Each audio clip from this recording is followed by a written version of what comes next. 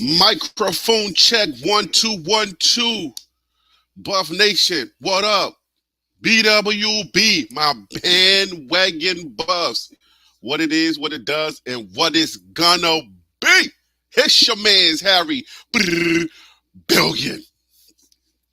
Baby, do me a favor and smash that subscribe button. Make sure to hit that thumbs up. All right, share the video with your friends. Thank you to my live streaming of the Colorado State versus Colorado University of Colorado game. Guys, so I am here to, I can't show the game, but I can definitely, give you my personality and part of what's going on. I'm changing locations this week in the living room, guys. I'm streaming right here. So let's enjoy the game together. It's about to be a fun one. We can't lose this game. This game has become the game to win. Okay, guys? So we definitely have to win this game. You understand what I'm saying? Please type in the comments if you can hear me. My microphone is acting up, so I had to use this thing. Hopefully you guys can hear me with this thing on. Please give me some confirmation that you can hear me loud and clear. It's not too echoey, guys. Let me know you can hear me loud and clear. If you are watching, guys, please type in the comments where you are watching from, where you're from, guys. Let's go. This is a must-win game, okay? This game got me nervous because we can't lose this game with this guy talking. All right, so yes, I'm good. Old school said I'm good. Okay. Is that good sound? Like, you know what I'm saying, professional sound, or is it like roomy? Loud and clear. Thank you, guys. I really appreciate you. You see the shades I got on? Chesapeake, Virginia is in the house. Stephen Coffey. Charleston, Wonder C is in the house from Charleston, South Carolina. Old school is from Chicago. Chicago's in the house. What up? What up? Where you from? Chicago's in the house. Where you from? Drop it in the comments, guys. So y'all tell me. Right now, Florida is playing Tennessee. Florida's winning. Is the game going to be on here? We got Colton, Colorado. Madison, is that Mississippi? Y'all don't get me all messed up with these acronyms. Stop playing with me, okay? I'm sorry, guys. I'm not going to be showing the game. I don't want to mislead you. I would not be showing the game. So there is copyright violations because I don't have the rights to show the game, so I can't do it. YouTube would definitely strike me, and I would not get paid to stream and to talk to you guys. Denver in the house, what it is. All right, Big Kev, Sacramento, California is in the house watching the game with me. Mississippi, yes, Mississippi. All right, so that's Verna Perry from Mississippi. Georgia, Georgetown, South Carolina is in the house. That's Andrea Brunson. I know a Brunson. I know another Brunson, guys. What y'all think about these shades? My kids got these shades from Brooklyn. They was in Brooklyn and they were doing something at the library. My wife was doing something at the library with her business. And they gave away some shades. I'm like, those are the Deion Sanders shades. How did you guys get a pair? So I'm like, yes, sir. We rocking them. Yes, sir. All right, so we got Mackenzie. Mackenzie's in the house from Hemingway, South Carolina. Okay. Queens Creek, Arizona is in the house. Cliff Cancun is in the house. San Diego in the house. Richie, what up? What time is kickoff? It's supposed to be at 10 o'clock. The game is supposed to start at 10 o'clock Eastern time. But I see Florida is playing right now. I don't know if ESPN is going to go over to the game. I don't know yet. Let's go. It's definitely personal. Wonder CSA is personal. Oklahoma City, USA. Sonya Trout is in the house. Oh, man, we are about to... Listen, guys. I ain't gonna lie to you. I hope this team ain't playing with us, okay? I know Travis is ready, Shador's ready, guys. We about to do this dang thing. It's about to be on like chicken grits, okay? 10 to 20 start time. 10:20 is the start time. Thank you, Monroe Simon, Monrovia, Liberia. You got your name from the U.S. person, the first president of one of the presidents in Liberia, James Monroe. Shout out to you. Kickoff is at 10:20. Kickoff is at 10:20. Okay, Cliff. All right, guys. So thank you for giving us that update. Welcome to the live stream, TLP Sports Club. You guys see me. I am alive. I do a lot of voiceovers now because it's a lot easier to just do the voiceovers, guys. And you see what I'm saying? So it's like the studio is a little different when you gotta be in the studio. I can kick a lot more videos out when I actually do my voiceovers with my Yeti, my Blue Yeti X microphone, which is definitely not connected to the computer right now. For some odd reason, it just would not connect. That always happens. That's why I can never be on time with these daggone streams, man. I don't know what's happening. You know what I'm saying? The devil is a liar. Boy, your baby, it's about to be fire. Yes, Sonya Troller, we about to be on Dallas, Texas in the house. Monroe is from Dallas, Texas, not Monrovia, Liberia. Yo, man. I'm going to do my best to give you guys some play-by-play. I don't do play-by-play. I don't know how to call the game like that, but I'll give you guys the score. I'll give you guys first down, second down, and stuff like that. Hopefully, you guys are watching the game. You got the game on. You're going to kick it with me. We're going to have a lot of fun with this game. Pre-game. Do you sell that shirt you are wearing? Of course. Yes, Bandwagon Buffs, guys. Bandwagonbuffs.com. Go to bandwagonbuffs.com.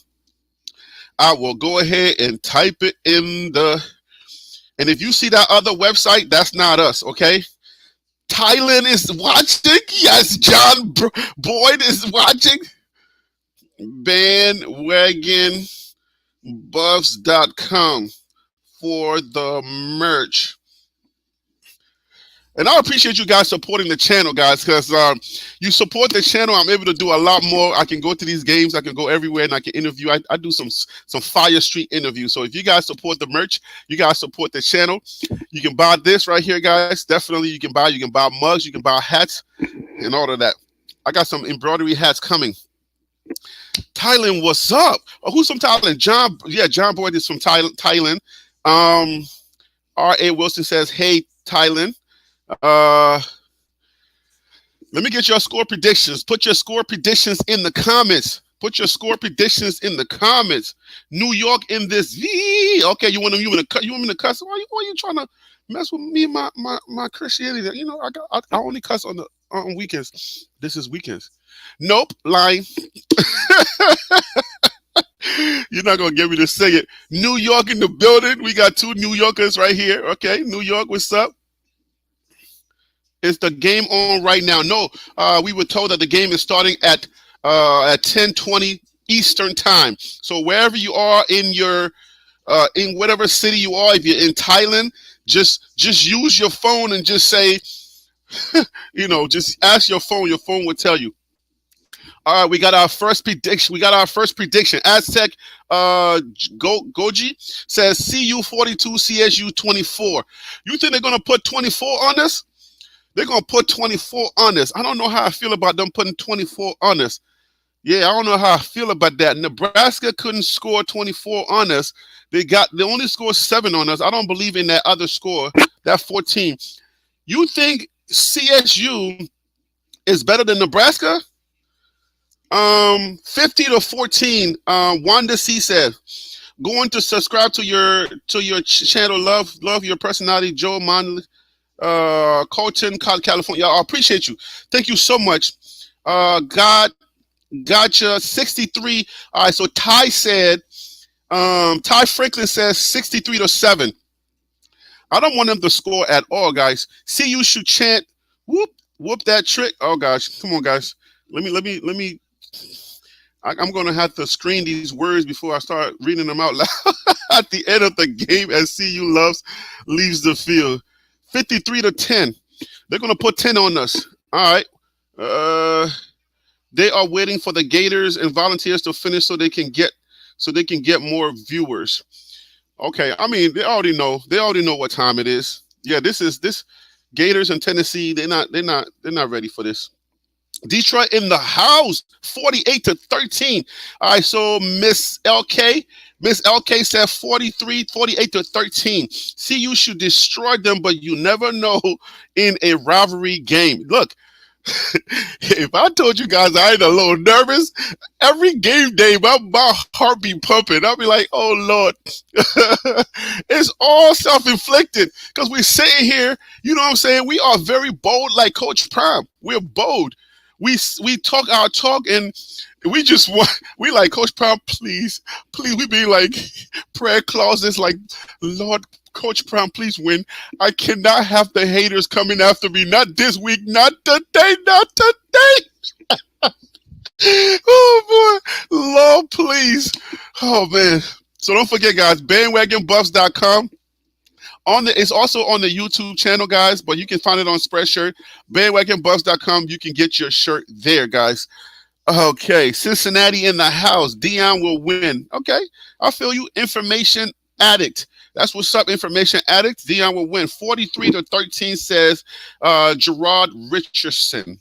If the game starts before Tennessee and Florida ends, they will play the CU game on the ESPN app. Good information. Thank you so much. Come on now. We giving them all the views in the world. Like, they need to go ahead and go over there. Stop playing with me. In the 70s, I was saying what it is, what it does, what it ain't. That's it's going to be like, oh, word? Jump. Yo, that's yo, man, look, I've been saying that. I was saying that before the channel started, but then one day I was like, you know what I'm saying? I was like, yo, what it is, what it does, and what it's gonna be. It's that New York swagger, that New York attitude. You feel me? So I was like, yo, I'm gonna say like what it is, what it does, and what it's gonna be. It's your man's Harry Billion. It felt good. I just went with it, man. All right, so we got 70-0. Mildred Gay says 70-0. Mildred, what it is, what it does, and what it's gonna be, baby. That's right. I want 70-0. I want 70-0. Who gave them 70? I think their first game they were given 70. I want 70-0. Okay. I feel like we should have beaten Nebraska 36-0. That quarterback run. I'll tell you something about that quarterback run. I did an analysis. I never released a video because I was doing it on the highlight reel, because when you don't have the rights to the game, when you do highlights, YouTube doesn't pay you. So I end up working for free. But it's all good. But the reason why the quarterback scored, the Nebraska quarterback scored, I'll tell you why, is because Travis Hunter overplayed his position. Travis Hunter, and what I was saying it was that these guys are still working on chemistry. They're still working on trust. So all of the positions have to trust each other. You got your dogs, and then you got some players that are kind of still coming along. So some of the more doggy players, like the Travis Hunters and the Shilohs, some of them are still kind of like, you know what I'm saying, trying to adjust to not, playing hero ball. So the Nebraska quarterback scored because Travis was trying to play hero ball. He went over. He sold too much on the inside, and when you are the cornerback, you're on the outside. You don't want nobody to get on the outside of you. So Travis Hunter went in, and then the guy actually, the offensive lineman actually blocked two of them into each other. So it was too much. It was too much for Travis Hunter to come back, and then the quarterback was already busted out on the outside, and that's how he scored. So that's one thing that I picked out in that game, that they got to start trusting each other. All right, no hero ball. Hopefully, no hero ball tonight. Nobody should try to, you know what I'm saying? Nobody should try to be a hero and try to think like the next man or the guy next to them cannot make that play. If they start trusting each other more, we're going to have some game breakers, and these games should be a lot more than what they are. I promise you. Dogs and puppies. Zambia, Africa in the building. Jeffrey Simmons. Zambia in the building. What time is it just in Zambia? Yo, Jeffrey, tell me what time it is in Zambia right now. Zambia. Salute to Zambia, Africa.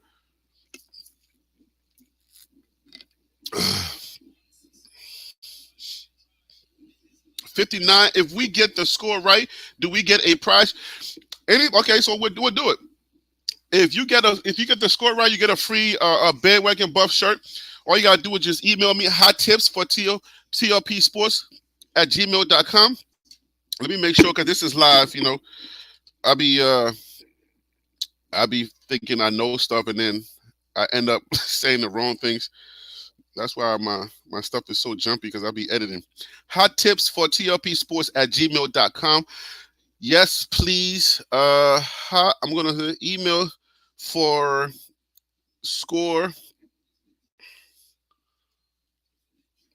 prediction prize. Email me at hot tips for TL. Let me put it in all caps because sometimes those I's and L's be looking the same. All right, so it's hot tips for TLP Sports at gmail.com. All right, so anybody that gets the score right, if you get the score right, should we do like maybe if you're off by maybe 3 points, then I would say you got it pretty close. You get a free bandwagon buff shirt only in the U.S. Okay, only in the U.S. I can't ship overseas yet. All right, so only in the U.S. All right, so let me put my other glasses back on. Before the game starts, I gotta have these on. Like, come on, you know what time it is. We about to work, baby.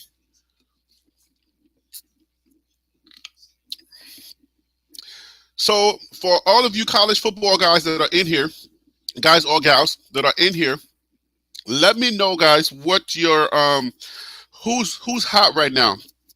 Georgia, I heard somebody put in the comments that Georgia had an easy schedule. They're Georgia fans, so they're actually just kind of like watching Colorado games because it's too easy and they're just kind of winning all the games. So we know Georgia is going to be number one, but who's challenging Georgia? Um, who beat Alabama? Who beat Alabama? It wasn't Tennessee that beat Alabama. It wasn't Texas. I think it was Texas that beat Alabama. So Texas is hot right now. Tilton Hall says BWB. Excuse me. So who's hot right now? What teams are hot right now? We're talking natty talk. What teams do you think, if you watch college football, if you are a follower of college football and you know what's going on, this is the second week. This is the third week.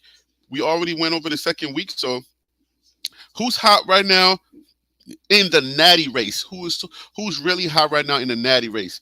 I know Texas is hot. Florida State is hot. They're 2-0. I don't know if they won today. They were playing earlier. Let me know if Florida State won, but I know they're hot. So South Carolina gave Georgia problems, and Alabama barely beat South Florida. Okay, so South Carolina is a pretty good team. South Carolina is a pretty good team. So Mitch Wilson is I got these shades on. It's a little dark, so sorry if I botch it. Texas, okay, yeah, Texas. So Richie said Texas beat Alabama. Okay, yeah. So Texas, I hear that Texas is a pretty good team this year. We're talking natty talk, but Mitch Wilson says 66-9. Is that your score prediction, Mitch?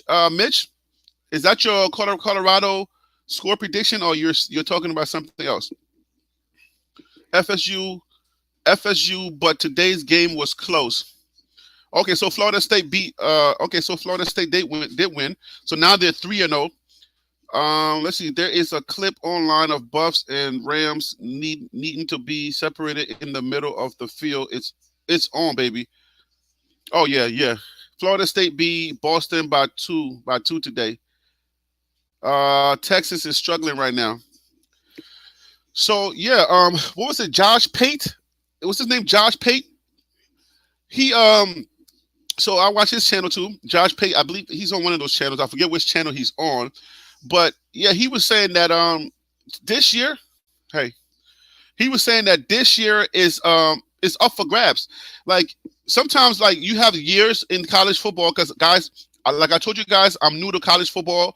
Not new in the sense of I've never watched college football. I don't know what it is. I know college football, but as far as following it as close as I've been following it to bring you guys content, so I'm new to this. But he was saying that right now, like prior years, college football had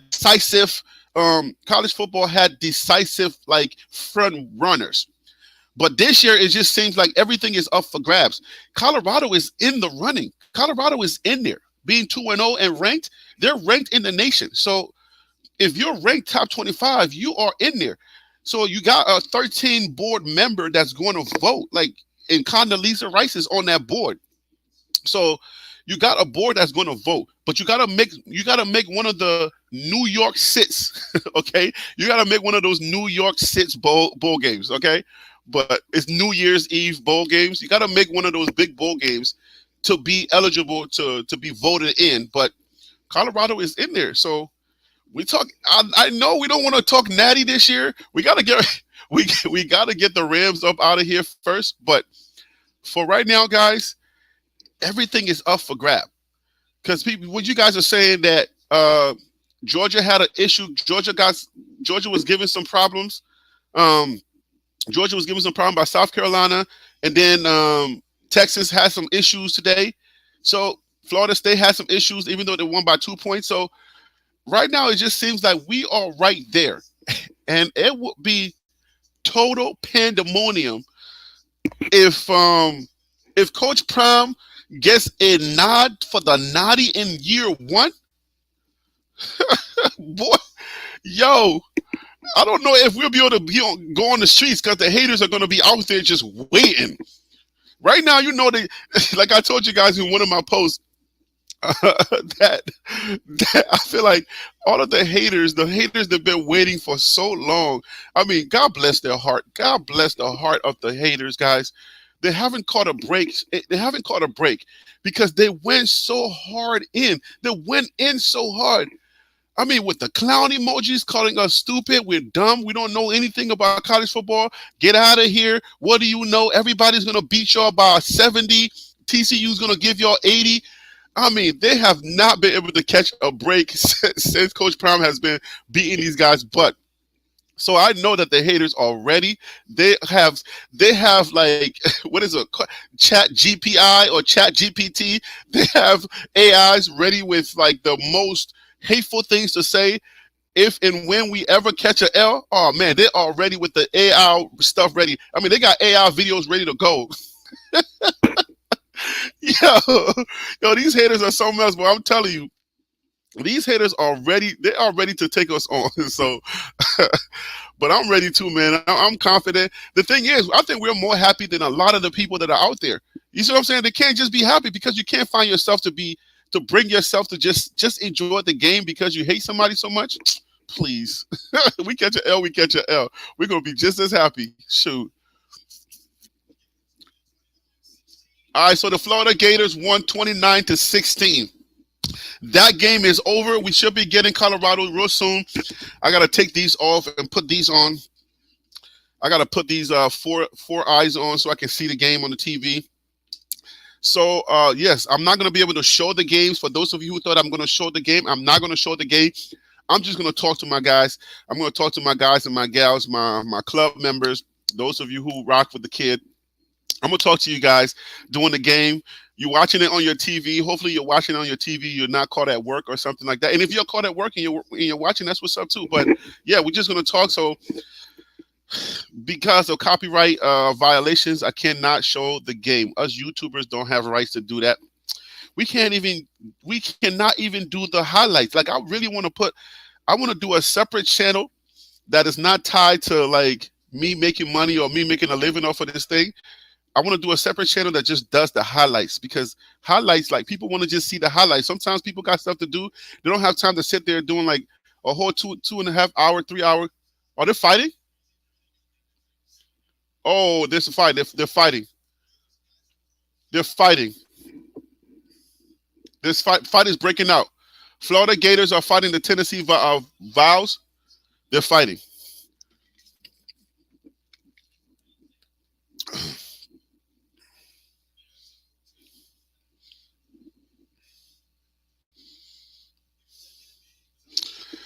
Why are we showing this? Why don't we just click? Why don't we just switch over to the... Why are you showing a fight? What is this, World Star? This is live TV. Go to the other game. Are they not ready over there in Boulder? Why are we showing fights? What in the world are we showing fights for? Cut to the CU game. Nobody got time for nobody fighting over here. Stop playing with me, man. All right, we got Steubenville. We got Steubenville, Ohio in the house. My little brother went to Youngstown University. He played for Youngstown football team. So I'm familiar with Ohio. From New York, you take that one long road and you just keep going until you hit the clouds. We're driving on the mountains. We can put our hands on the cloud. Boy, I don't like that kind of stuff. Yeah, fight just broke out. Game live now on ESPN News and Eden app. Okay. Oh, here we go. Here we go, guys. The game is on, guys. Here we go. It's game time. It's game time. All right, so now I gotta switch to the eyes. The four eyes. Here we go, guys. The game is on. Okay. Let me see if I can turn the light around.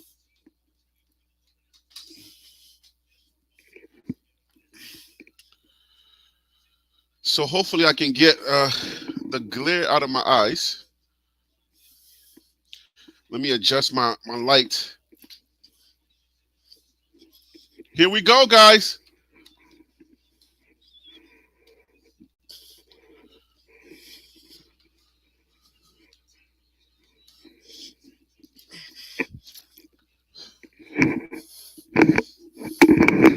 All right, so hopefully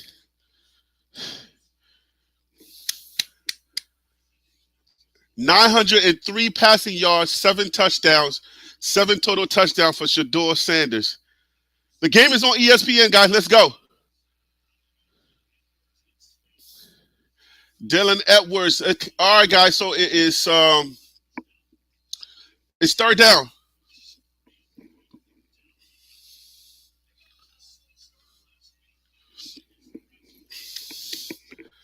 Oh man. So what do you think that the handshake is going to be like at the end of the game? Y'all think it's going to – is Coach Prime typing in? Do you think Coach Prime is going in for the hug? I don't think Coach Prime goes in for the hug. I think you reach him at arm's length. I think that's where we got to stop him at. Wait, still second down? Third down, correction.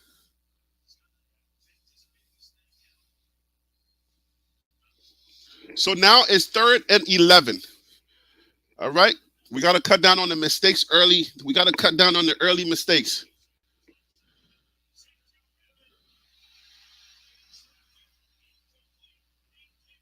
Picked off. Shedeur throws an interception. Kamara is Liberian. Kamara caught it.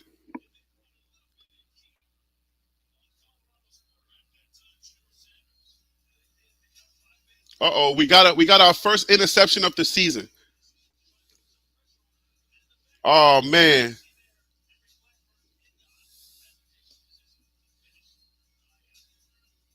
Oh, Blackburn got it. Number 11, Blackburn got the interception. So went up, had the ball in his hands, and he just couldn't bring it down, and he pretty much just kind of let it go, and the interception happened. It's going to be a long game, guys. Buckle up. These boys came to play, man. We're going to get that W, but these boys came to play. I just don't want there to be no, like, I don't know. It's I feel like this is the team. This is one of the teams that we're supposed to beat. And I believe last year we beat Cal. Cal was the only team that we beat, so we are expecting to beat Cal. But Cal is good this year. We got to keep in mind that Cal also has a new regime. Cal also has some new people. So it ain't going to be no cakewalk. Excuse me. So we can't sleep on nobody, okay? This is not – this ain't no high school football. This is college football where every team prepares. Every college coach, their job is hanging in the balance, okay? So they got to show up and they got to play because they know that coaches, like Coach Prime said in one of his interviews, I don't know if it was today or yesterday, that the lifespan of a coach is very short. 2 to 3 years, you out of there. So every college coach at the Power 5 level, they got to come and they got to play. So they say no game is going to be a cakewalk, but the way that Coach Prime prepares, the way that his discipline and everything that he does to get ready for these games, I feel confident every single time that they step on that field, that if they can cut down on the mistakes, that we're going to be in every game. And that's why I can sit here and I just be, I'd be chill. But the whole what, Shades Gate, or what are we calling it, Glasses Gate?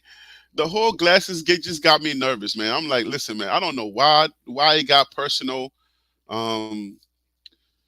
I'm sure it was one of those things where it comes out of your mouth. It sounds like, you know what I'm saying? It sounds like you're being competitive.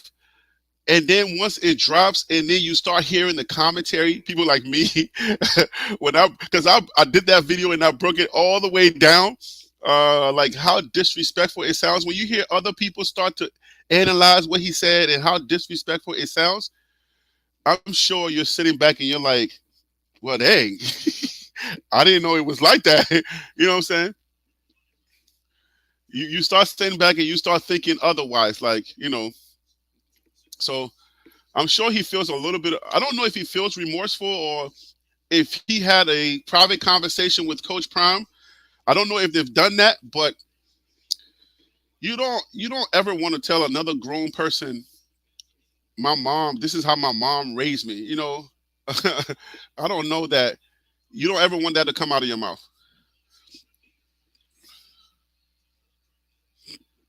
Let's tackle, guys. Let's tackle. They're missing tackles early, guys. They're missing tackles early. We gotta tackle. So this is a situation like TCU last year. Their starting quarterback wasn't doing that great, I believe. And then they went in with their second string quarterback. And apparently he's the guy, he's doing pretty well. So I believe they're sticking with him because he's a much better quarterback. So they're sticking with him. Because last year when TCU was not doing that great, and I believe TCU was the 1-11 guys were hanging in there with TCU, and then I believe that he got what was his name? I forget his name. All right, the starting quarterback get hurt, and then they bring in Max Duggan. And then Max Duggan happened to be a unicorn. And I don't know if he just didn't perform well when it was preseason and in practices. They went with the other guy.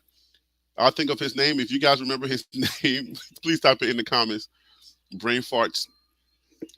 But yeah, but this could be that same situation where this quarterback could be a much better quarterback and he can light it up. We'll see.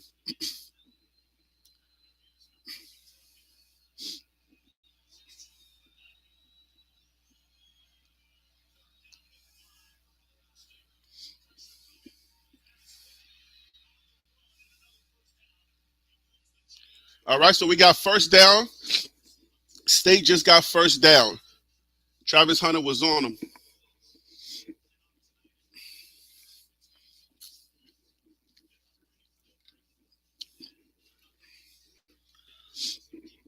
So this team ain't going to lay down for Coach Prime, okay? I mean, when you have an in-state rivalry like that, you don't lay down for the media darlings. You don't lay down for the guys that are getting more media attention. You prepare.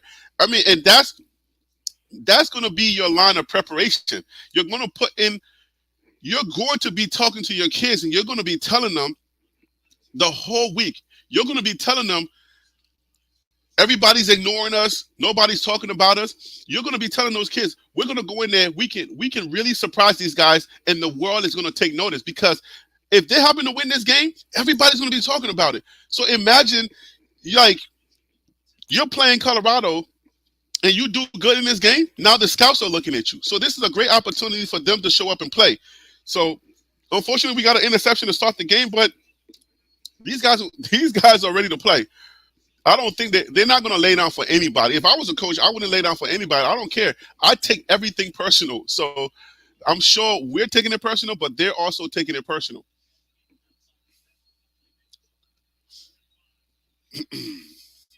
It's 3rd and 5. Oh, got to make that. That should be a loss, but there's a flag.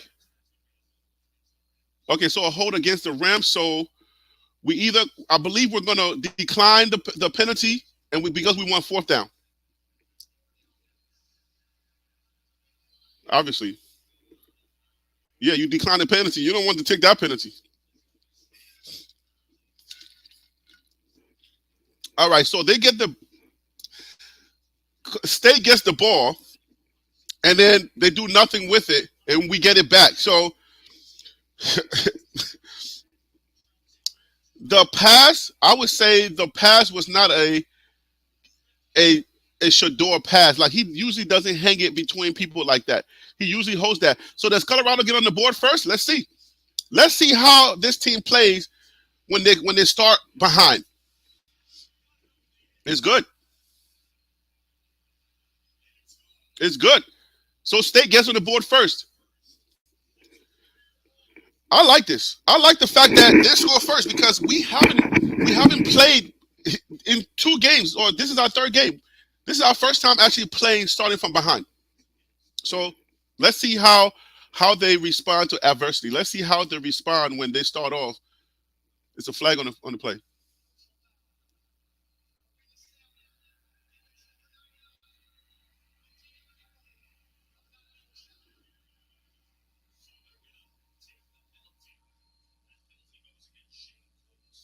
Shane Cooks.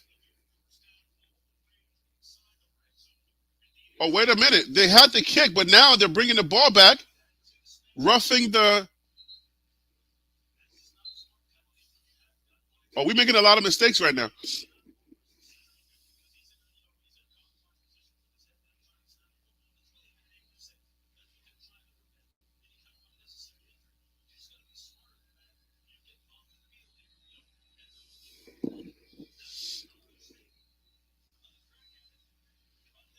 All right, 1st and 10. Let's go.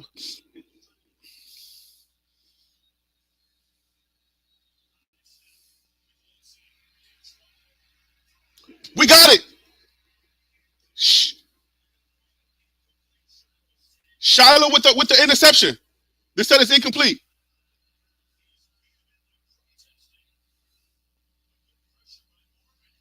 Coach Prime wants to review the play.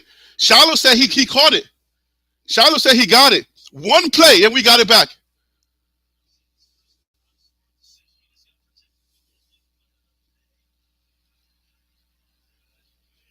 He got it. Shiloh got it. Replay on the replay. Shiloh got that ball. Oh, man, it touched the ground. It hit the turf. I thought it was a review.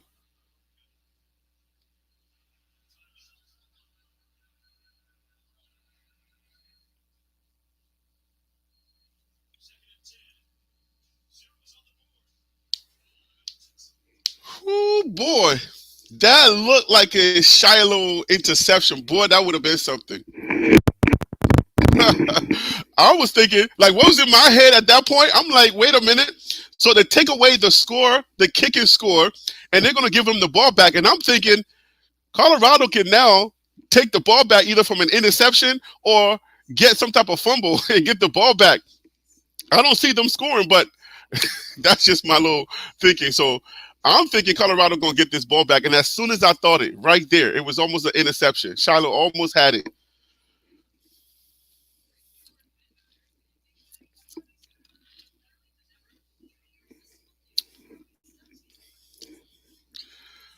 I got a video for y'all. I'm going to be dropping. I got a video I'll be dropping for you guys. The transfer kids. There's data on the transfer kids. They're balling out. I should be dropping that tomorrow. Even it's only going to be week 2 weeks in. They're balling. So I'll be dropping that video tomorrow.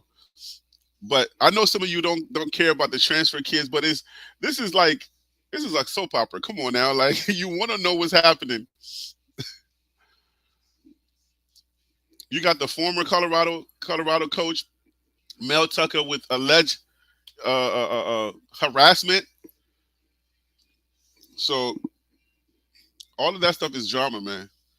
I didn't know college football had this much drama. It's a straight up soap opera.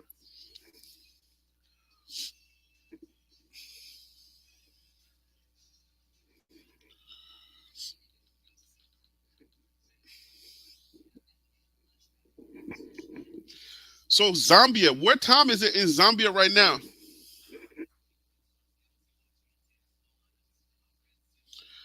I saw on other pages CU will lose.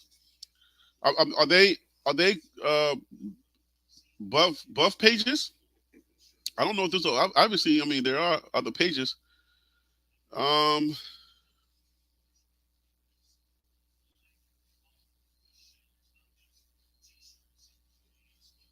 What is the name? Kolawale? Oh, Kawale. Kawale says I should have held off on the soup, fufu and soup. Now you got the itis. You feel like sleeping. The game is coming up and you're going to eat fufu and soup? Come on now. I haven't eaten, man. I want to be alert for this game.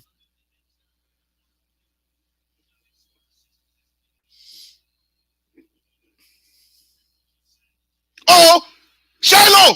Interception! Shiloh's gone, baby! Two-step! Two-step! I told you it was coming! I told you! Oh!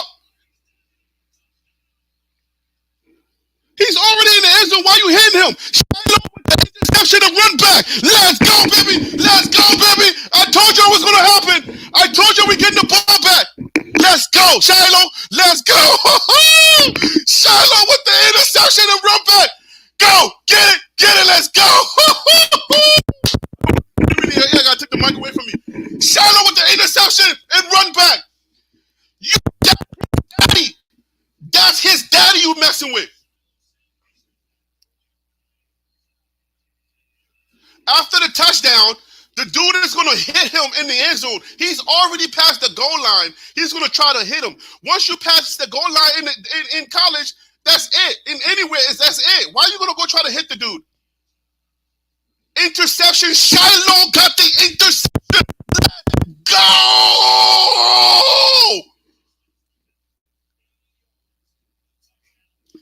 That's his daddy. What does Shador say? You got to be a fool. Shador said, it's good, Jace Feely. They should have took the 3 points. They should have took the 3 points. They should have took the 3 points. They should have took the 3 points. They took away the 3 points to give us the ball back. Let's go, baby. They should have took the 3 points. His daddy, you talk about his daddy. Shador said, you got to be a fool. Okay?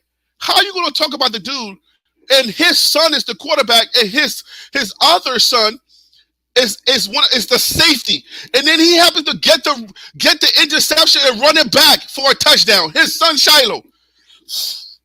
Let's go, baby. Let's go. Yes. Shiloh with the interception, the pick 6. Ooh, why did he do the Dion hot skippity? Oh, where's the Dion hot skippity? Oh man. Yo, Shiloh need to pick up some speed, man, for the NFL. He let that guy almost walk him down, bro. Come on now. What we talking about? Like, this kid just scored, and I'm trying to talk about him speedy. But Shiloh's gonna be in the NFL, man, real soon. The pick 6. The first score. First of all, you scored to take the score away.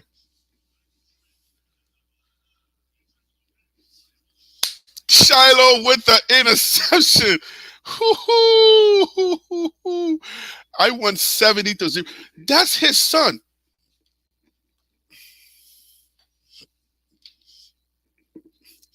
Yo. Yes, sir.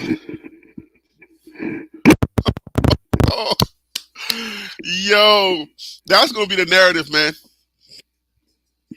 So this one son throws an interception. You don't do anything with it. Their quarterback is garbage, bro. Like, my goodness.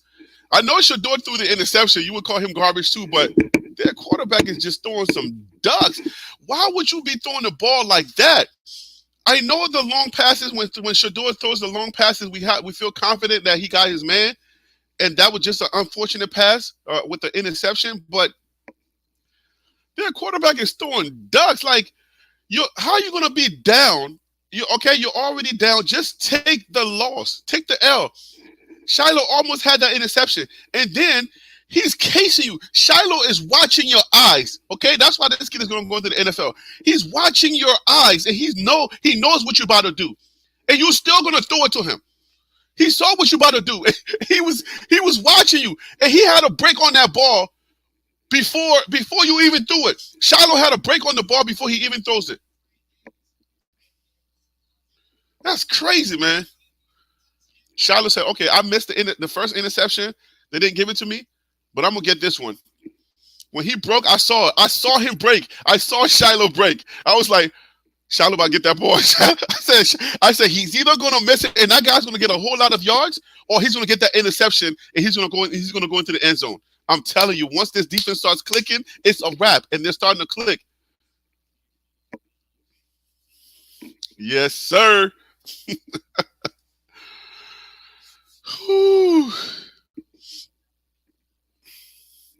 Defense is setting the tune. So the offense is starting off like last week. We're starting off a little slow, but I have confidence in our Shador. Don't worry, guys. Shador is going to be good. Do y'all see the play? Shiloh broke on that dude. He knew the ball was coming. He's looking at the quarterback. The quarterback is like, I'm like, what are you doing?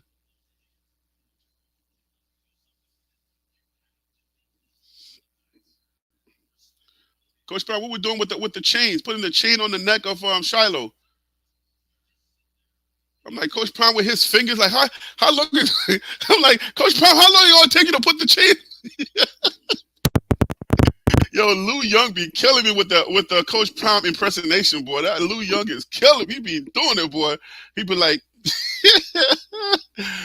oh man. Yo, so I'm like, if I'm state, I said, no, go ahead. Give us the 3 points. Give us the 3 points, because my quarterback ain't playing too well. The dude is throwing on the ground like he's like, oh no, I'm not taking that. I'm not taking those sacks. Like, what are you doing? Take the sack. That's his daddy, man. That is his daddy. You keep playing around. He got another one. He got another one coming. Travis Hunter got one too.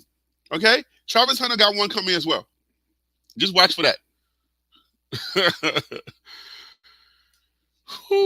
It's going to be a long night for Jay Norvell. I know some people be calling him Norvell. Come on now. Norvell. Like, you know, our American tongue is already lazy. We got to stop and then say Vel. Norvell. Come on, man. Norvell. Let's keep it moving with Norvell. Stop playing with me, bro. I'm rocking with Norvell.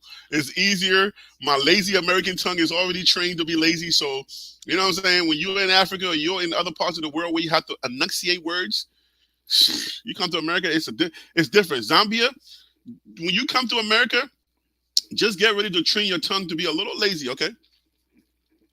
Words are different. Read and read is the same, okay?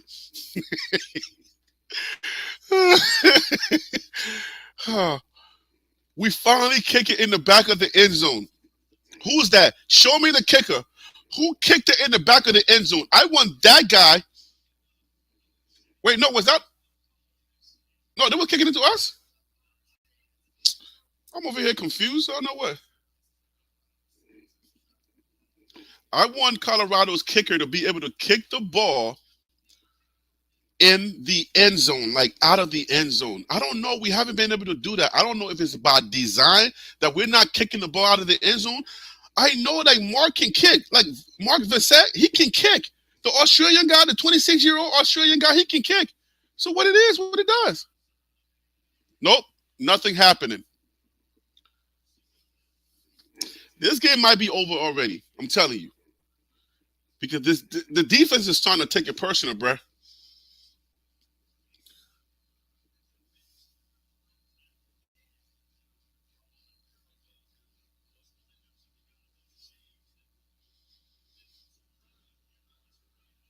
Go get him. Go get him.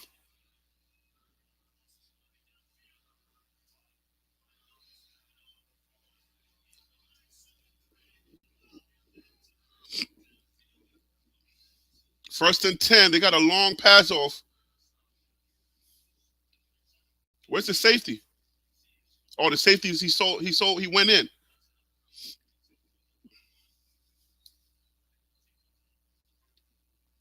But they don't know what to do with them. They don't know what to do with those.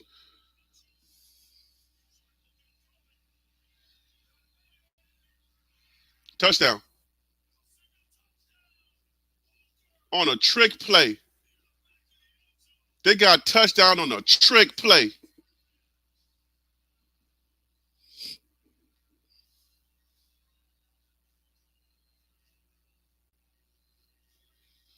Touchdown on a trick play. Your boy Jay Norvell is hype, boy. That dude is playing for his career, okay? He knows what's coming.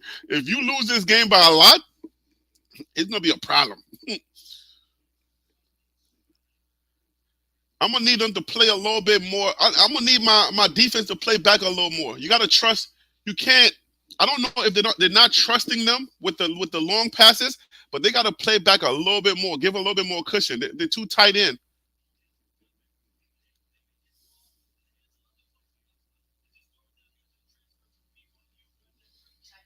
Man, Trevor couldn't get there. Oh.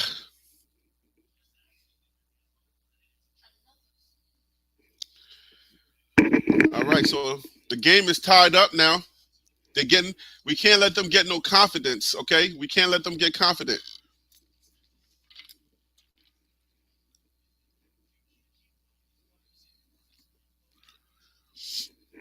Trick play? You can be like that, and then you get an interception and you go for the trick play? Okay. So you're trying to expose our defense? I respect it. Doing the trick play early in the game to see if it works. So now their coordinator knows what's happening in our secondary. So we got to make some adjustment in that secondary because they're exposing some pockets in that secondary. And if the coordinator smells blood, he's gonna go for it again. So I'm gonna need the DBs to drop back a little bit more. Just drop back a little bit, give a little bit of cushion because you need to be able to just have a little bit of breathing room so you can catch up with those type of plays. Because what you should be able to do is you should be able to be on those type of plays and knock the ball down. There shouldn't be no reason why the guy should catch the ball in stride like that. No reason at all. I mean, I understand they can get open, but let's not be so far away from them that they catch the ball in stride like that.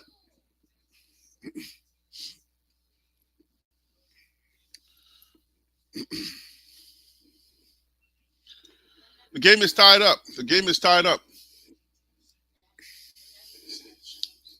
He's 21.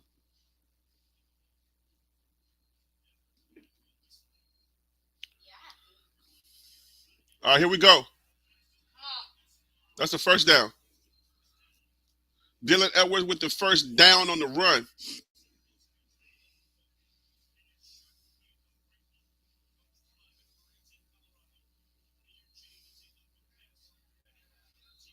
Jimmy Horn, nothing happening. I believe they lose yards on that play.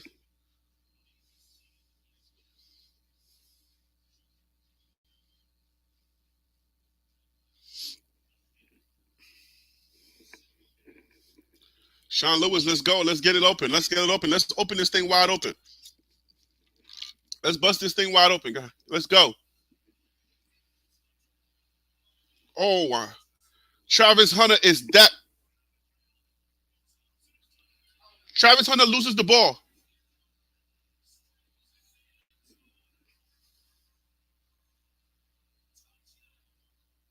Oh, Lord. Travis loses the ball. It's a touchdown for State. Travis Hunter fumbles the ball. Touchdown for State.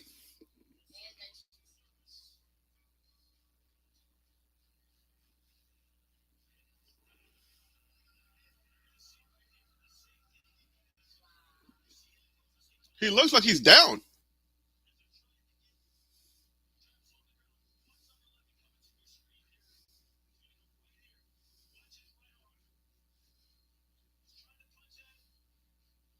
He's down.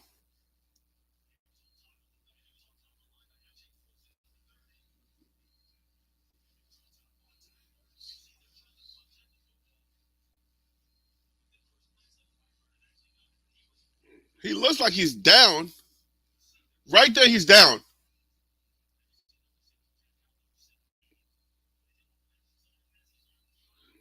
He's down. Like Travis is down. Like where does he? He's on top of the. He's on top of the player. So I guess they can knock the ball down if he's on top of that player. The ball's not out yet, and the ball comes out. But I think he's down. They're taking a look at it. Is he? Are they calling New York? Let them call. I'm gonna pick up the phone. he's down, guys. He's down. So the ruling on the field is a touchdown, but so that means if they call it a touchdown, you got to prove it that it's not a touchdown. So it's going to be very hard to prove that it's not a touchdown.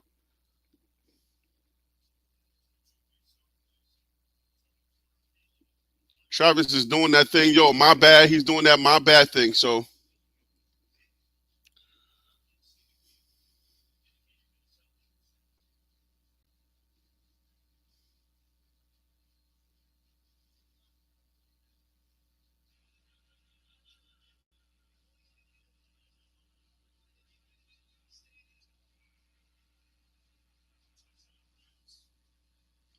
touchdown Rams. So they're up. Oh my God, the game just started.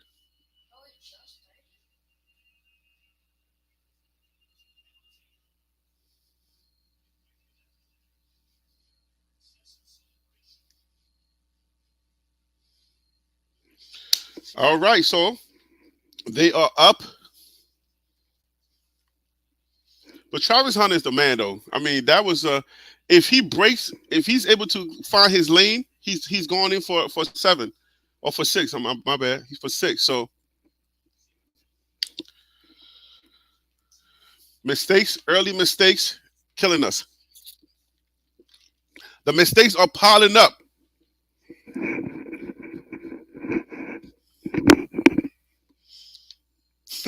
So we keep saying that these boys have not played their best football, but the question is now brewing in my head: do they ever get an opportunity to play their best football?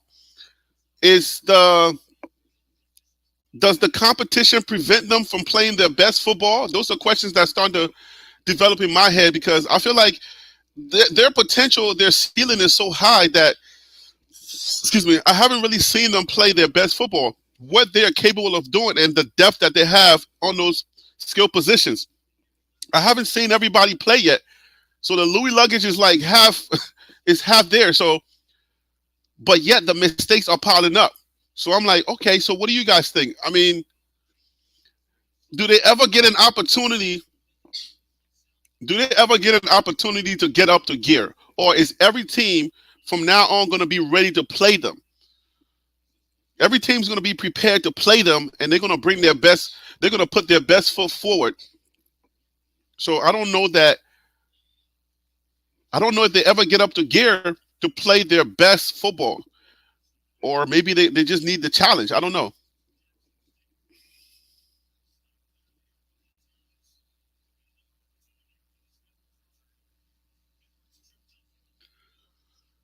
All right, so we got a fumble by Travis. We got an interception now by Shador.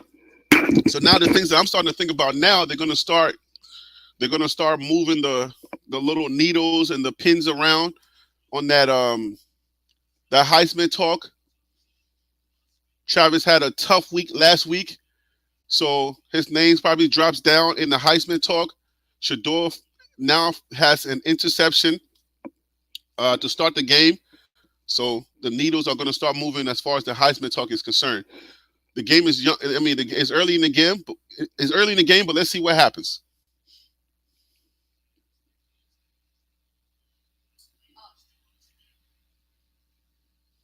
We're going backwards. We're going backwards. Let's have that forward progress, guys. Kamara number 8.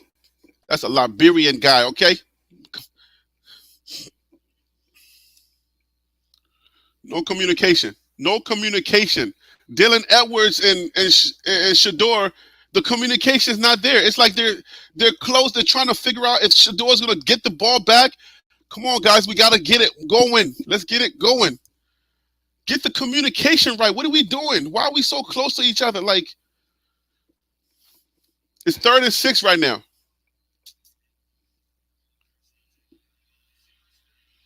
Travis Hunter, let's go. Travis got to redeem himself. Yo, what are they putting at the bottom of my screen, making it seem like there's a flag or something? They got this guy. I don't know if this is a regional thing, but they got this thing on my screen that's looking like a color. Jimmy Horn drops the ball. Incomplete pass. It'll be 2nd and 10, guys. I don't know what ESPN is doing, but they're putting advertisements at the bottom of my screen like it's a flag. Because you guys know the color of the flag. It's like, stop putting colorful stuff at the bottom of my screen. You're confusing me. Every time I look up, I see a color, and I'm like, did we get a flag? What happened? Like, come on. Get the daggone advertisements off my screen, man. What y'all doing? Oh. What's up with the hit?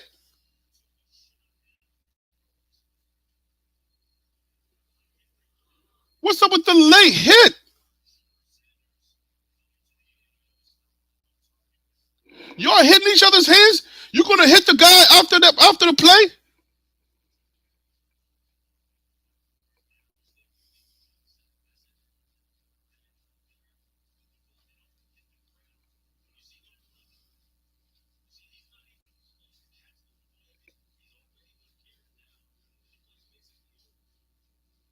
The play is over, and this number 11 goes in and just gonna hit him.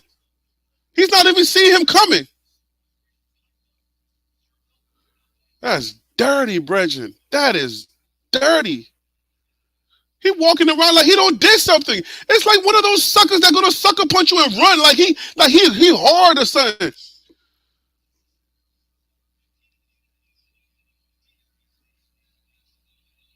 Nah, bruh. Somebody need to lay him out. Somebody need to lay number 11 out. Cold, straight cold out. He better watch out. Somebody need to lay his butt out. Like, I'm serious. But I see that. I'm taking one for the team, Brethren. Forget Shador. Shador don't need to be doing that. If I see that, bro, I'm taking one for the team. Like Coach Prime, I'm out of this game because I will lay him cold out. I'm like, Coach, I'm out. Because I'm laying him out. Like, straight up, I'm laying him out. Number 11 better watch out. I would lay that dude cold out. Straight up, cold out. That was a nasty, like, bruh, he saw the ball. Travis Hunter's not even watching him. He's going to come underneath and hit him. Like, you can end somebody's career with those silly plays. Why would you do that? Like, come on, bruh. Is that jealousy? What is that? Oh, you're Travis Hunter? I'm going to hit you. Why don't you play him?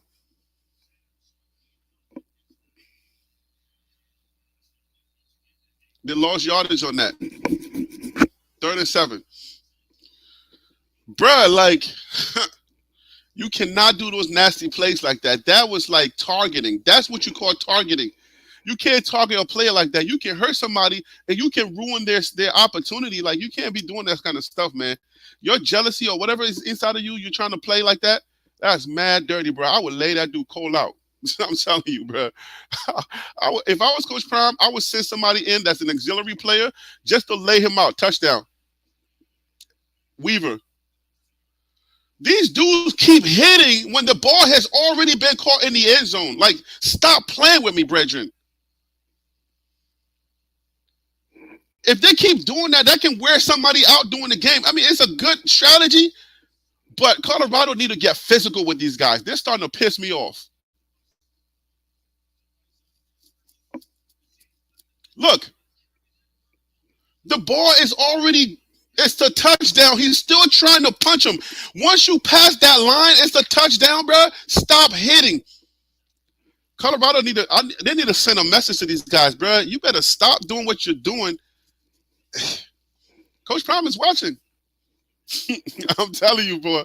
Ooh, boy. If I was the coach, I'm sending somebody in as a decoy. Like, bro, just go in there, lay him out.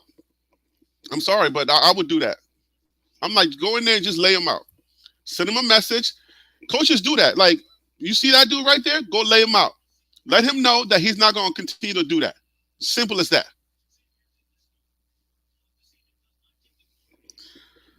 And so this team has scored twice on us. I feel like we beating ourselves. You know what I'm saying? Like, we did that to ourselves. So those of you who were saying that they were going to give us like 17, whatever, it's 14-14 right now. So yeah, they're scoring and they're that's on us, man. That is crazy on us. Oh man, they got me hot right now. They got me so hot right now. The competitive nature of me trying to just knock somebody out is really coming out right now. That Brooklyn in me is coming out right now.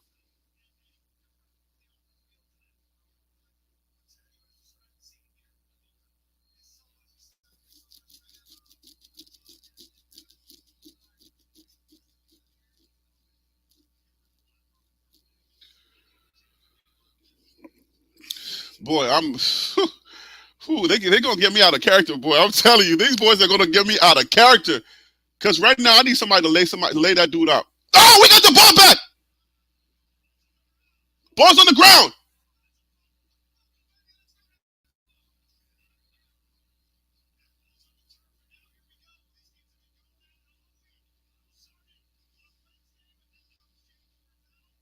There's a flag on the play. Who got the ball, though?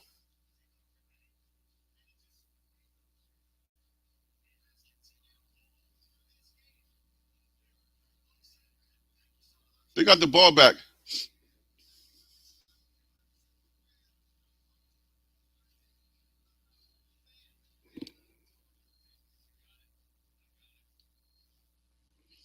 That was a close one, man. We almost got the ball back. We actually had the ball in the air, but then it's like it got flinged back, so we almost had it back.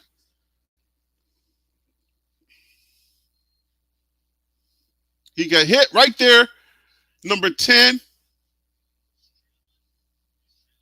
The ball is down right there. Oh, and then number 15 jumps on it. He saw it.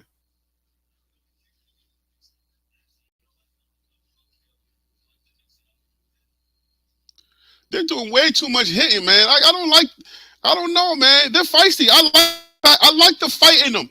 They fighting. That's cool. But I don't know if you know what?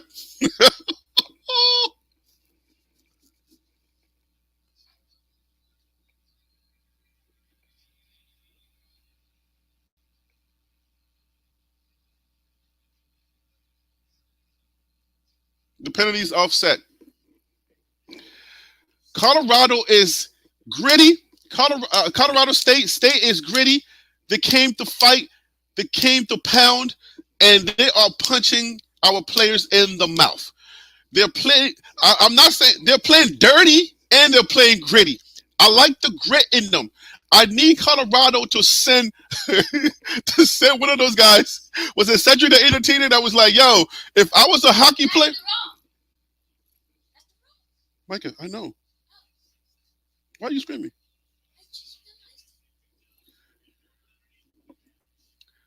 I need like Cedric the Entertainer.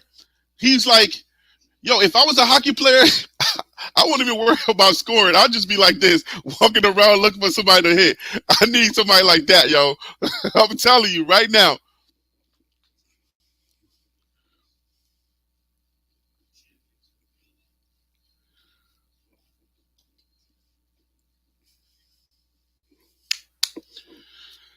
I need Colorado to hit somebody, man. Just hit somebody. Just hit a random person, please. Just hit a random guy. These dudes came in. They're trying to set the precedence right now. They're trying to set the tone that they're more gritty than Colorado. So somebody need to hit somebody. That's how I feel. I just feel like somebody need to hit somebody.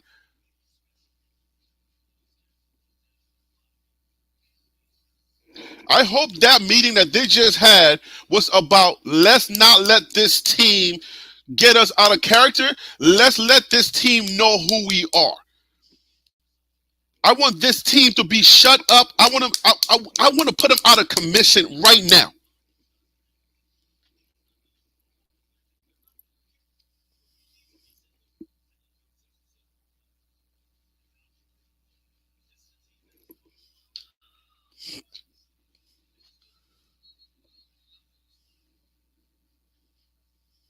Flag on the play.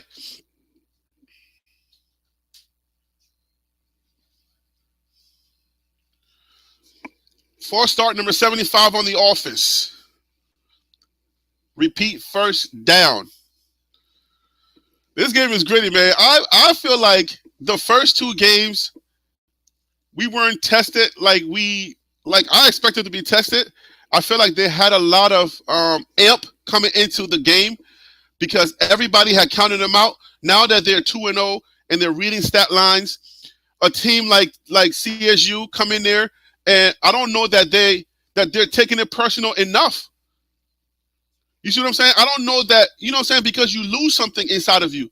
When everybody counts you out first and then all of a sudden everybody's giving you praise. I think what it was Michael Jordan that he told the story of one of his players. I'm forgetting the name of the player that he said he gave him a compliment in the middle of the game, and by the end of the game they had like put so many scores on them. So I just feel like, you know, it's that human nature is setting in. People have been doubting you for 9 months straight, and all you heard was that you weren't good enough, and then you come out and you prove them wrong for the first two games, and then all of a sudden now people are giving you praise again, and you feeling yourself a little bit. And now this is our third team. Nebraska was supposed to beat us. They're letting up a little bit. The grit, I don't see the grit. I need to see that grit, like for real.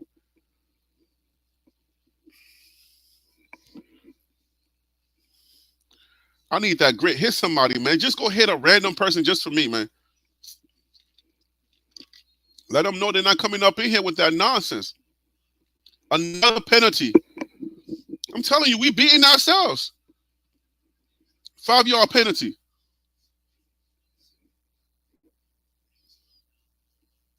Did my light just go off? Something just happened.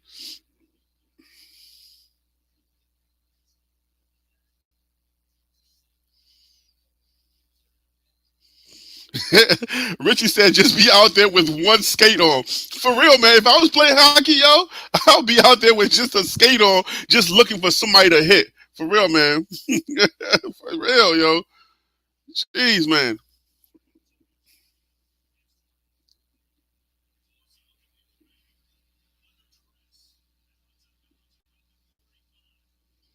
He lost yardage on that. Hold up, referee. The placement, I don't like the placement, brethren. That's not where he went out at. You give him a few yards there, a few notches there.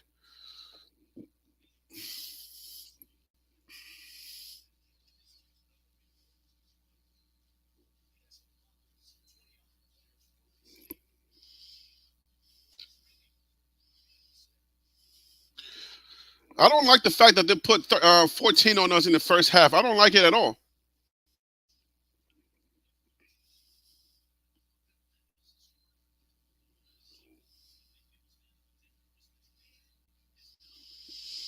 I don't like the 14 they gave us.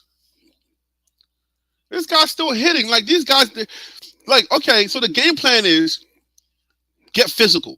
Touch them. If it's good or not, hit them. Do something. So Colorado State is like, they are being physical.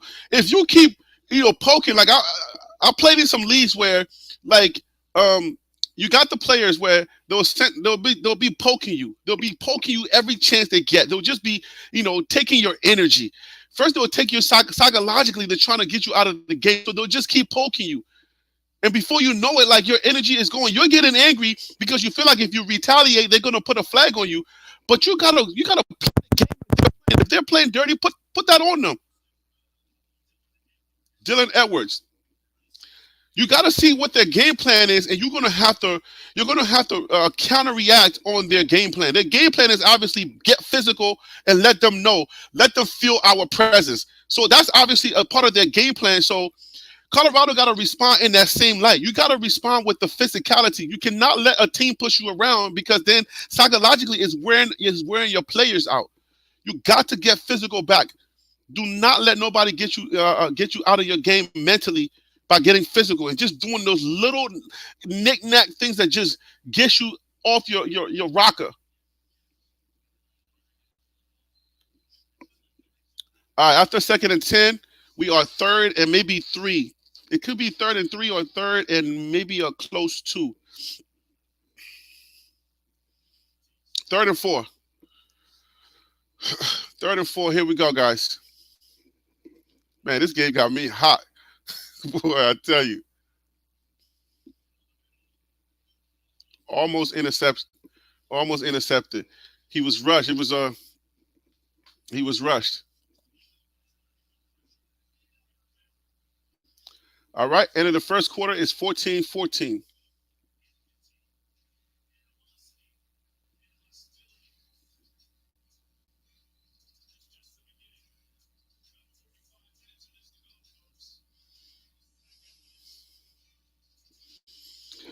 State came to fight. State has that fight in them. It's like, you know how you play that hood team? And you know what I'm saying? All these preppy boys that come in town, they got their little preppy suits on. And those kids from Brooklyn, they come in and they're playing. They're like, all right, we're going to see you. Let's see what it is, okay? We coming to see you. You're going to have to play me. That's what I feel like State is doing. State's coming in there like, yo, y'all the preppy, y'all got all the nice equipment, y'all got all of those rehab tools, and y'all got everything. Everybody's writing good stories about y'all. Y'all gonna have to come play me. So that's where I feel like State has that grit, and they're smacking these boys, and these boys are just standing around like, oh, I don't know what's happening. Like, how do I retaliate, bro? Smack somebody back, bro. I don't care about no daggone penalty. Hit somebody. I feel like somebody need to hit somebody. Somebody just out of the blue, I don't care. Like, come on, man. You got these boys coming in here doing crazy stuff, and we just taking it. Like, what? He almost put Travis Hunter out of commission just for nothing.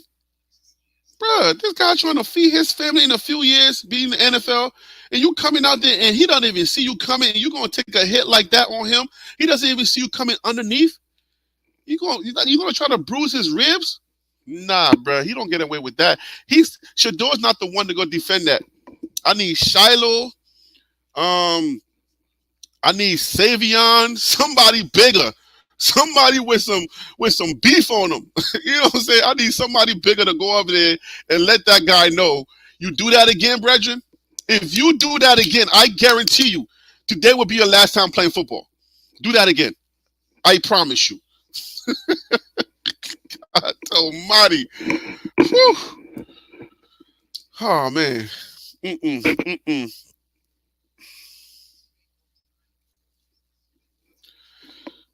All right, man. The second quarter, we're gonna have to get it together, man, because I don't like what I see out there as far as grit, man.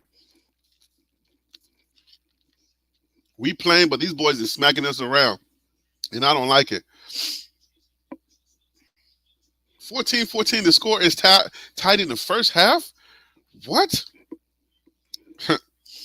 We got USC, we got Oregon, we got Utah. Okay, Cal. These teams are watching. They're taking notes.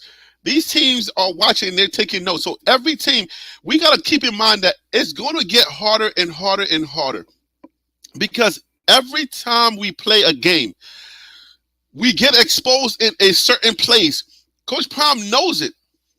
Coach Prime talks about that. He's like, yo, I just need last interview, he's like, I need 7 more dogs. And then we talking natty. And he's talking about that. He's talking about that defenses or that offensive line. I need 7 more dogs and we there.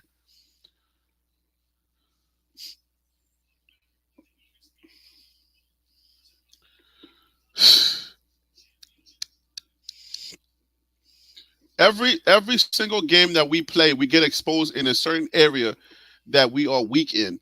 And the smart coordinators are going to take notes. They're keeping notes, and they're going to study, and they're going to see it coming, and they're going to be preparing. That's why I don't know that if our best football is ever going to present itself, because now everybody knows where the weak points are. And I'm glad that we're going to keep getting stronger and stronger, but they're going to keep getting stronger just as well.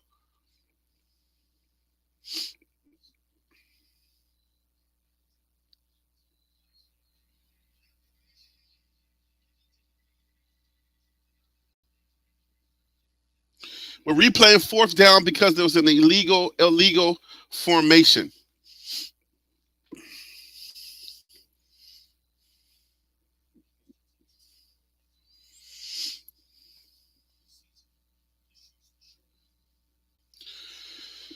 It is early in the season, but it's only going to get harder, man. It's only going to get harder. It's not going to get any easier. Teams that we are supposed to beat, we show up and it's now 14-14. We go to TCU. What is the difference between TCU and this team? This team is not stronger than TCU. So we go in there, we go to TCU, and we're ready to play. We have a different spirit. We have a different energy. We come in here, we're making early mistakes, and now it's 14-14. I don't like it, but I still trust my guys, and I still trust that we're going to make adjustments. Let's get them down. Let's get them down.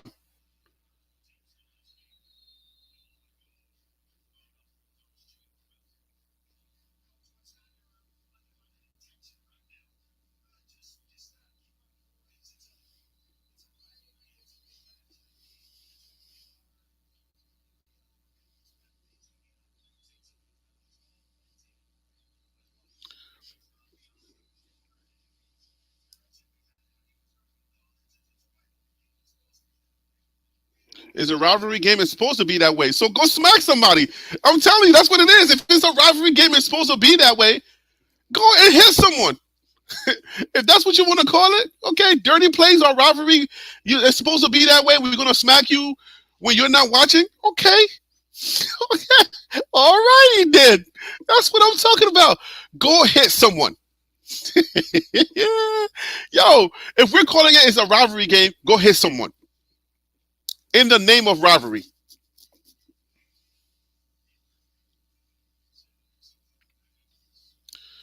So this is Colorado State's second game. They are 0-1. This will be their second game. How is that?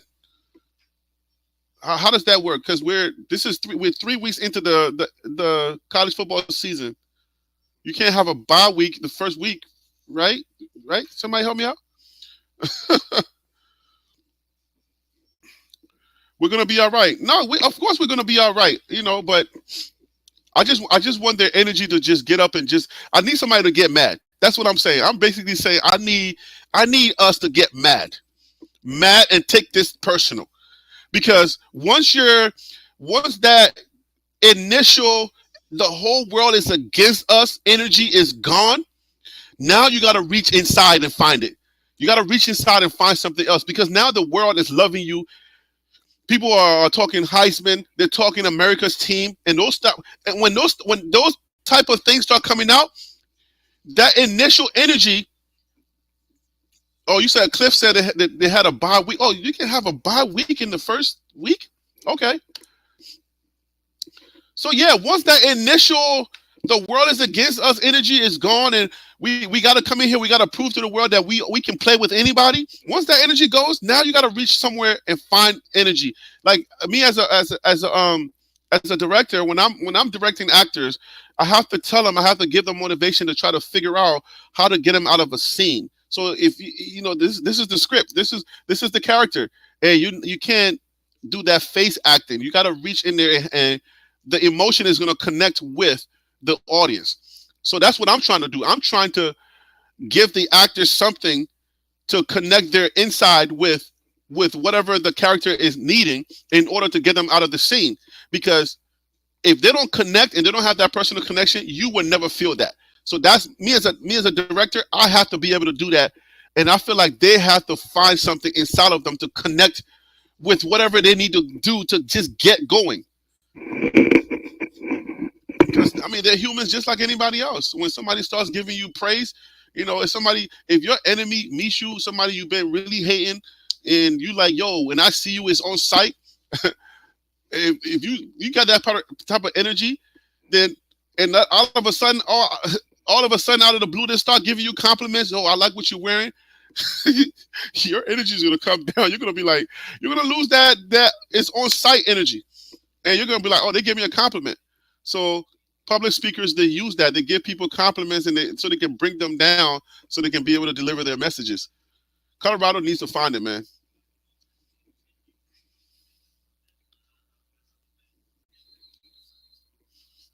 You cannot take a play off.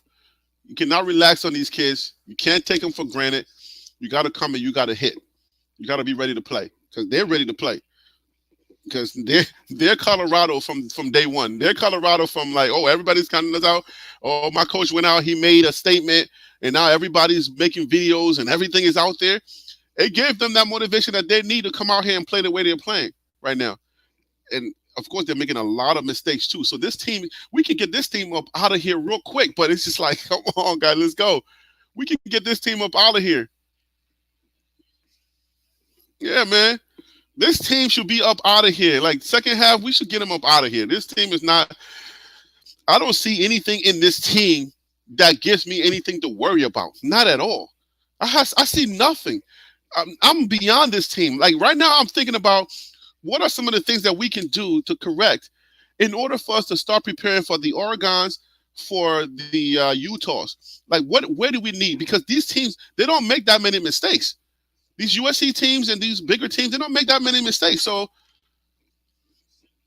we got to come and we got to be ready to play those teams. And I know we'll be ready. Travis Hunter is back, and I'm feeling good. All right, Hunter's back. It's 4th and 7, guys.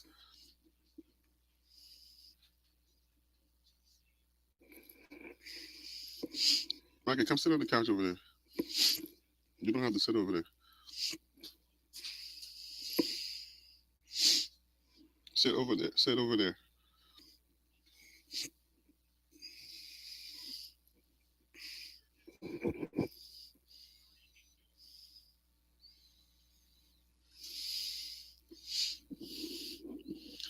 How y'all seeing this game right now?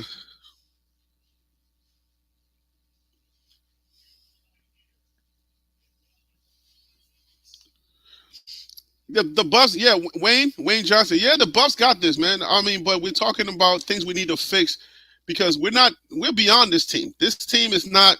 I don't see anything in this team to give me any type of fear because the way that I look at this team, because I'm so into the details about this team, and I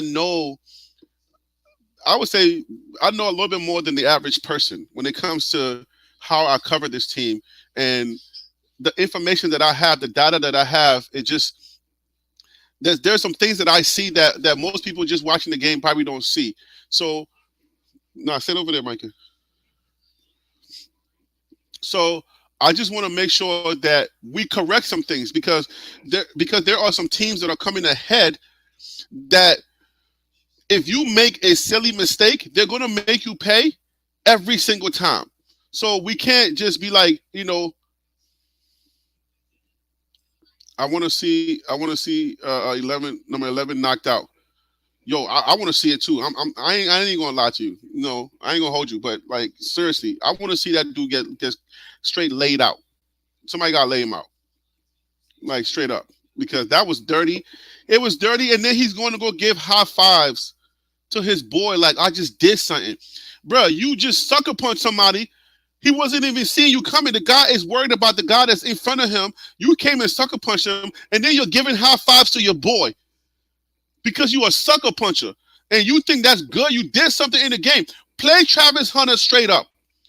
Play him straight up, and then give high fives when you do something, when you play him straight up, when you actually accomplish something. But you can't be doing those sucker punch type stuff and then giving high fives like you just did something good.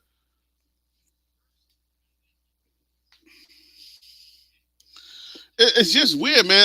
I don't like that kind of stuff, and I can't give you. That's not an honorary thing you just did.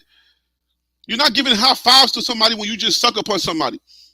The guy's not even anticipating you. You came out of nowhere, and you're gonna sucker punch him. You're gonna hit him on his ribs, and you try to hurt him, and then you're giving high fives. Somebody need to lay you out just so you can understand that that's dirty.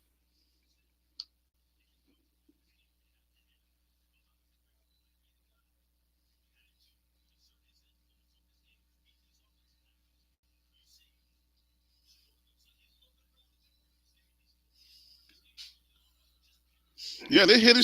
These guys are hitting. These guys are doing their job. They're supposed to be gritty, but don't be dirty. If you can be gritty but not dirty, I'm with you all day. Look, he's tackling out of bounds.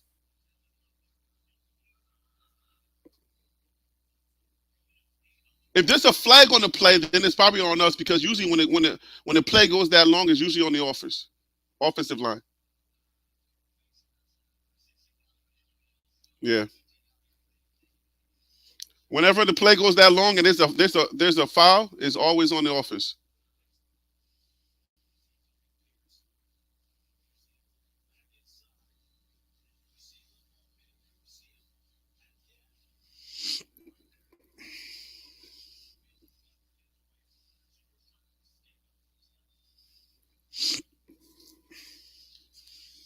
Yeah, man. So everything is going to get harder.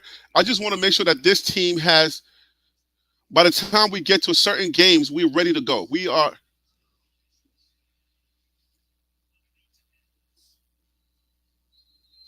By the time we get to a certain game like the USC, the Cows, I want us to be playing at a much higher level with less mistakes, where we don't have so many.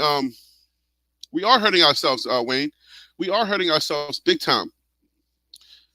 Yeah, but I see so much potential in this team, and I feel like if the personal mistakes, like I'm attributing this to what one of the sports analysts said. They said that they're reading their own stat lines, and it happens.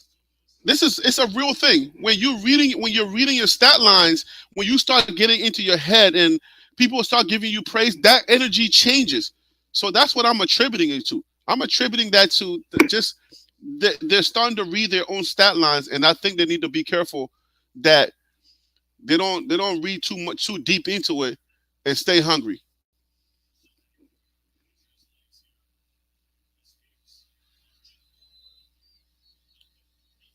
All right, now it's fourth down. It was 3rd and 23, but he ran for it. We got a hurt player. We don't want nobody getting hurt. I don't want nobody getting hurt. Not like that. You see what I'm saying? But if you target us, I want somebody to target you. It's just that simple. Muhammad Kamara. That's Muhammad Kamara. That's the Liberian kid. I don't want the Liberian kid. He's a senior.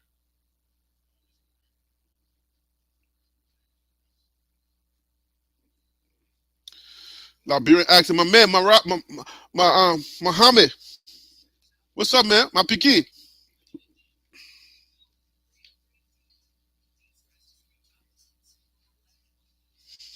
JD Hobbs Hiller said, "I can't wait for the halftime speech." Whatever that speech is going to be, man, we are hurting ourselves. I mean, this game. They came out and they were ready to play. They came out and they got physical. They're doing little things that I know that when you do these little things, it's gonna irritate the next player because they're coming in just trying to play football.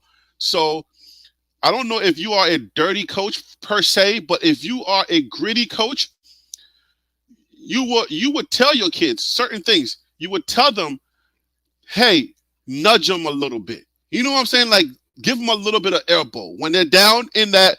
If you're in a group, give them a little bit of a punch. You know, if you are a dirty coach, okay, if you're a gritty coach, maybe you're not dirty, but maybe if you're real gritty, you would tell people, you would tell your team to certain ways to mentally get under the player's skin, because you keep doing that, they're gonna keep talking. They're gonna keep saying, "Yo, what are you doing? Yo, why are you doing this?" Instead of them doing their back because they weren't coached that way. So instead of them doing their back, mentally they'll start, it'll start wearing them down mentally because this guy's playing what you would say dirty. He's not playing fair. So mentally, you're going to start registering that. Like, what is he doing? The way to combat that is to just do it back. Do everything they're doing, do it back. Meet them, meet fire with fire, meet grit with grit. If they hit you, if they do a nasty hit, go back and do a nasty hit. Let them know, if you came to play, I came to play too. So let's go. I'm about that life. Let's go. If you think you can do that, I can do that too. But these kids are not really coached that way. They're not coached that way, and they're going to play. They're going to try to play the game the way the game was played. And sometimes you're going to catch those nasty teams that comes out of nowhere, and they're going to give you that business. That's what's happening.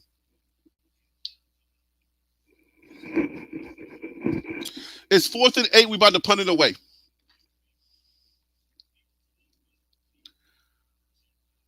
It should not be this close. There's no way this game should be this close. I'm looking at it. They're gonna keep hitting you. Like the play's over, they're gonna get hidden, and it's gonna happen the entire game.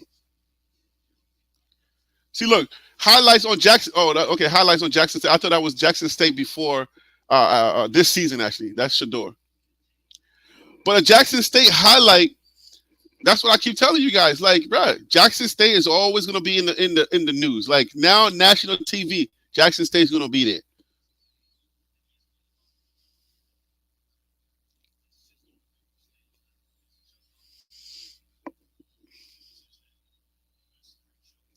It's just on a bigger stage. These kids are gonna hit you when the play's over.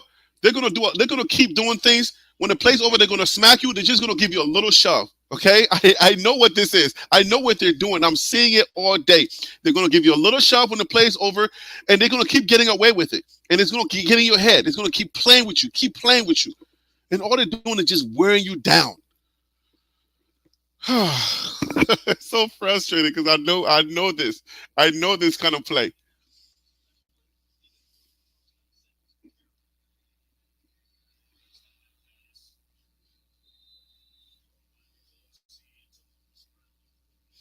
Yeah, Colorado got to meet fire with fire.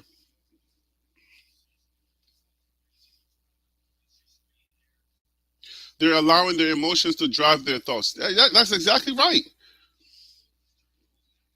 That's exactly what they're doing. The one thing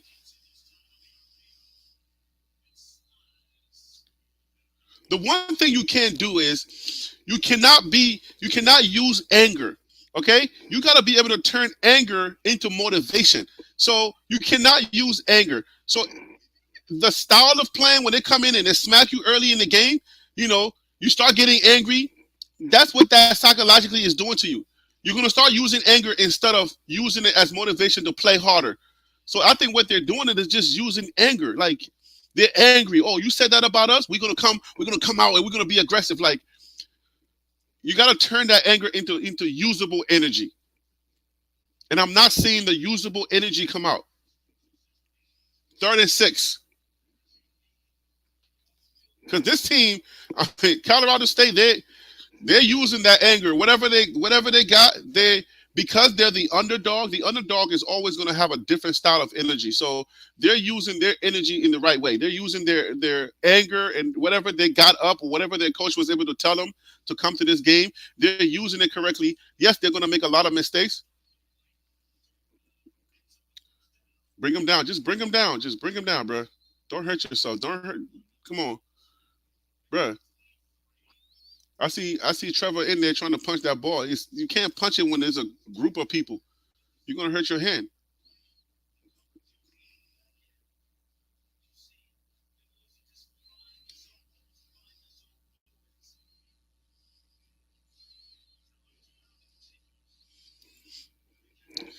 They got to tighten up.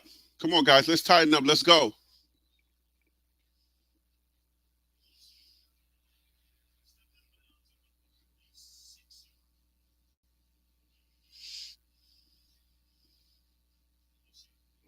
Yeah. They cannot allow frustration to creep in, when things are not going well. That's what I said. When there's, how do they handle adversity? Now we know that Coach Prime in some of those videos, in some of the well-loved videos, he's been trying to simulate adversity for them. How do you handle adversity? How do you handle, excuse me, how do you handle a certain type of play? How do you play when the team is matching you with energy? So right now, I can tell like there's some frustration. Misassignments are happening because of frustration. Um, you're missing tackles because of frustration. There's a flag on the play. So when you're frustrated and you like certain things are not going your way, you're gonna be so frustrated that you'll start like mentally you'll start making like mental mistakes, and I see a lot of that going on right now. But every game brings something. Every game there's something that like there's a story that happens in every game. So right now I believe like Colorado State is getting the best of them mentally. I think that's the story that's coming out of this game for me. For me personally, I feel like they're being mentally, defeated. They're going to get the W because halftime we already know that Coach Brown got to get his boys together, and he's got to recharge them. He's got to get to that. He's got to get them back mentally recharged. He got to reset them. Once he resets them, they're going to come back and they're going to put some points on the board to win the game. But this was not the expectation, because a lot of us, if you go back and you look at the score, a lot of us have big scores. Now the game ain't over yet. This is just the first half, but they got to get recharged. They got to get reset. They need a just reset that button. Let's get a reset button going so that these guys can get back to wherever they need to get back to get this game going, because this is not it.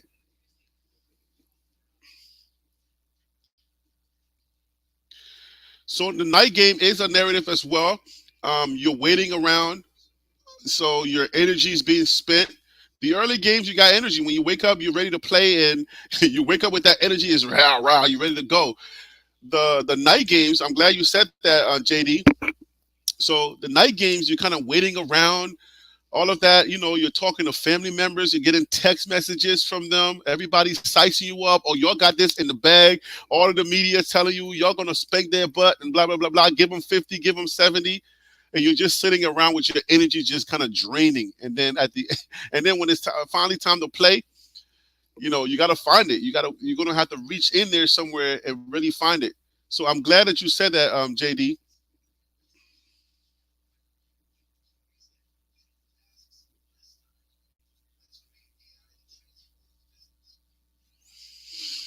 Yeah, they're dirty plays. They're definitely using the dirty play to their advantage. Yeah, I see that. I mean, it's a good strategy. I ain't gonna lie to you. I ain't gonna hold you, but that's a good strategy, because if you can get away with it, it's a winning. You got to win the game. At the end of the day, you come in here to win a game, and you're not trying to be friendly. I'm not your friend. You know what I'm saying? We're not boys. I'm not calling you, texting you. No, we're not boys. So I'm gonna come in here and I'm gonna try to beat you because I got something to prove. I'm playing for my job. I believe that Jay Norvell has really shown that he can coach. That's what is coming away from this, because everybody was expecting Colorado to come out, jump out with like, big score and really put this game away in the first half. They haven't done that. Bunch of mistakes. The game is tied right now. So now everybody's mindset is different. Everybody's changing their mind now. Oh, I thought Colorado was going to come in here and really, do what they're supposed to do, and we were expecting that row to come out. That didn't happen. So now you change your mind about Jay Norvell. Jay Norvell can coach. That's coming out now. He had his boys ready to play. That's coming out. So the whole fire and the energy and everything, and all of the media saying hang 50 on them, all that stuff is gone now. So now they're just playing. Now Jay Norvell has really redeemed his name. You know what I'm saying? So these kids are playing.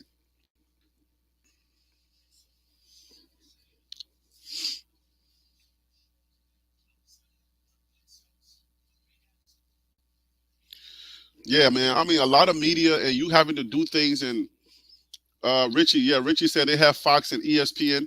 All of the attention, the waiting around, that's going to draw your energy too. So now that this is an experience, this is a new experience. Uh-oh, they're threatening to score.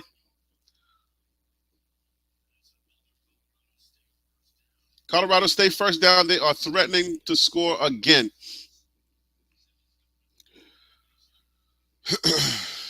This is good for them. I feel like this is preparing them for those night games where your energy is going to be drawn and you're going to have to get somewhere in a corner somewhere, get away from the crowd, get away from all the noise, turn everything off, and prepare yourself mentally for these games, for these night games.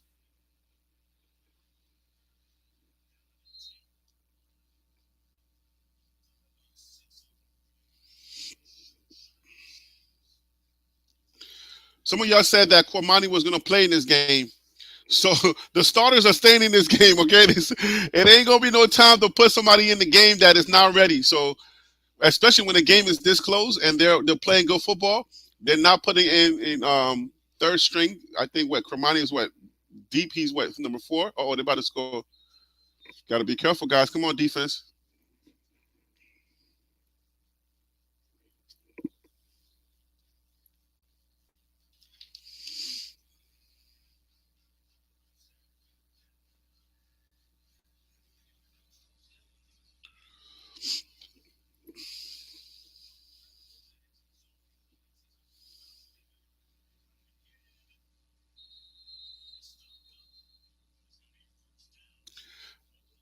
All right, we got first and go. Are they going to punch it in for the score? Who knows?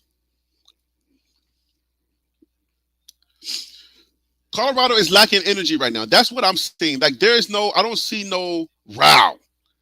They're lacking energy. Something about this night game, the altitude, something's happening, and their energy is like they suck the energy out of them in the beginning. In that first quarter, they suck the energy out of them, and they need to find it.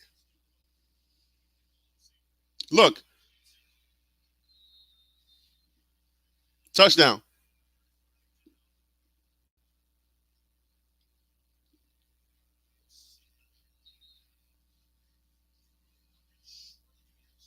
It's touched. Did somebody raise their hand? I saw the referee with his hands raised at the bottom. Bottom of your screen, referee gave him a touchdown. I guess they're going to call back the touchdown.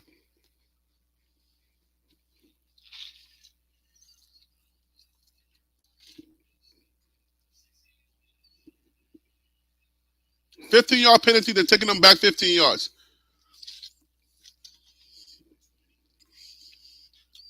Taking them back to the 20-yard line.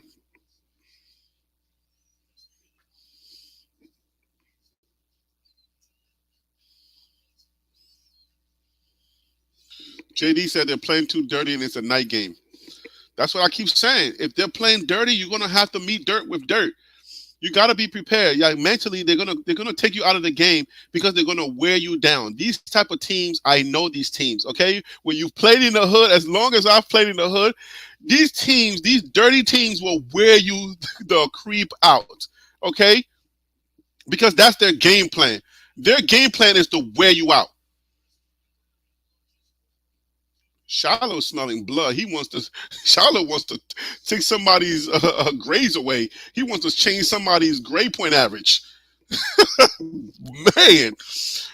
And that's what I need. Like when I see that kind of energy, that's what I want to see the whole entire team have. Like you guys are dealing with altitude and you're dealing with night where you had to sit around the entire day waiting for this game to start and you're not used to this. Is that a mosquito? Oh, yes. Oh my gosh, I just had a mosquito in my. That's why I kept feeling like I was bit. So the mosquito was. I just had a mosquito in my hand. And I let it go, and I said, "Touchdown!" Brown is killing them, boy. Number 4.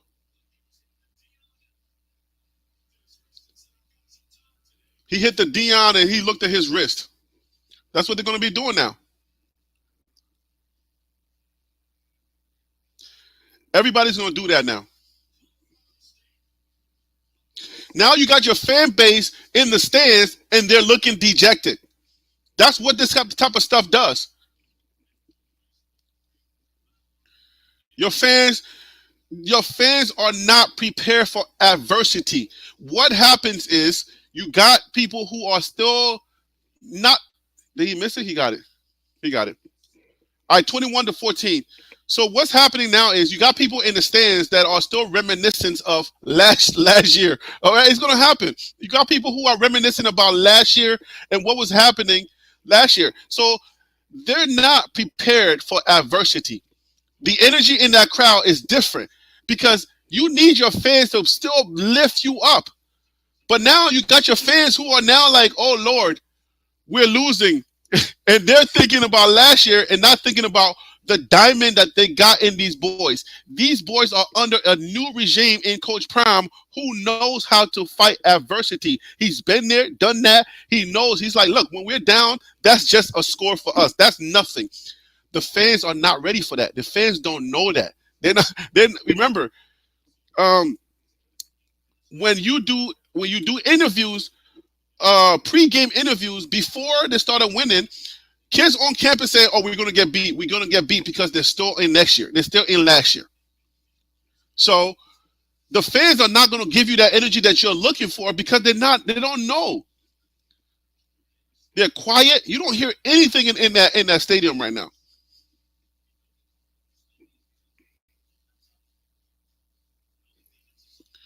You don't hear nothing.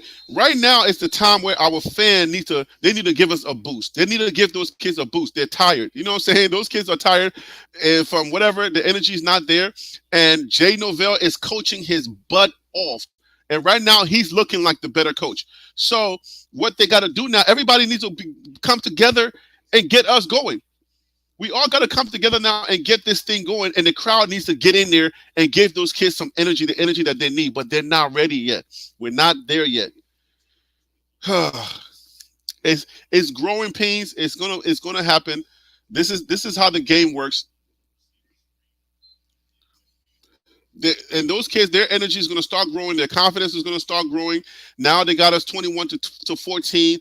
Every time they score, their confidence grows, and it's just going to be like that. They're going to suck the energy out of the stadium because the expectation was that we're supposed to come in here and we're supposed to beat y'all in the first half, and that's not happening. So we all got to learn adversity. How do we deal with adversity? How do we play when we're behind? This is what we're all learning in real time.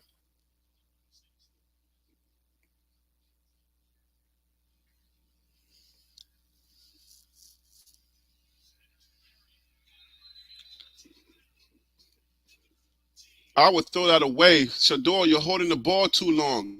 Throw it away and then get prepared for the next game. Don't lose so many yards. There's no reason for us to lose that many yards. Don't try to get away from it. Just throw it away. You don't have this. It's not there. You're holding it too long right there. Yeah, you're holding it too long. Just throw it away. Now it's 3rd and 20. And if you throw it away, we got 3rd and whatever down it was. Just throw it away. If it's not there, don't force it. Don't do it.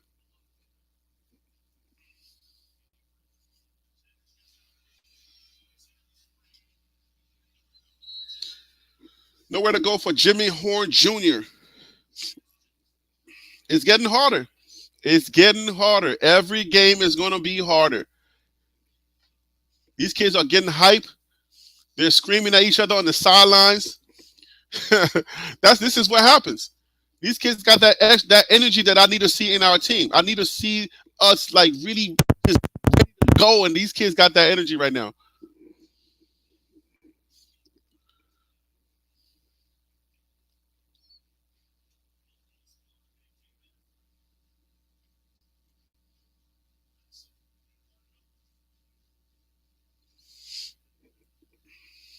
So there's 2 minutes to go, and they're up 21-14. We cannot allow them to score again. We cannot go to the locker room down 2 scores. We cannot allow that to happen. Again, we know that Coach Prime teaches and he coaches, he inputs things adversity. Things that teach adversity, but we don't know how they, we don't know a real game simulation, like a real time game. What happens with adversity? As you look at the fans, they're a little nervous. You see them every time somebody scores, they're like, oh man, here we go again. Let's go, guys. Give your team energy. Like somebody should be on there like, let's go, guys. Let's go.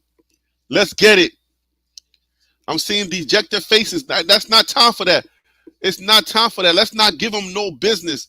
Let's not give them no energy. Let's go, guys. We need this team. This team is not. We need to get them up out of here.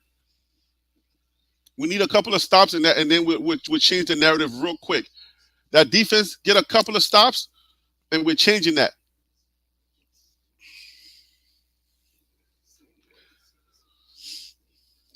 Look at the nervous faces. Look at the nervous faces. Oh, it is all like, it's all understandable. It's all understandable. I cannot fault somebody who is coming out of an abusive relationship, right? And they're in their new relationship. They know that they got a gem, they got a good person on their hands, and they're still acting, you know what I'm saying? They're still acting as if, you know, they're dealing with the old relationship. And it's time. It's going to take time. It's going to take time for us to build trust in each other, the team and the crowd. We got to go through some things. We haven't really been through anything. So we went away and we won. So that energy was like, oh, our team is winning. Wow. So this is early in the season. So now we're testing we're being tested, which is good. Because now we have to, our character needs to show. Now our character is being tested, the fan base is being tested, and you know, you're seeing dejected faces. They're getting nervous. This is good. You know, it's not good for the scoreboard, but this is good because now we're building trust. Like, are you guys with us, or are you just here because you saw us winning and now you're trying to get on board? But where are we? Are you really with us?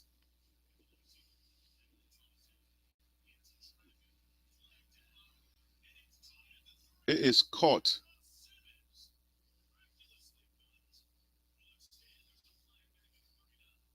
It's coming back, man. Holding number 75 office. We're replaying first down. But why are they making that play on us? Why are they catching that ball on us? In our secondary? Nah. Over Shiloh?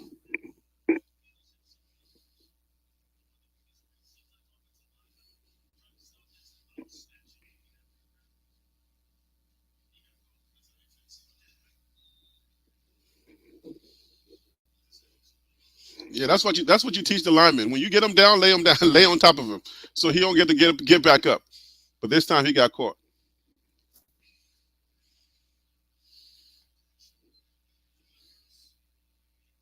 Incomplete. It was 1st and 20. Now it's 2nd and 20. Nobody expected this. Nobody expected us to be losing in the second quarter. No, yeah, nobody expected us to be losing. So now the crowd is not in the game.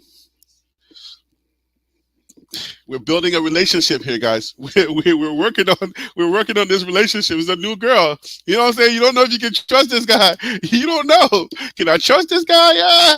My last relationship didn't let me down.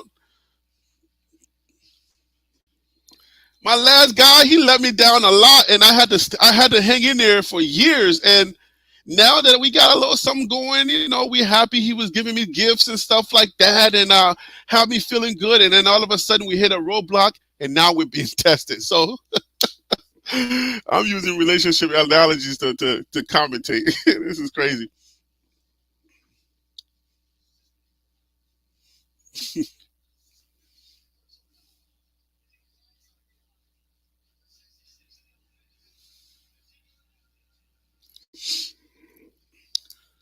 We need points before halftime. Speak positive. You are what you say. I mean, this is the game. Is the game. The game is what's happening. See, another hit. These guys. You see what I'm telling you guys? These kids are hitting them any chance they get. Dirtiest team that we've played all season. Even though this is just the third season. This is just the third week. These kids are just going to hit you. I'm telling you, that's what's happening. They are in their heads now because they're physical, and they're just going to hit you just out of nothing. They're just going to hit you.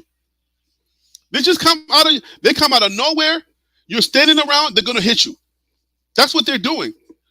And Colorado is just trying to play the game the way they're supposed to play the game. They don't even know. They're not waking up to realize that this is their game plan. You're going to have to hit them back. You got to hit somebody back. You just see them like, boom. The play's over there. This guy's over here. He's walking to try to see what's happening. Boom. All of a sudden, he's just getting hit. That's the game plan.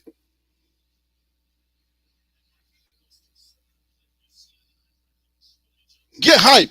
You do something, get hype. Get the crowd into it. Get hype, bro.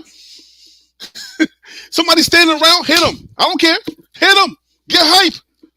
Because that's what they're doing.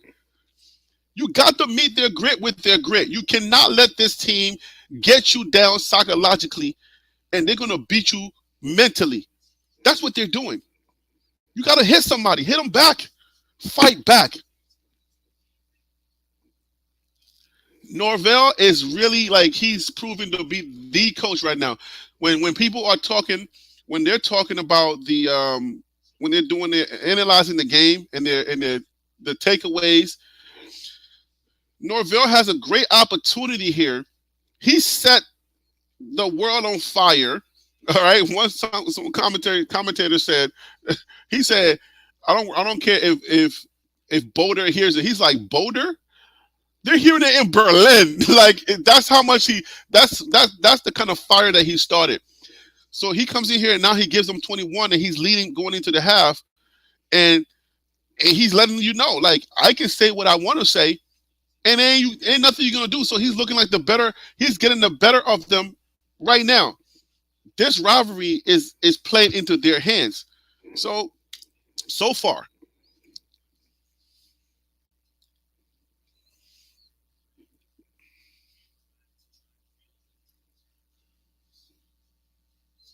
Trent B says playing Dundee or Dirty Dundee tonight.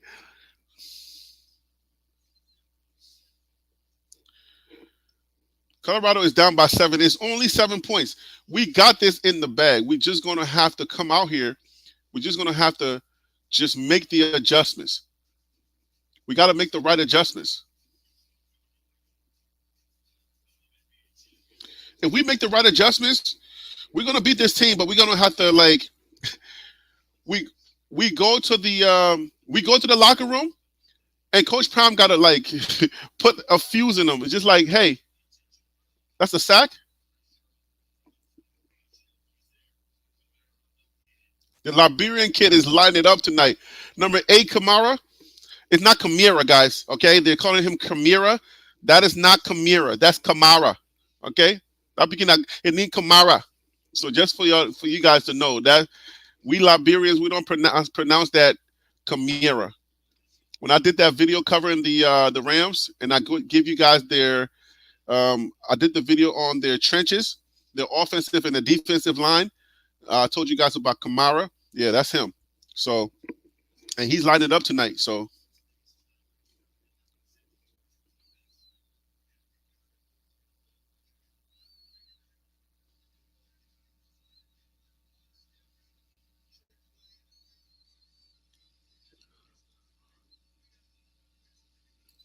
coach is right. We got to move the ball.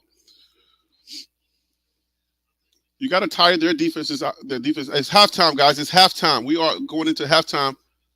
Coach Prime is going to go in there and he's going to give them that jolt that they need to come out and finish this game strong. We can't go 2-1. We cannot. We got to go. Oh, we got to go. We can't go 2-1. We got to go 3-0.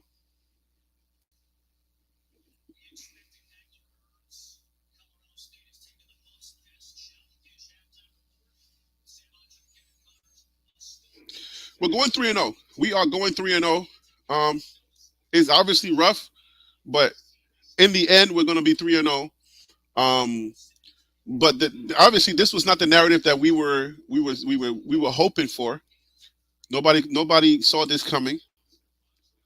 But we're also not delusional around here. We understand that every team is gonna come for us. Every team is gonna be prepared to play the Buffaloes. We're the media darlings. When you have so much attention, You got to understand that the teams, they're coming to play you for your attention. They're coming to play you because they're jealous. They're envious. Nobody likes somebody that's winning so much. You know what I'm saying? Like Heisman already, 900 yards, all the stuff they're saying about Travis Hunter, everything they're saying about Shiloh, everything. I mean, just when you hear those things, if you're a coach, you go in there and you tell those kids, like, okay, let's shut them down. And you prepare your kids to say, let's take it. If we can take this, if we can go in there and we can put a few scores on the board and we can make a few mistakes, then at the end of the day, we're in the game, and we can take some of this.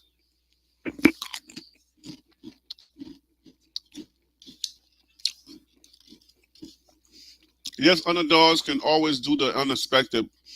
The Buffs needed to focus this past week.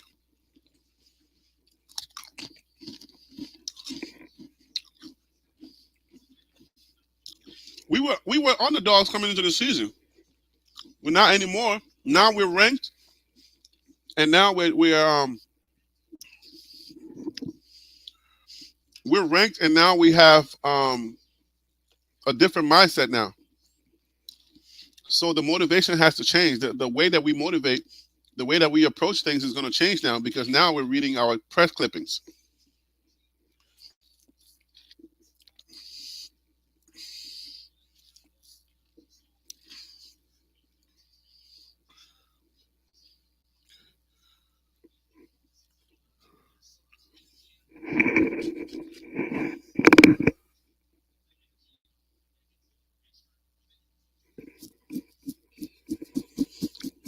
They're going to find it. We obviously know that Coach Prime is the ultimate motivator, so we're going to find it.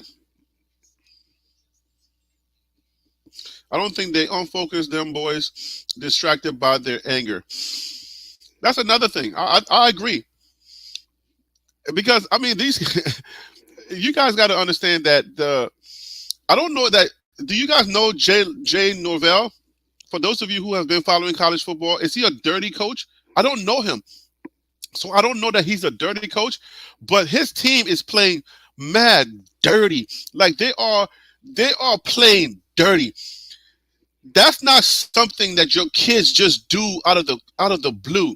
Your kids don't just develop a mentality to play dirty. You have got to coach that way. You coach your kids to play dirty. So I don't know that these kids came in there and they're just doing this on their own. At the end of the day, what I'm seeing, I'm seeing dirty play. I know dirty play, okay? When you play in the hood, you know dirty play. And playing soccer and football, especially when you play soccer and you meet that right team, they know how to play dirty. They know how to pinch you. Like you'll have guys who you're running and then they will grab your skin and then they'll take a chunk of your skin and they will pinch you. And you look back and you're like, and you're hurting. The referee doesn't see those little knick-knack plays that they're doing and they're getting in your head. You're getting angry. You want to retaliate. They'll do it in a way where you can't. When you retaliate, that's what the referee is going to see, and they're going to call you on that. So Jay Norvell, he has to be coaching his kids like real dirty. Like, bruh, when you get a chance, just hit somebody. I don't care who it is. Just hit somebody. We see that happen with Travis Hunter. We see it happen with another player. It's happening all over the play, all over the field. They're just hitting people when the play is over. When the guy is out of bounds, they'll hit you. When the ball has already crossed the goal line and they already have a touchdown, hit them. You see what I'm saying? And it's like dirty play. And I don't understand. I don't want to sound like, oh, you guys are losing, so now you're making excuses. We're going to come away with the W, but I don't want to make excuses. I just want this to be a game where our guys wake up and match their dirty play. They got to match their energy. You don't have to get dirty. There's ways to do this without getting dirty back. You're just going to have to hit them. You got to hit them. That's the only way that you can shut off a bully. You just got to smack a bully in the mouth a few times, and they will be like, oh, dang, they're hitting back? Yeah, we're going to hit you back. What you think this was? You just going to come up in here and just keep hitting me? Out of nowhere, you just hit me? What you think this is? It ain't gonna happen, bro. I'm gonna hit you back, bro. You know what I'm saying?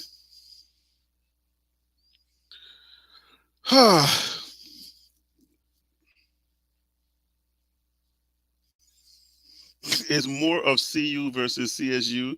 If you can't get in CU, you got the CSU. Is that a pun? you punning me? CSU is the overflow school. But yeah, he has coached for like 35 years trying to make his way up. Yeah, I mean, that's a way to think about it too. If you're trying to make your way up, you're going to have to bite, scratch, do whatever you got to do to get your way up. You know what I'm saying? Like, you got coaches that are just trying to teach their kids the right way to play the game. And if you are the underdog, if nobody's paying you no attention, you're gonna have to do something to make people pay attention to you. You're gonna have to smack people. You can't come in there and be a nice guy. It's just that you can't be. The spirit of the school is I wasn't good enough for CU. I'm not going down that road. Yeah, I'm not doing that. I live for the underdog, and I don't play those games. I don't talk that way. CU is no better than CSU. If you get your education, it's not where you get your education, it's where you land in life and where you end up. You know, there's people that have gone to Ivy League schools that are not doing anything with their lives, and people that went to community college that's smoking them in life. So I don't play that. I don't subscribe to that kind of thinking. But the idea is when you're on that field, it's a battle. It's something that you have to be mindful that you're in a battle, you're in a fight. So the other team comes prepared to beat you down, whether it's going to be beating you down mentally or they're going to beat you down physically. They're doing both. The physical beatdown is going to get to you mentally. That's the psychology of sports. They beat you down physically. Anytime you get to hit them, hit them. The coach is going to tell you that, bro. If you get an opportunity to hit somebody, hit them. Okay? I don't care if the play's over, hit them. Just hit someone. If you coach that way, that's a dirty way to coach. I didn't know. Why did you guys tell me my chain was backwards, bro? What are y'all doing? I got the lion backwards the whole time. What kind of club members are y'all? What kind of bandwagon?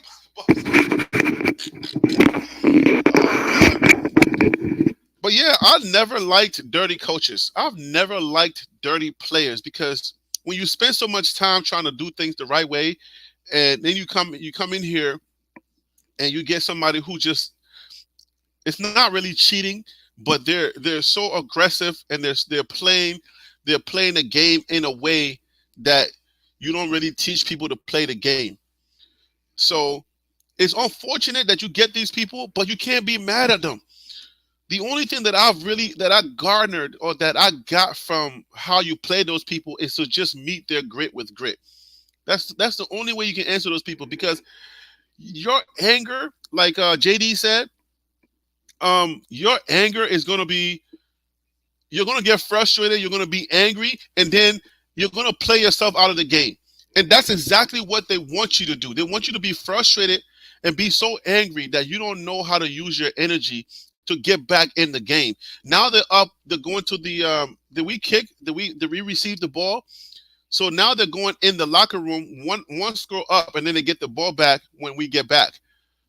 So they're going in the locker room with a lot of energy, positive energy. We're going in the locker room frustrated. They're hitting Shador. They're hitting Travis Hunter. Shador's been getting hit too many times. The defense is breaking up. All of that energy is in there. So now Coach Prime has to go in there and do his mastery of motivating them and telling them to have a short-term memory when it comes to whatever happened in that first half. Forget about all that stuff. Come back on there and get aggressive. You got to respond aggressively. And if they do that, if the ball starts moving, they're gonna get so frustrated. Look what happened when we weren't really playing in the first half, and they were just making mistakes out of nowhere. Then all of a sudden things started clicking for them, and now they're doing everything right. So all we gotta do is just put some points on the board and just start moving the ball, and next you know they're gonna just unravel. You got the Liberian kids. That Liberian kid, he's killing y'all all night. Like, nah, take that guy out of here. That guy's killing y'all. Get him up out of here. Like, He's Liberian. He's my boy. Like, he's not my boy, but he's Liberian, but he's my countryman. But get that guy, get Kamara out of here, man. Get that picket out of here. Somebody put a body on that dude like, yo, he's killing us. Get him up out of here. Like, stop playing with me, man. Number 4 and number 2 killing us. Get him up out of here. Harry, most schools, places, fraternities, sororities were all started from that perspective. What do you mean? What perspective? I don't know where angle you talking.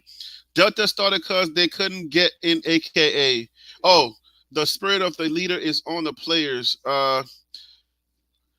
Well, no, I mean, but I mean, I get what you're saying. I'm not saying that people, you can't do this, so you can't do, you can't get into one thing, so you start your own. You can't get this, so you start your own. But I'm just saying, I don't subscribe to the thinking of, oh, CU is better than CSU or CU is better than Jackson State. I don't subscribe to that kind of thinking.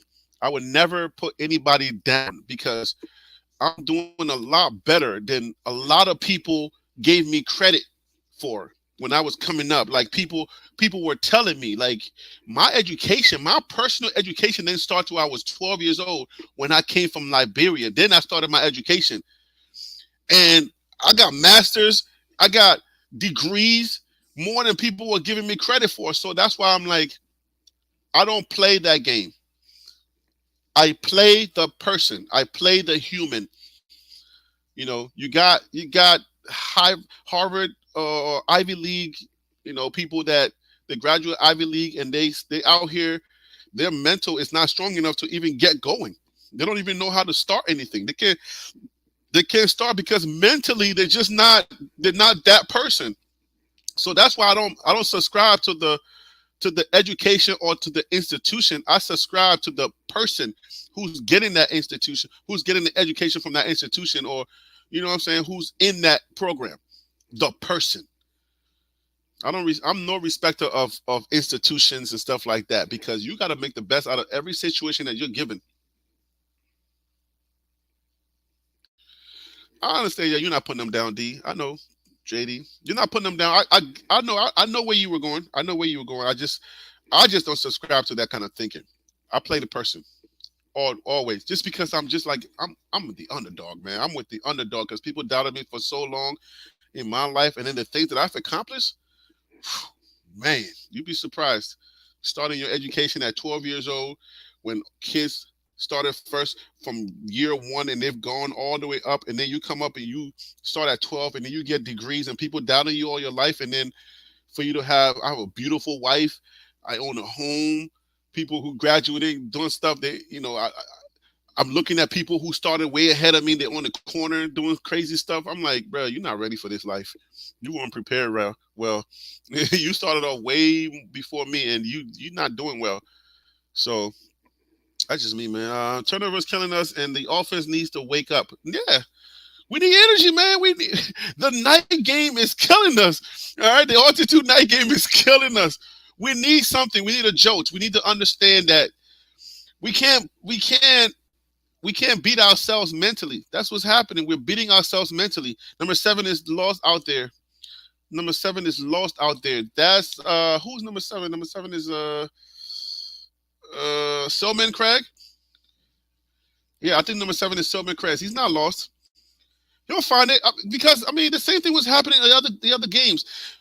When these kids have to really face some true adversities. Number 1 is a night game. We haven't played.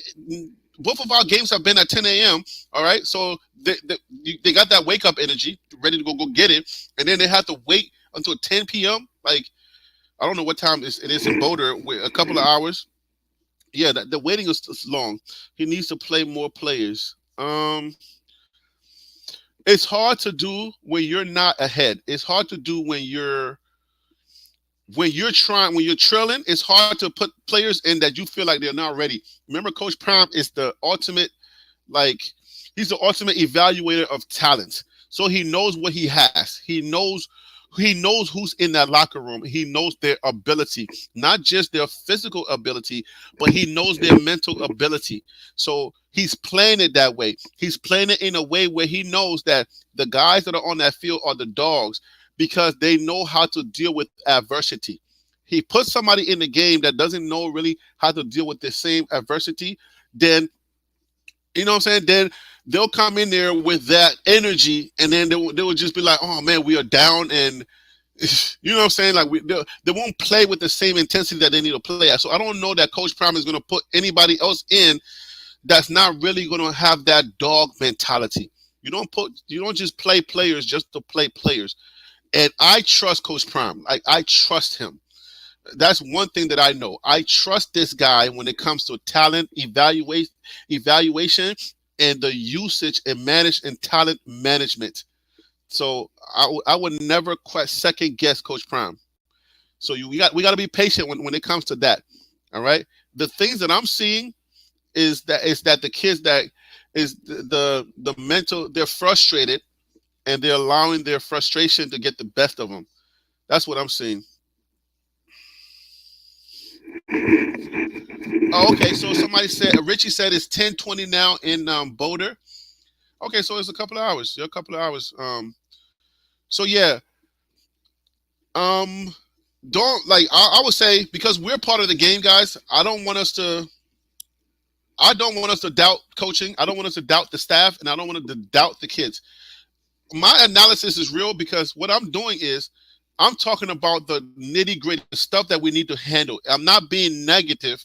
I'm just saying I'm not one of those people who just just say positive things just because positive things are going to happen. If you're not believing the positive things, if you're not connected with the energy of the positive things that you're saying, then it is useless to just say it out of your mouth, because that's not how that works. All right.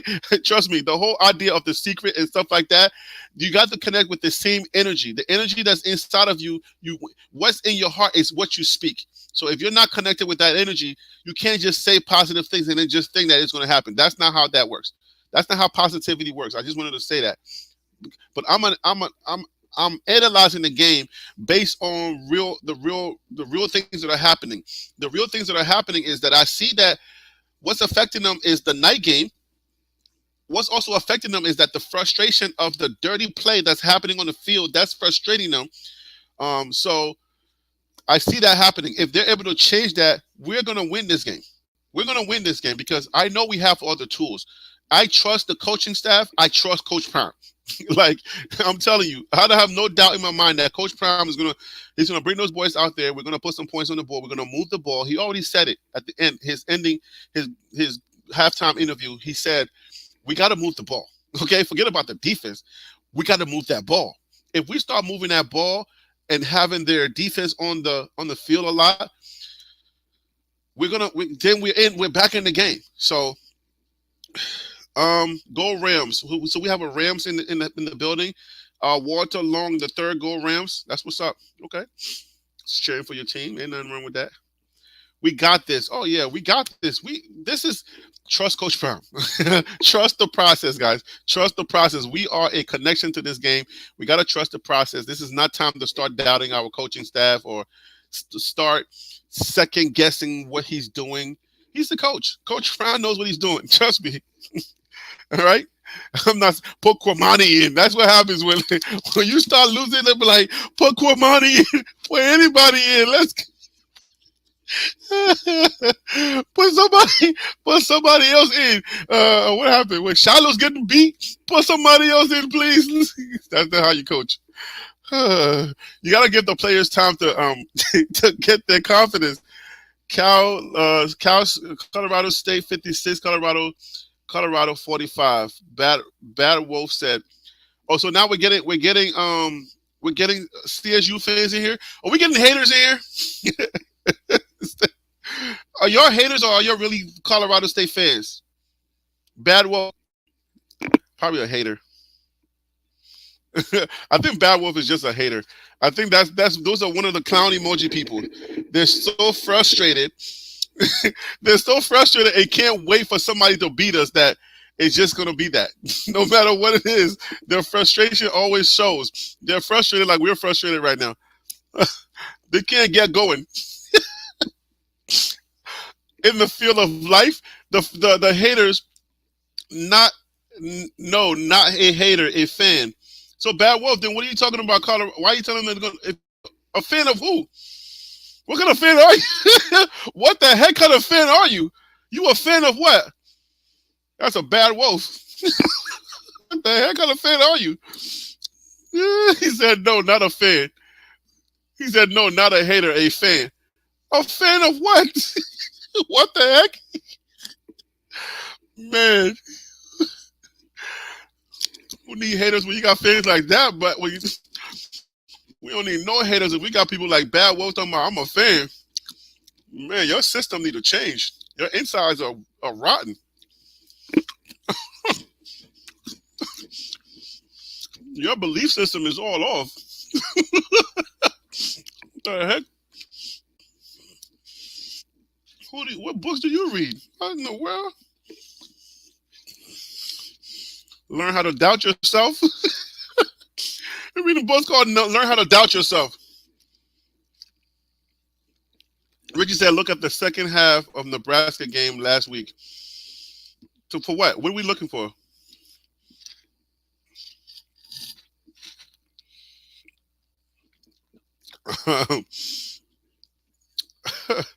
I'm not the one scoffing down potato chips. Why do we always gotta get personal? Now we're getting personal. Give me one football. Keep that energy. I'm not the one scoffing down potato chips. You're not the one eating. I love it. Yo, are you serious? That's what you got? I'm not the one eating chips. Come on. What kind of energy you got, bruh? What kind of books you reading? You're saying you are a fan of Coach Prime and the Colorado Buffs, and you're telling them they're going to lose, and you're telling me I'm eating chips? Man, if you don't get out of here with that nonsense. Is the game back? What are we doing, Shador? The game is back. People holding their heads and stuff. Come on, bruh. Trust the process. Where we at?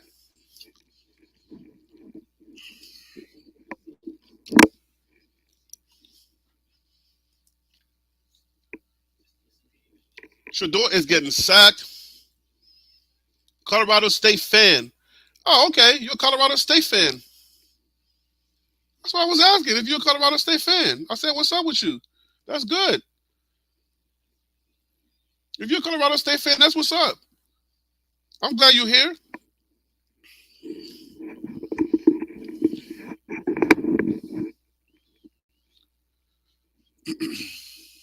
You're a Colorado State fan. That's what's up.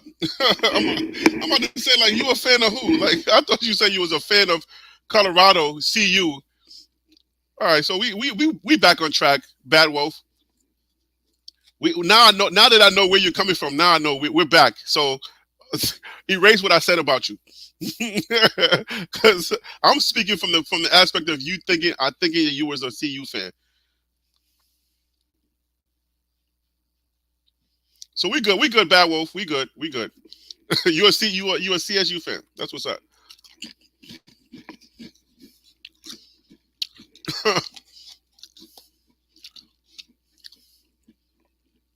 Let's bring them down. Your team does not have the you don't have the elements to win. You don't have the pieces to. We got too many pieces for y'all. That's the problem. That's what I'm ascertaining. What I'm getting from your team. Y'all don't have the energy and y'all don't have the confidence to beat us. We're beating ourselves. If you look at the game, we're beating ourselves. You're not beating us. Shiloh is looking for blood, bro. I'm telling you right now. Shiloh has what Shiloh is playing with right now is a different kind of energy that I love. I love Shiloh's energy. If everybody would just get that energy, we'll be good. Like, Shiloh is looking for problems. Like, if you're seeing those clips online, I say, I'm here for problems. Like, Shiloh is here for problems.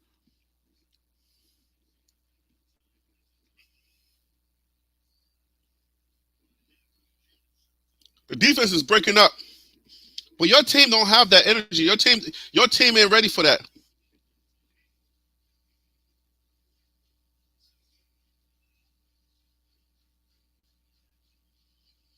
That kid DJL. I'm a CU fan, but I'm trying to tell you, it's too many celebs there. What does that have to do with anything? What are you talking about?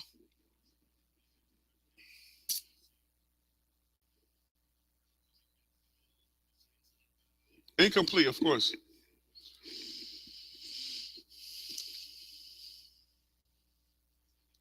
Yeah, CSU, they're up 7, but they don't have the mechanics. They don't have everything that they need to put us away.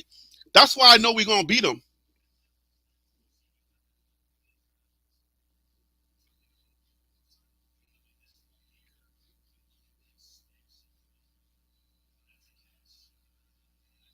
That's a catch.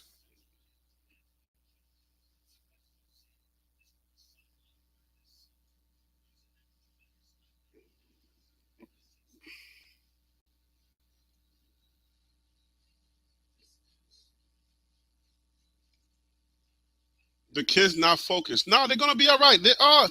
It's not about them not being focused. I don't see that. It's not that they're not focused. The kids. It's not the celebrity thing. I understand what you're saying. I get it, but y'all focus on the wrong thing. I'm trying to tell you, y'all focus on the wrong thing. Are you an athlete? That kid DJL.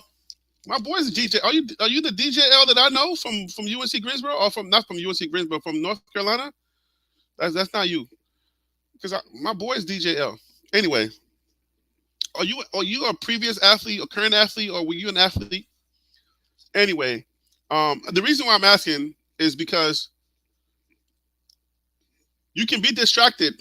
All right, there is distraction, and I understand it. But when it comes to Coach Prime and how he prepares his kids, remember they've been doing this a long time. This is not their first rodeo.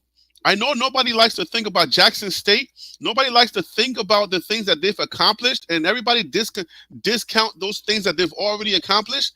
I understand it, right? People don't want to give them that credit. This is not the first time celebrities have been on those games. This is not the first time they've had celebrities in those games. It is their first rodeo. Okay, so I don't know who I'm talking to. So okay, I mean, if you're one of those people that just don't want to count the elements, then I'm cool with that. Coach Brown said that this is their first rodeo. I don't know what you're talking about. Like Coach Brown didn't say this is their first rodeo. What are you talking about? Anyways, listen. Take the celebrities. You got Snoop Dogg. You got Jason Strahan. You got all of these people that are on the sideline. You got the Gilly the Kids. Everybody's on the sidelines at JSU. So this is not about television. They went undefeated, having a whole camera crew follow them, and then they put the documentary out. They've done this. Coach Prime is a media guy. He got camera everywhere.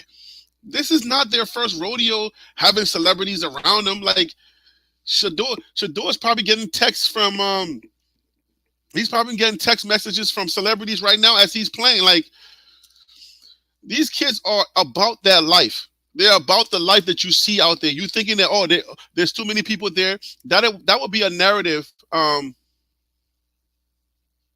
Dion, not the kids. I don't know what you mean, man. I guess I don't know. What are you saying? Like, type it in a full sentence so I can understand uh, DJL. Type it in a full sentence. What are you saying so I can understand what your analysis is? This is Coach Brown's first rodeo. I don't know what you're saying. Yeah, JD. Yeah, JD. I mean, celebrities have been on Coach Prime's sidelines forever. It's not. This is not the first time they've had. He said Richie said Tom Brady probably hitting him up right now. Yeah, I'm serious. Tom Brady. So this is not their first time. These kids have been celebrities forever. They've been on like TV crews follow them all the way through high school. They've been getting interviews forever. I watched the whole high school series on YouTube. So they've had cameras and everything. They got the ball back.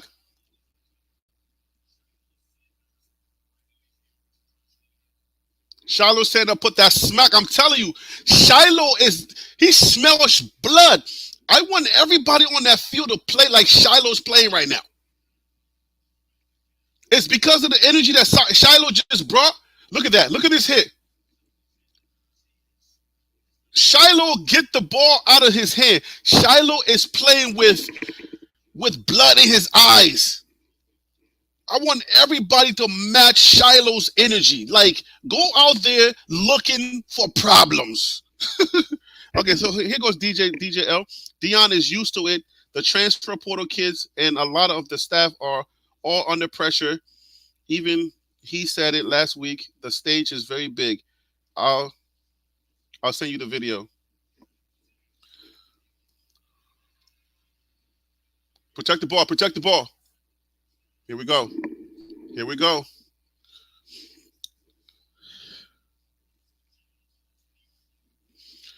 Yo, DJ L, don't worry about it. Trust me. I understand what you're saying. Some of the kids are not ready. I get you. I get what you're saying. But I don't agree with that's what it is. I don't agree with that's what it is right now. I understand what you're saying. Now I see what you're saying, but I don't think that's what's going on. That's not what's transpiring tonight. That's not distraction. That's not media distraction. What I'm seeing is something totally different. Well, of course, we all have our opinions, obviously. I'm not saying I'm right and you're wrong. I'm just saying that that's not what I'm seeing.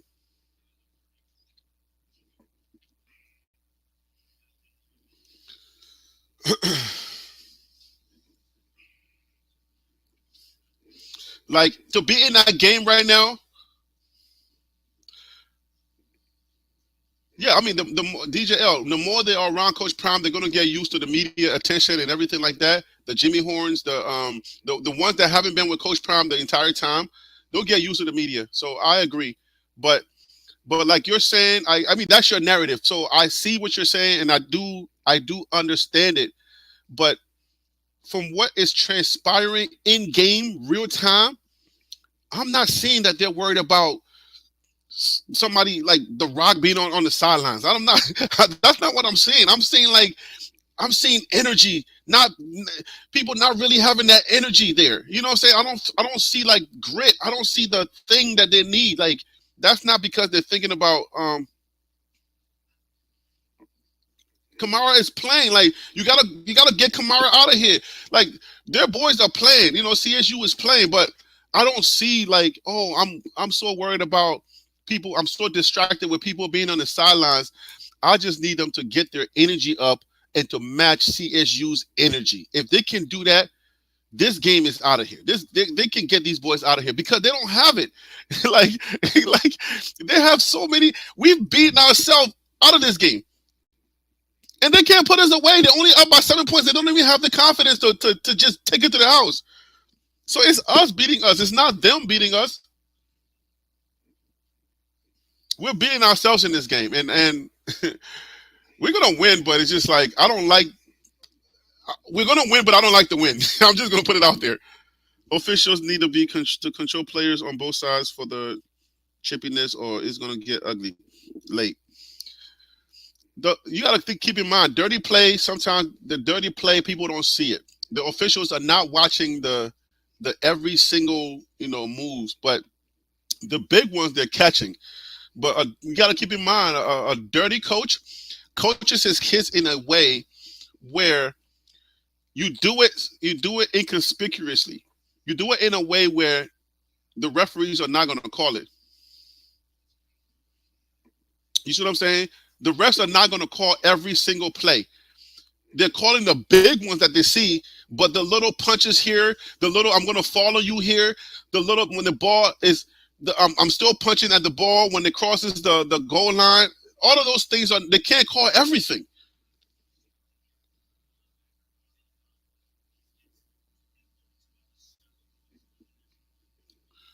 So if Kamara is out.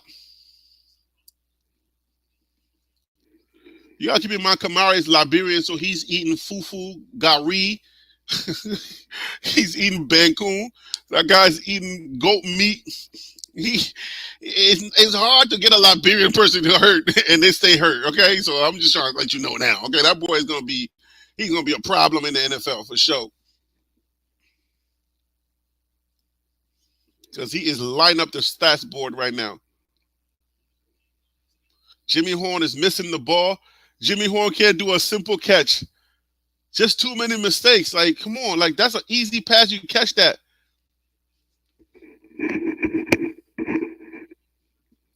They better stop showing that number 11 hit because I'm gonna lose my mind. If they keep showing number 11 hitting Travis Hunter, I'm gonna lose it. I'm telling you right now. They keep showing that. I'm gonna make a phone call and tell Coach Prime to get somebody in that game to hit that dude. Just out of the blue. I don't care. They gotta stop showing that. It's like somebody gets hurt and you keep showing it. What are you trying to prove? What are you trying to do here? Stop showing that.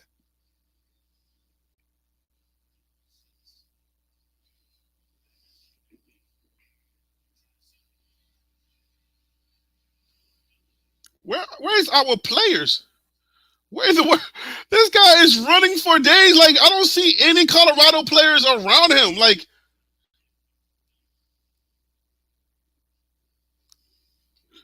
our guys are gassed right now. What is happening? Patilla Grease. Jimmy Horn Jr. dropping easy passes. Yeah, man. Travis Hunter being taken to local hospital. Is that right, Mildred?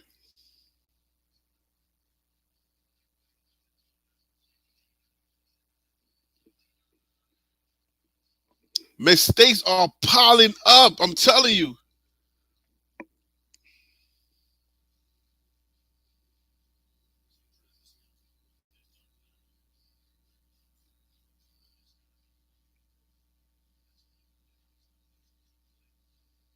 Travis Hunter is done for the night. Travis Hunter is done for the night. You see, that's why I'm like, yo, come on, man. That dirtiness.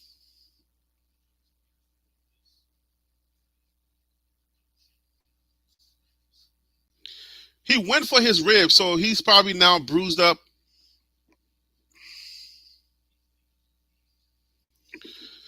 That's the game plan. You go in there, you play dirty to begin with, you get them mentally, frustrated, and then they start playing with that mental frustration. And that's what's going on right now. That's what I see.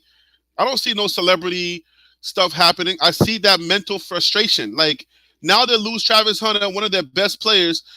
Now they've never had this before. They're fighting through adversities that they've never faced or never had before. So it's unfortunate, but we're seeing the character of this team being developed right in front of our faces. And it's good to get this early on with teams like Colorado State. It's good to get this early on in the season because then now you know how to make that adjustments. They know how to adjust for you, but you don't know how to adjust for them. They didn't get 3rd and 3. We stopped them. Silman Craig with that smack on it. So Silman Craig came in like Shiloh. You see what I'm saying? Like, I need them to just, I don't know, just wake up. Okay, this is going to be a 52-yard field goal. That guy looks, did he say 31 years old or 21 years old? Wait. He's a 31-year-old college player married with 3 children? We blocked it.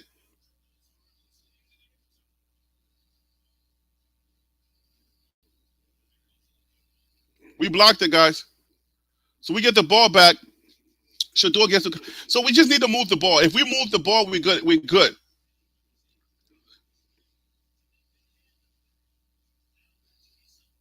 Travis is out. Breelove is in. We block the field goal. We get the ball back. This team does not have the man, y'all tell me some words. Tell me some adjectives. I'm trying to figure out some words to say, but they don't have that it factor to take it to the house. They don't have it to. They don't have that completion in them. Coach Prime's teams are very disciplined. They know how to handle adversity. They know how to play when they're behind. It's like It's like you're playing somebody or somebody's against you and they don't know that they're losing. That's how Coach Prime's team is. It's like they don't even know that they're losing. They just know that they gotta just keep playing. It's frustrating because they're playing their best football. Colorado is playing their worst football, and they're still in the game. And it's been like this the whole daggone season. 3 weeks in, and we're still getting the same thing. When we're playing our worst football, teams don't have the elements to put us away. TCU, it happened. Nebraska, it happened. They're making mistakes. We're making a lot more mistakes than they are, but then it's really bad for them.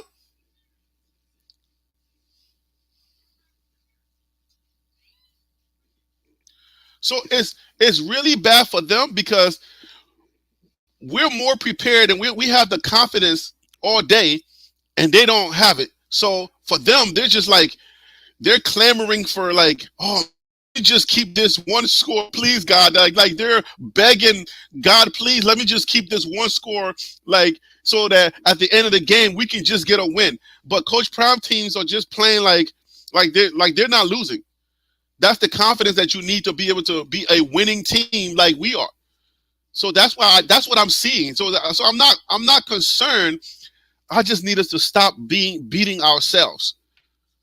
So Shador gets the ball moving. We're in the third quarter, and then fourth quarter. We put up 1 or 2 scores, and then we beat them. But that's not how I want us to win. It's the thing that's happening every week.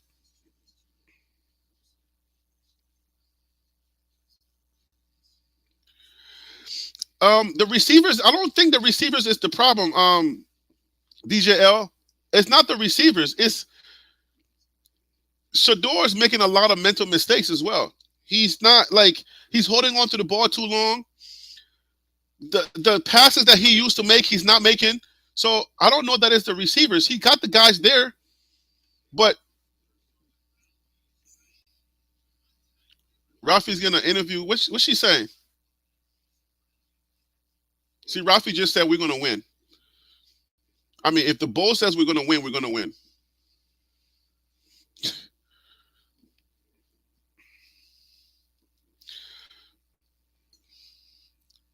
DJ L said Jimmy Hill can't catch a cold. But you got to be all in, or you're not.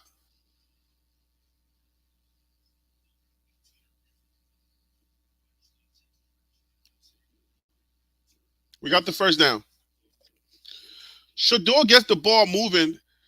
It's going to give the wide receivers more room to start getting open. Trust me. I mean, the kids can't be perfect. You got to keep that in mind. They can't be perfect. So the way you're talking is as if these kids don't know how to play. I wouldn't be talking like that because you're a fan. Here we go. If you're a fan, you can't talk like that. It sounds like you're skittish, DJ L. Because they're going to make mistakes. So I don't know that he can't catch a cold. Like, so what? And then the next play when he catches the ball, then what do you say? Like, are you up and down with it? Like, I don't get you, bro. You can't be up and down with it. The critique has to be warranted. He can't catch a cold, meaning like he can't play. The critique should be warranted as far as like, okay, let's be critical, but not necessarily like throwing kind of weird shots like he can't catch a cold and stuff like that. Like that's weird. Like we already know that he's a game breaker. So you can't have a bad moment and you start saying stuff like this guy can't play. Bro, where you at, man? You sounding like Jay Norvell. That's how my mama raised me. Like, come on, bro.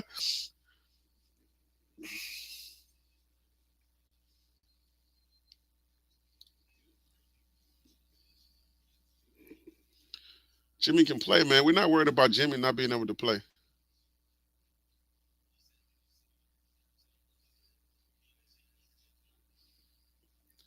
All right, so we got 5 minutes and 49 seconds left in the third quarter. We got a flag, false start flag. These kids just got to get going. Like, you can sit back, like, you see it. You know who the better team is. You know who has the more elements. You know who believes more. Nobody prepares and believes like we do. So we just got to get a few plays. they're more scared than we are. They're up, but you can feel the energy. You can feel like we just need one or two plays and it's a wrap for them. They don't have the confidence to play like a winner. That's what I see. I don't see them. They don't have the elements. So we catch the L, but I don't see that they have the elements. They don't have that thing.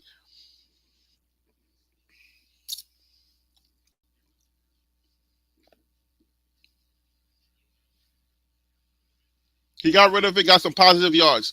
So it was 3rd and 10. He got positive yards, so we can kick the ball away. I don't know what part of the field are we on though. Are we on our part of the field that we can continue going, or are we about to kick it? Okay, so the field goal team is coming on so we can put some points on the board. It's 4th and 7. That's what I'm saying. If these guys had the confidence, they would have put us away by now. But we're beating ourselves. If they had the confidence, it would be over. This game, because we're making so many mistakes that if they have the confidence, we shouldn't be around right now. We're dropping the ball. We're doing so many different things, and they've had all the opportunity to put us away. But yet here we are. It's a block punt.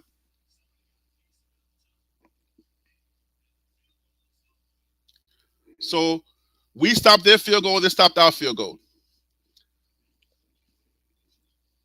So once again, lost opportunity on our end, lost opportunity on their end. They're only up by 7 points. It shouldn't be this close, but it is.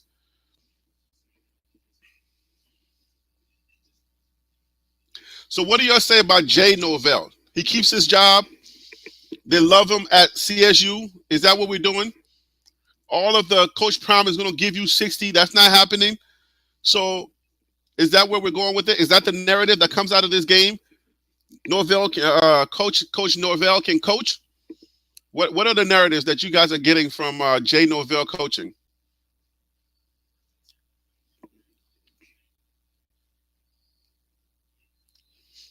Because obviously it's the 4th quarter is coming and they're still up. So what are we saying?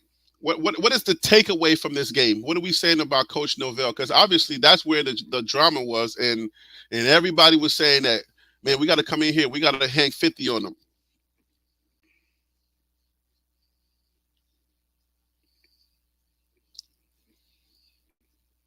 Jawolo Coley. I don't know what you on right now. Jimmy Horn sucks. I don't know what you on. Sound like you on that hater juice. Where you? What fan? Are you a Colorado State fan?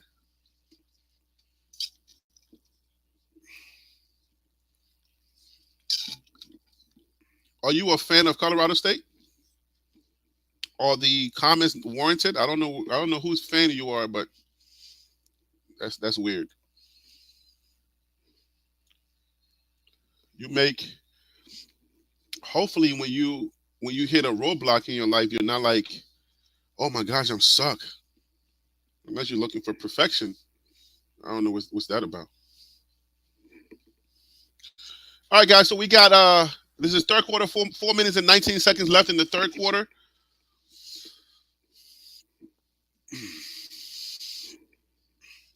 I appreciate you guys hanging with me. I appreciate you watching the game with me. Thank you so much. Let me see where we at numbers wise.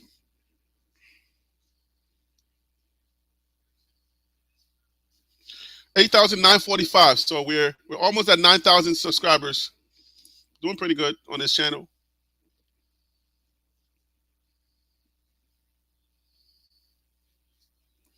Let's bring them down, guys. Let's bring them down. So the thing is, in that little group, in that little pocket, they'll be pinching you. If it's a dirty team, they'll be in there pinching you.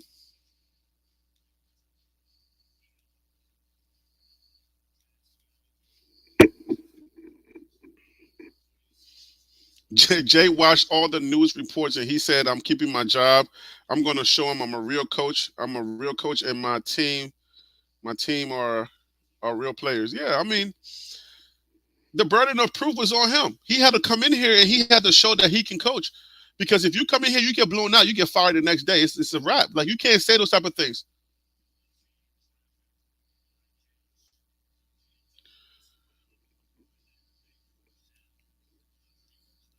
You can't come in there and you can't say those type of things and then somebody shows you up.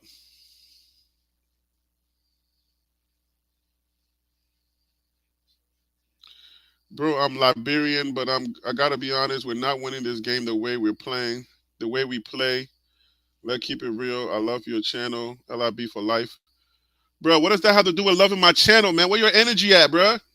The game's not over. You bringing that negative energy in here? What are you doing, bro? You trying to butter me up so I don't fire you up for having negative energy? Picked off by Silman Craig.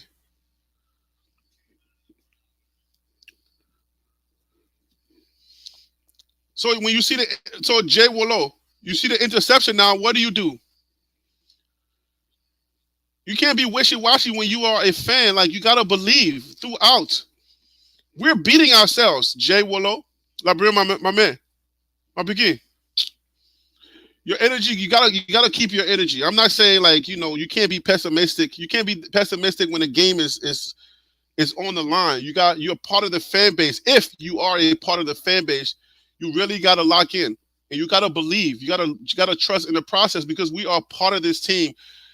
We're not in the stadium, but we're out here, and our energy is gonna help this team to do what we gotta do. I preach about that, and I literally preach about that on this channel. So when you're having adversities, you can't somewhere in the middle start doubting yourself or doubting your process. You got to believe. They don't wear "I believe" on their shirts to give up in the middle of the game. You see what I'm saying? Like, you can't, like, it's only the third quarter, and they're only up by 7 touchdowns. If they were about that life, they would have put us away already. Silman Craig got an interception. If they were really about that life, they would have put us away. They would have put us away already. That's what I'm seeing. I'm seeing that they don't have the confidence and they don't have to believe in them, because they're holding on to 7 points so well, so tightly, that they're not free enough to just think, let's put them away. Let's put our, let's get them out of here. So, but you can't, like, in the middle, oh, look how we're playing, man, we're going to lose, we suck, all that stuff. Like, come on, bro. Where is that at? Like, what are we doing? Did you ever cheer for Opon, my man? Opon lose one kick. Opon Saba! Nah, that's not how we do. Opon, man, y'all move Opon from here. That man suck. He scores another goal. Oh, Opon the greatest. Opon is the greatest. Nah, man. What kind of fan are you? Are you a wishy-washy fan? Critique the game with the real, here we go. Why are you dancing, bro? Why are you dancing? That's what I hate about these. Don't dance. This is not cha-cha class. You pick a direction you're going to run in, and you run in that direction forward. That's how we get you. You laughing, my man? Woo! Don't hit the ground. Catch the ball.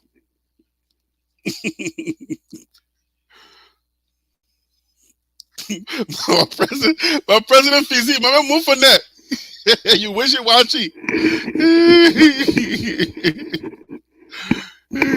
You the kind of man who you be eating get by, so you be missing fufu. Move from that, man.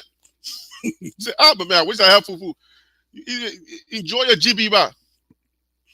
A lot of my American people have no idea what I'm talking about. They're like, all right, so now you're just talking to a Liberian guy, you leaving us out. Sorry, but 8 is done for the night. Who's 8? We are getting nicked up in this game, guys. We are losing players. Man, I'm telling you. If we score, it's a wrap for them, because they don't have it in them to come back. They're holding on too tight to this. I'm going to have a personal talk with number 6. Bruh, when you catch the ball, go forward.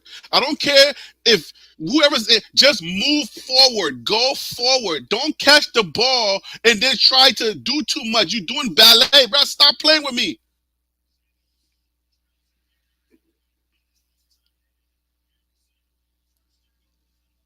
They're moving the ball. This is what we need to do.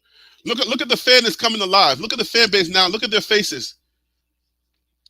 People are getting hurt all over the place now. The fan base is coming back alive.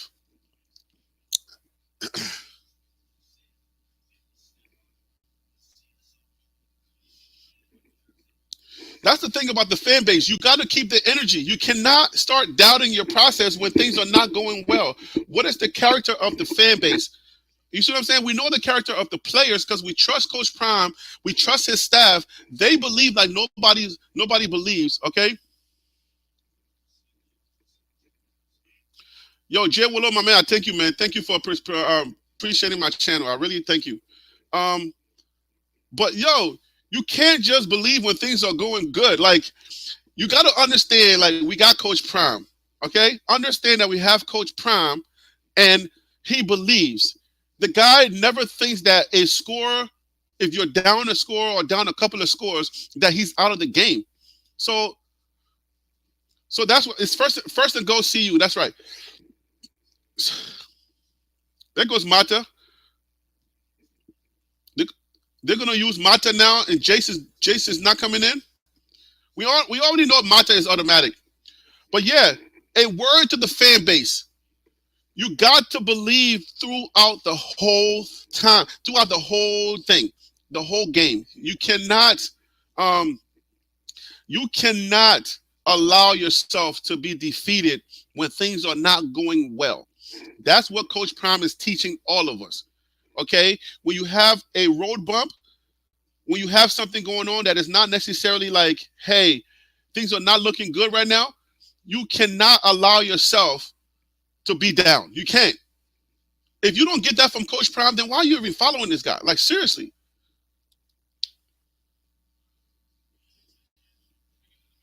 We got it in. Oh, he almost turned the corner. Your boy Dylan Edwards almost turned the corner to get that touchdown in. We score, and they don't have enough juice in them to come back to beat us. If we tied the score, they don't have it in them to come and beat us. That's why I'm like, yo, this team don't have it. This team is not built like us. We're built different. Deion Sanders, aka Coach Prime's team, is built different. That's why I don't really see like a lot of us.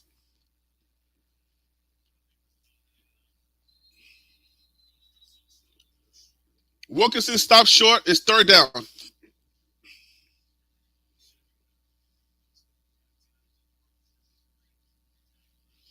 I say you fake a run and then just do a quick little toss in the end zone and let's get this thing moving, man. Like, there ain't no time to be playing conservative.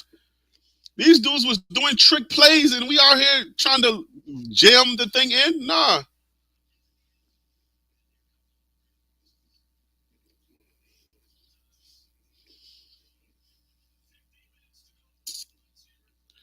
Yo, number 11 took out Travis Hunter.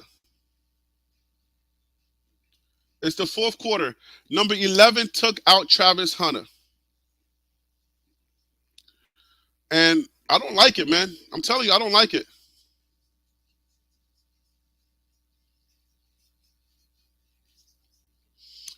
They're playing hurt. So is this Jay Norvell really like he's got that orphan energy?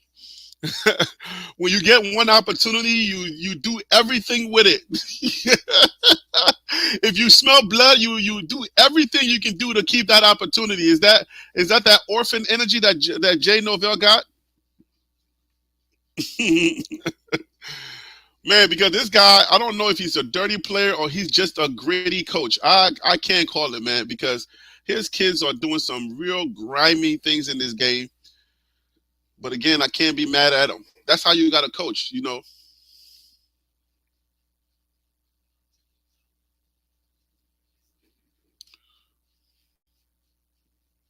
Fourth quarter, guys. Fourth quarter. Yeah, man. Like this guy, number 11, went and took Travis Hunter. I feel like, you know, when you have coaches, when you have dirty coaches, which I can't really say that Norvell is a dirty coach, but those kids are not just doing that on their own. So when you have a coach that is the way that he coached, if you give somebody an assignment, they're going to go out and they're going to complete their assignment. His assignment was probably to go and take somebody out. And that's probably what he did. He went out there. He had an assignment. take out Travis Hunter. He probably gave him an assignment, and his assignment was take Travis Hunter out by all means necessary. And he went and did that.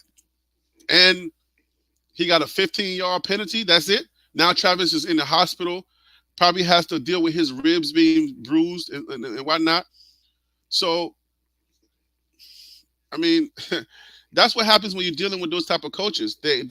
Those kids don't do that. They don't learn that on their own. You coach that way. You're in there. You got that orphan energy, and you know that everybody's been doubting you.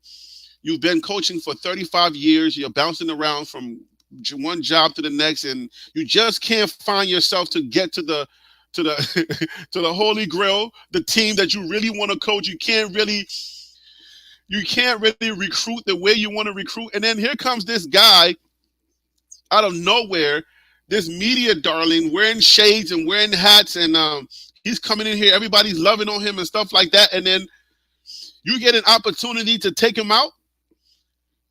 You're gonna do what you're gonna put your orphan energy out there. You know what I'm saying? You do everything that you can do to keep the house you're in. It doesn't matter. You know what I'm saying? He should have gotten ejected. Of course he should have gotten ejected. You targeting somebody like that, you should get ejected. Fake handoff and just toss the ball to somebody in the. Or Shador just run for that. What are we doing? What is that play? What are we doing with that play? What does that play do?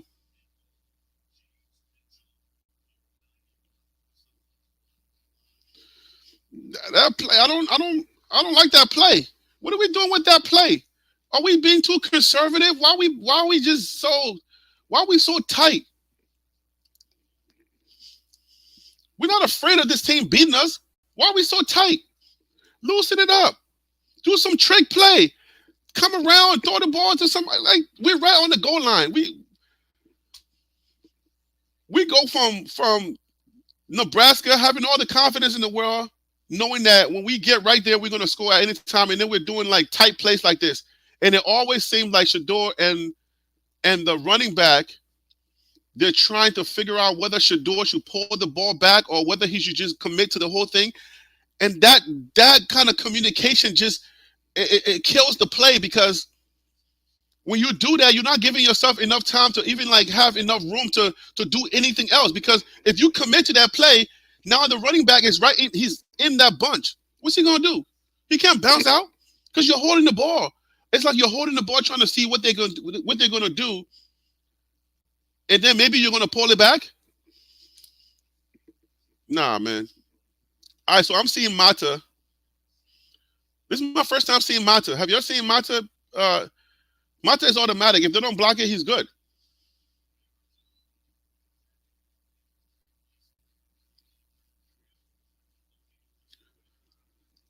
They're nervous, man. This team is nervous. I feel like we should,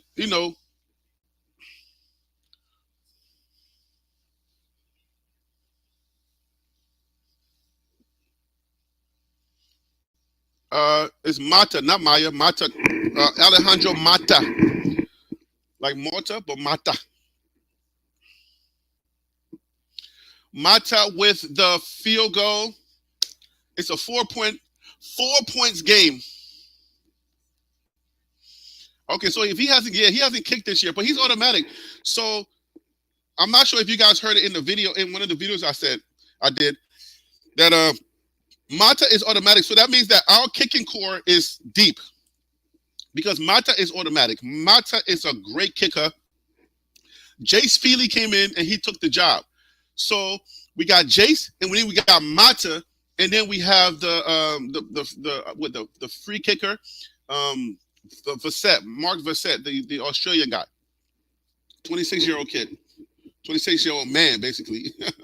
He worked in constructions before he went to the pro kick. So so I trust our kicking core. Whenever they come and get an opportunity, if they don't get blocked, it's almost automatic. For sure, they're automatic. Mata is automatic. You can feel confident when you see Mata comes out.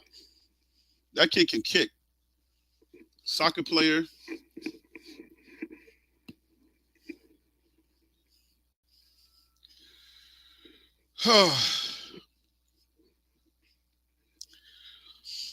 We gotta really train the fan base to Coach Prime.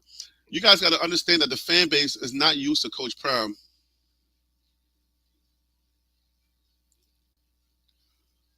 CSU is not. They're not. CSU don't have the energy. They don't have finishing energy. They don't have believing energy because the way that we're playing, all the mistakes that we're making, we're beating ourselves. They should have put us away a long time ago. You know what I'm saying? We're beating ourselves, and they're not taking advantage of it. And that is one of my concerns for this team, that we're gonna get to a place where we start facing these stronger teams, the Oregons, the USC's, and the Utahs. We start facing these teams, and they're not gonna make the mistakes that a lot of these teams are making. And if we make a mistake, they're gonna make us pay. So 8-4 is my prediction. This is not one of those teams that I predicted that was gonna beat us. So I don't expect them to beat us. I'm still thinking we're gonna win. So we're gonna win this game, but I don't like the way that we won. But it is what it is. So we got them on the 20. And they don't have. Shador's weakness is perfection.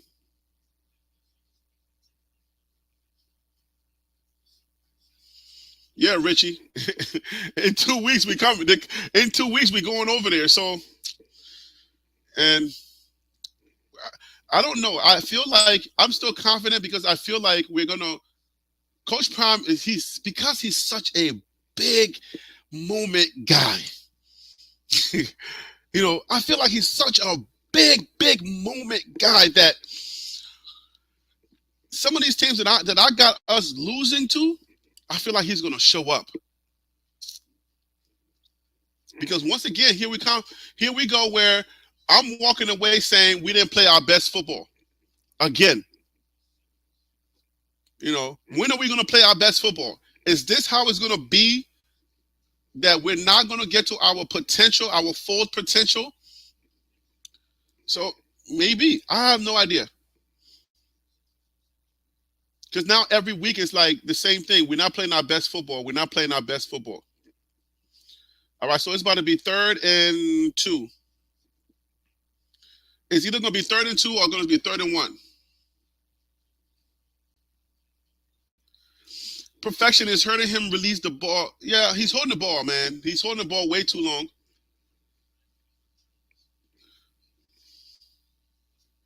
Meet grit with grit. Yes. I've been saying that all night, all game. You got to meet grit with grit. Somebody smack you, smack them back. They're saying in the spirit of the rivalry, right? That's what their coach said. Their coach said it's the spirit. What are we doing? Bring that guy down, man. Their coach said it's in the spirit of the rivalry. So if that's the spirit of the rivalry, then take advantage of that. Don't let nobody smack you around. You're going to let these guys come in there, you know what I'm saying, that we're supposed to beat. They're going to come in there and try to smack us around. And we're just going to be playing coy. We're going to be, okay, we good? We're going to have to go into some stadiums and smack some people around. I don't know that this is going to overtime, but we'll see.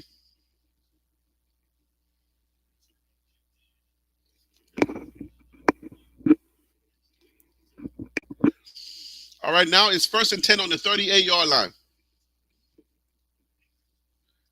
I see our guys kind of like jogging to the ball. They're jogging to the play. This is not how they practice. This is not what Coach Prime is screaming. Coach Prime is screaming, you got to play through the ball. You got to run. You got to keep running through. I see them jogging. Are they gassed? We know that their conditioning is superior, but are they gassed? Because now it's like they're jogging to the, you know what I'm saying? I don't see that I'm blazing through people type of energy now. It's the 4th quarter. We're down 4 points.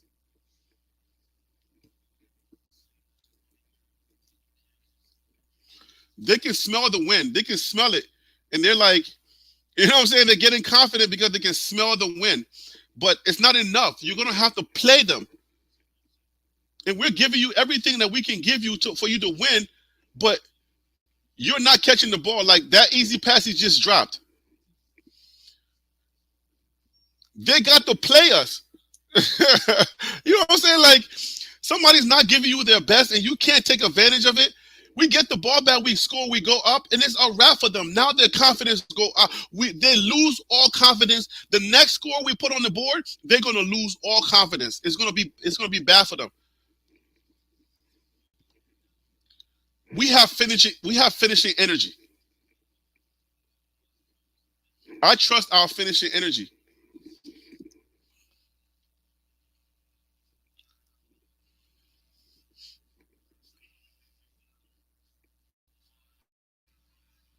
Please stop him. Touchdown. They scored. He overcommitted.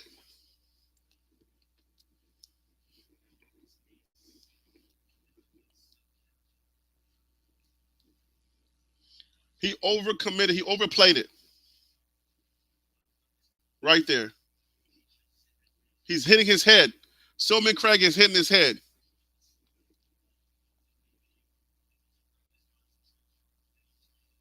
He's trying to swat the ball down. He overcommits. He's trying to swat the ball down. The receiver gets the ball and doesn't lose his concentration against the ball. That's going to cost you all the time. Overcommitting. You cannot overcommit on the play.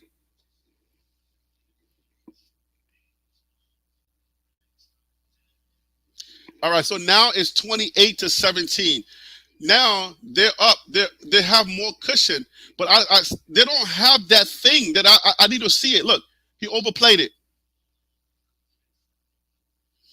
And instead of him just kind of getting up and just trying to go make a play, he starts hitting his helmet.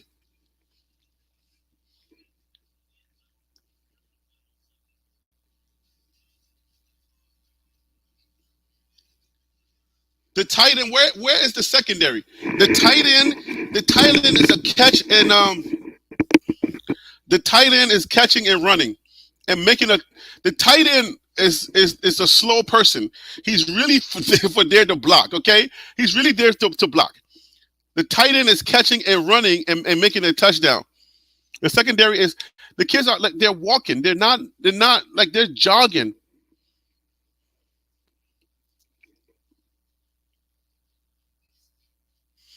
He was there. He has to make that play. He overcommitted. That's what happened. He overcommitted. He went for the swipe. So instead of like making sure that he makes the play, he went for the swipe and he got beat. But then like the help never came. And you got the tight end running in for a touchdown? Nah, we're not having tight ends run in for touchdowns. They may catch the ball and get there they may get their 5 or 6 yards. That's custom for a tight end, but the catch and the run into the end zone, 6? Nah. If he misses that, if he commits, he overcommits and he misses that play, the help should have been close enough or should have been closer to make sure that tight end doesn't run in for 6. That's not, nah.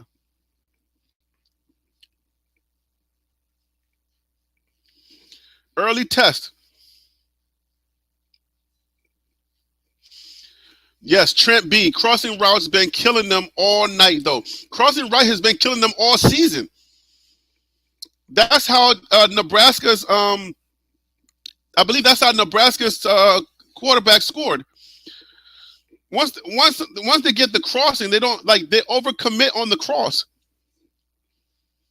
They're overcommitting on the cross instead of planting their feet, or instead of like trying to make the play and plant their feet. They overcommit, and thankfully we've had the opportunity to recover. Our recovery has always been there, but my fear has always been that we make some of these mistakes, and you get a team that can equalize or can capitalize off of some of these mistakes, and that's what's going to cost us.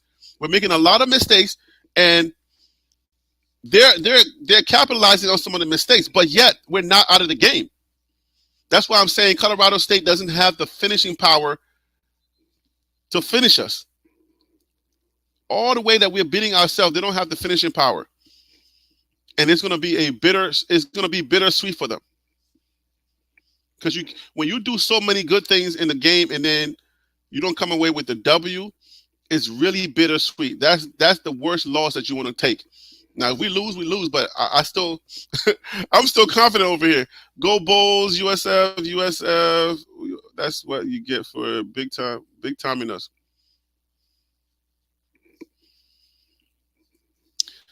All right, so Shador got the ball. Let's move the ball down and get a 7. There we go, Shador. That's what you're supposed to be doing. Yes, man. I'm like, where has this been all game? What are we doing? Why are we being conservative? We get down to the 1 yard line and we're doing tight plays. Like, spread the field, do a little toss pass, you in the end zone. Why are we playing around? First down, let's go. All day. Shador got that on. He can do 1,000 of those plays. He can do 1,000 of those plays. He can exploit this defense all night. It's been there. But they're calling conservative plays, and they're doing like plays that you're looking at. You're like, what the heck? Okay, who's that? Xavier Weaver, you got to catch that, bro. Stop thinking about that hit. That hit is going to come, but you're going to have to catch that ball. He's thinking about that hit coming. He's like, I don't know about this one if I catch this ball. And you know what happens?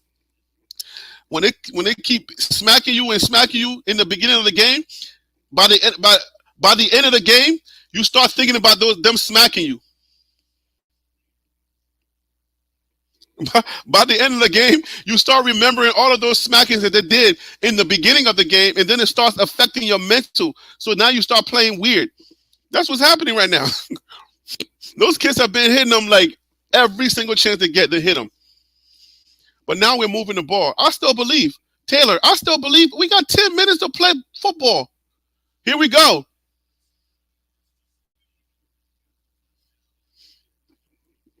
I don't like dancers. I promise you, I do not like dancing football players. Okay? Shuffle feet. Pick up Barry. Was it Barry Sanders? Pick a spot and go. I think it was Bo Jackson.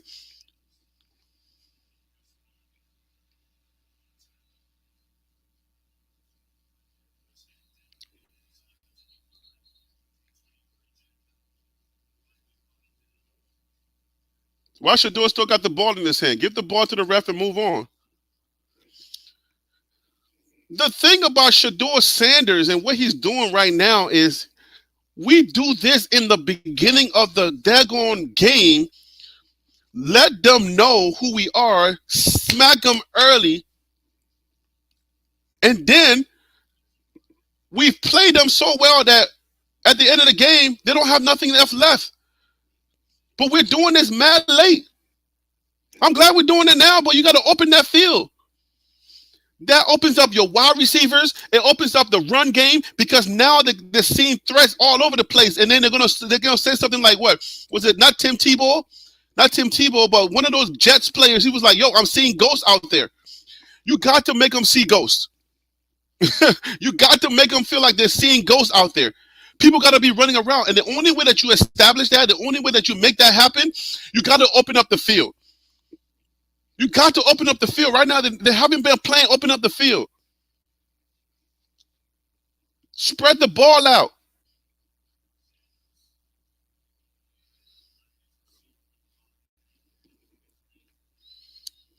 You see what's happening now?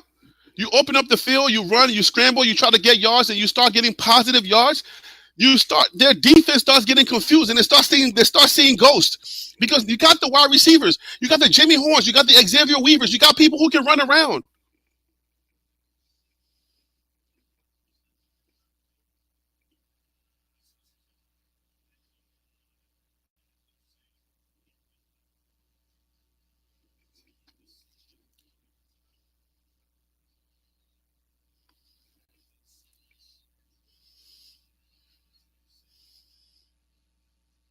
That's a catch.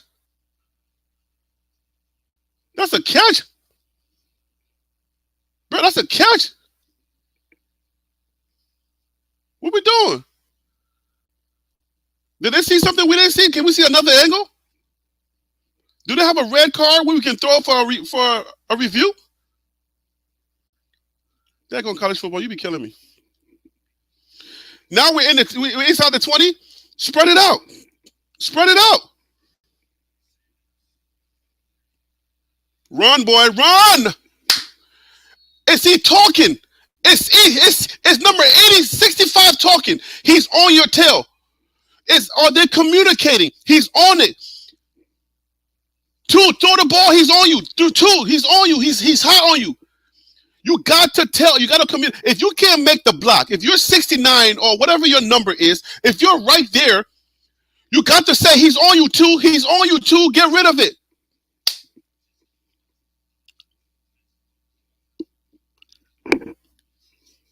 Communication is important, man.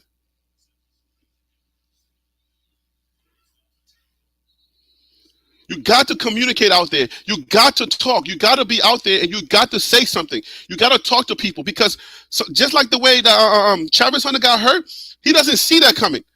If you see something your guy don't see it, you got to say it. You got to say, too, he's on you. Get rid of the ball. He's right there.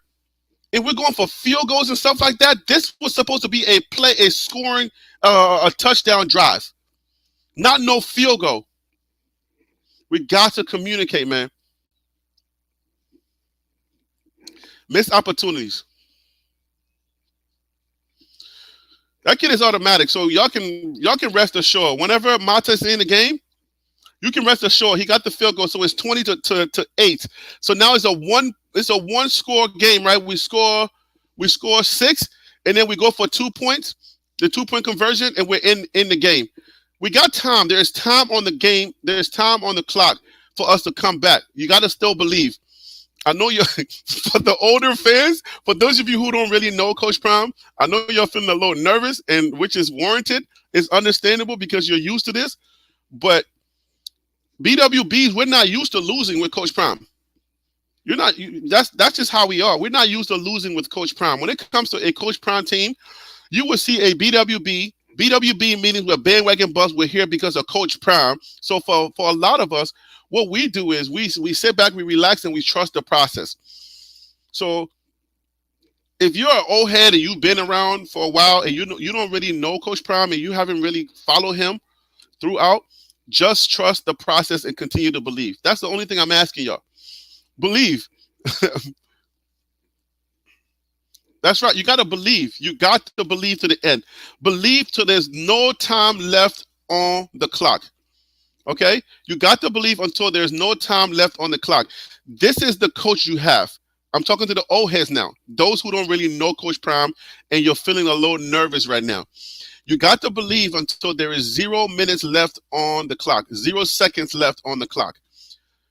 That's just how Coach Prime is. Because he's such a believer in his process, you got to believe too if you are a fan. Never say, oh, we out of it. Because I'm seeing some of the comments and you guys, some of y'all are like, you're talking greasy about the players and the miss a pass. Oh my God, this sucked. No, it's a missed opportunity.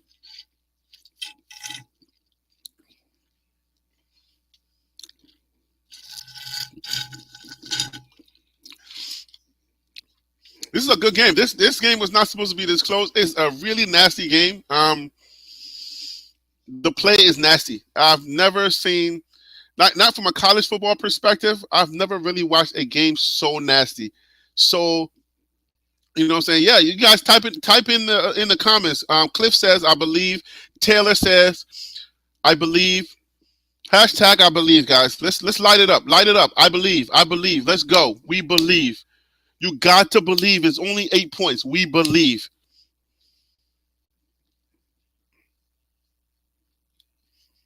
Well, Jay, Bad Wolf, thank God you're not a good wolf. You got to believe that your team is going to win, but y'all don't want it. We gave you the game, and y'all can't put us away. There's 7 minutes left on this clock. You may not know Coach Prime. I don't know if you know Coach Prime or not, but you're nervous right now, Bad Wolf. That's why your name is Bad Wolf, because I don't know that wolves get nervous. But you probably chose that name because you get nervous. You probably chose Bad Wolf because you get nervous. I'm messing with you. You're nervous right now because you know, if you know anything about Coach Prime and what he's about, you're nervous right now, Bad Wolf. You're up. You've been up for a couple of quarters, and you still not believing, and you still nervous. Watch. One interception, Shador comes back out there to move that ball, is a wrap for you. And then you go home crying again. Once again. You're not used to winning, man. You don't know about winning. You're not used to winning. We're spoiled. If you're a Coach Prime loyalist, if you're a BWB, a bandwagon buff, you're spoiled. You're too used to winning. I'm flexing now, guys, in case you didn't know. If you are a Coach Prime loyalist and you've been following him, he spoils you. He spoils you with his belief. He spoils you with his confidence. He spoils you. Oh, Lord. You got to get that guy down. Let's not get no first down. Just short, so it's going to be 3rd and 1. If they don't get this half a yard, they got to get the ball back to us with 6 minutes left on the clock. Okay? You give us the ball with 6 minutes left on the clock, we're going to score. Y'all better get the first down. You nervous, Bad Wolf? Oh. They intentionally hurt Travis Hunter. Yeah, they did. They targeted him. That was his assignment. They got the first down.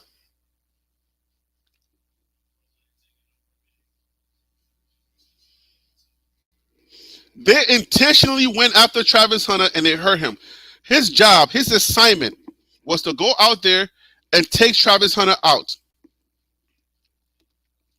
So they took him out of the game. That's it. He's out. I just pray to God that is not out for the season, because he really hurt him bad. Like the way he hit him and the place that he hit him, he could have pulled some stuff in there, and it's really bad.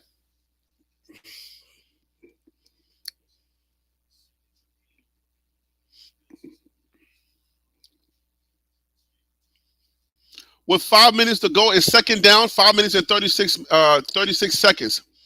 The score is 28-20 right now. Colorado State is winning. It is 2nd and 2. Do you still believe?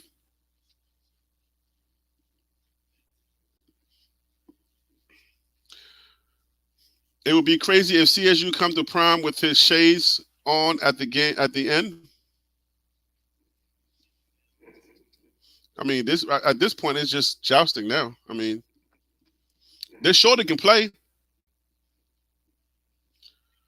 At this point, if you do anything after, if you do any shady things after this, if you do anything with shades now, it's just, now you're being petty now. From here, they can play. They're sure they can play. They show that they came prepared. So they don't have to prove anything else.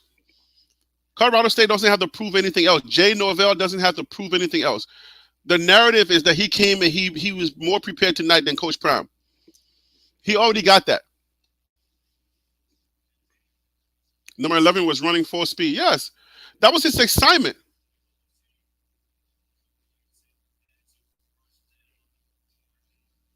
First down, Horton. 4 minutes to go.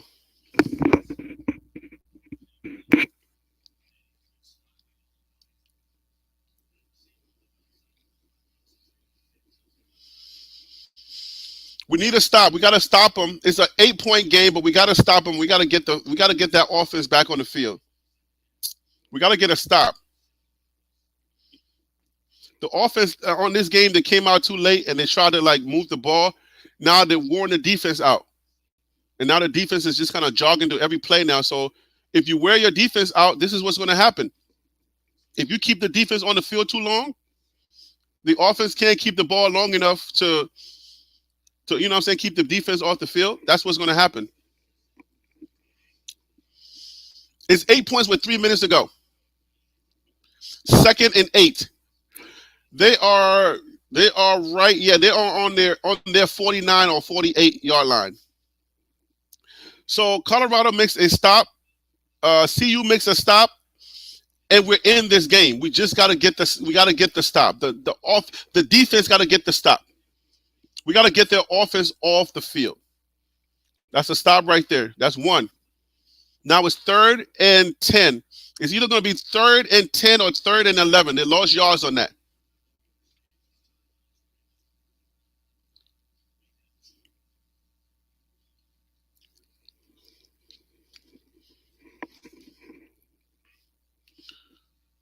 So it's 3rd and 10. Now it's 3rd and 10, and they're on their side of the field.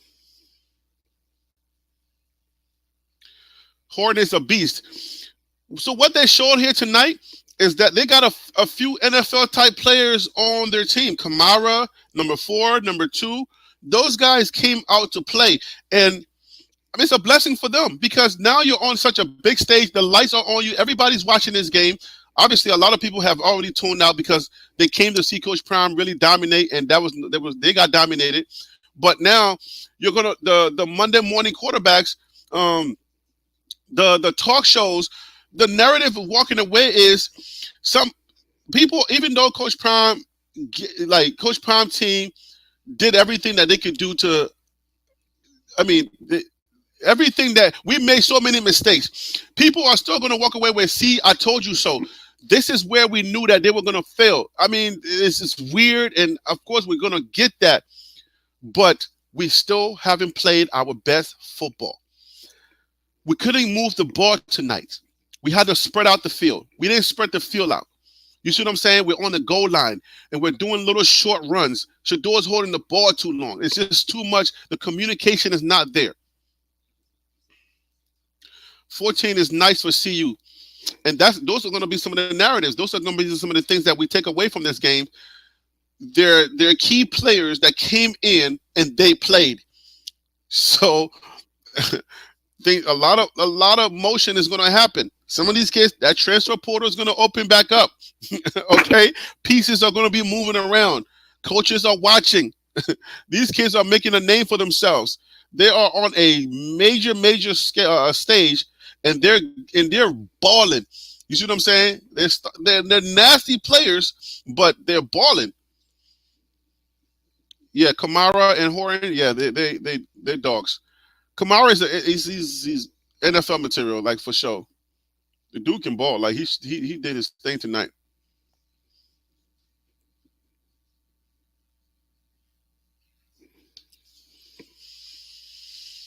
So just about 2 minutes and 55 seconds left. It was just under 3 minutes. You know what I'm saying?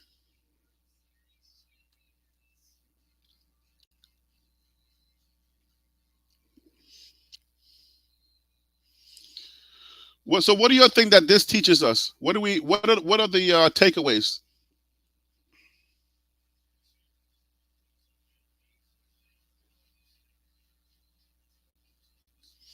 What are your takeaways? What is this teaching us moving forward? Teams are going to be ready for us now.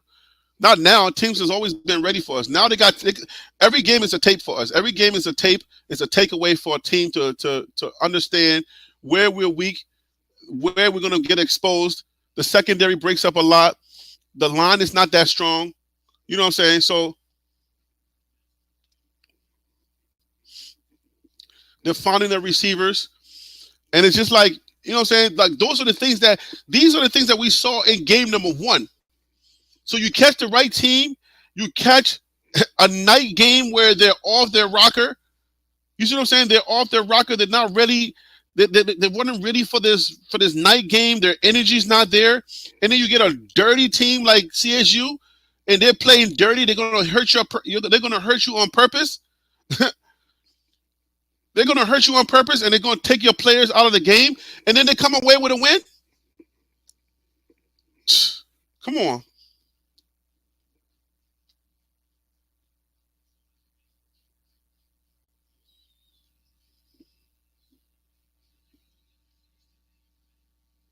The ball is on the 3 or the 2 yard line. 43 yards. It's 2 minutes left with 8 points. And you're giving the ball to Shador. Like, we still believe, Taylor.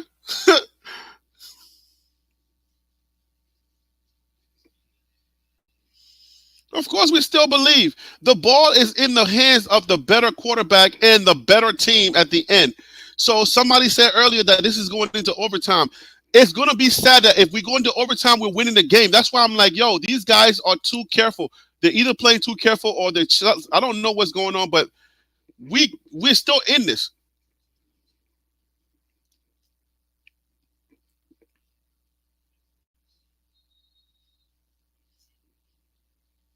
All right, so we picked up 2 yards. It's going to be 2nd and 8.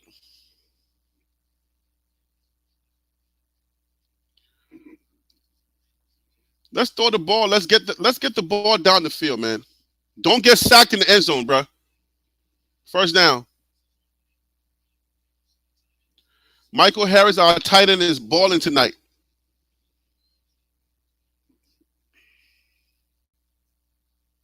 I can guarantee you ain't nobody getting a free shirt tonight.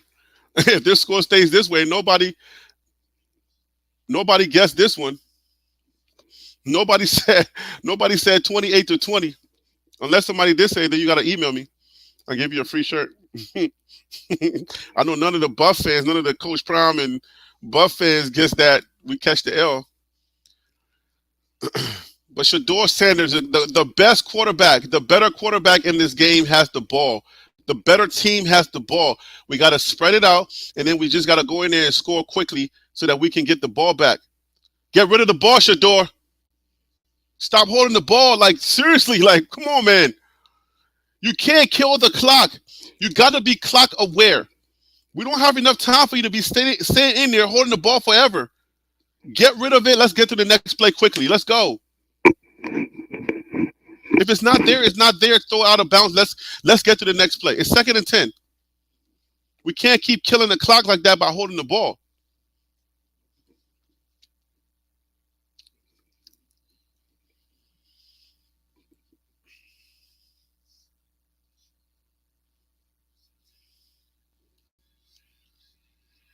Let's go.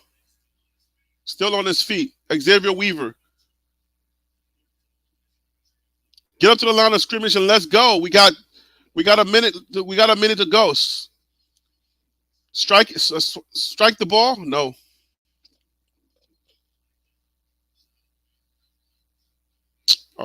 They bring back the touchdown. That was about to be a touch. Number 6 was about to put another one on the board. That's the perfection I'm talking about. I know he's holding the ball too long. You don't see it. You got to do clock management in your head. You got to see that clock and you got to say, look, if it's not there, toss the ball away and don't run the clock down because you're working against yourself. Throw the ball out. Let's keep some time on the clock.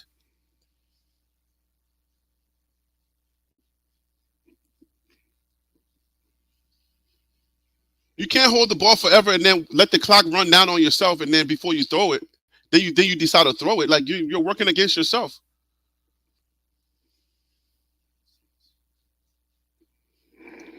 CSU fans are nervous. We go for the 2-point conversion, you make it now we're going into overtime, and then you lose the game. Like, you're nervous. Don't be nervous. Man, I'm telling you. Get out of bounds. Get out of bounds.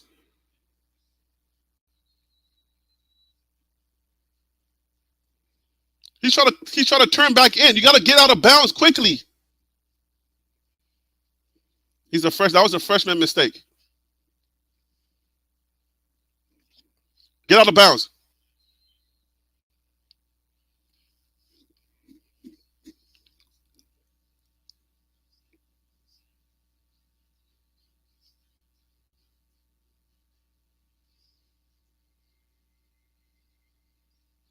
$46 seconds left. There's a flag, 28-20. Do we go into overtime and we do this? Yes.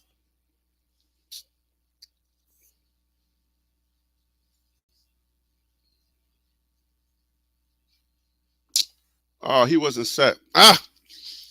Mental mistakes are killing us.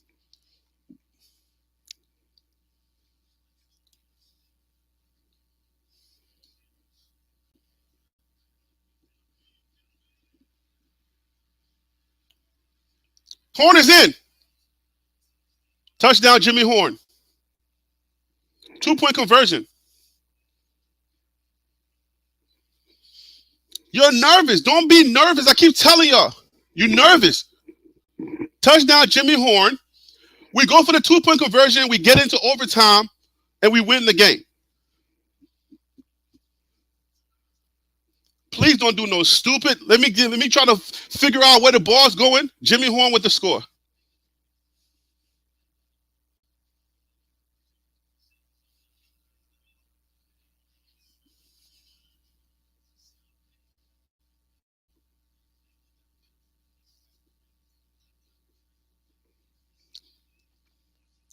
Touchdown, Colorado, University of Colorado. Jimmy Horn. You start saying Jimmy Horn, and Jimmy Horn can't catch a code. He just caught that code. This is the reason why you got to keep believing until the clock runs out. CSU fans are nervous. We don't get nervous. We make the 2-point conversion. Guess what happens? We go into overtime and we beat them. It's not a good way to win, but it's a win. We don't make it to win by 2 points, and that's it. But that's why we don't get nervous. That's why we know that we got that team. We got the better team on the field, guys. Always.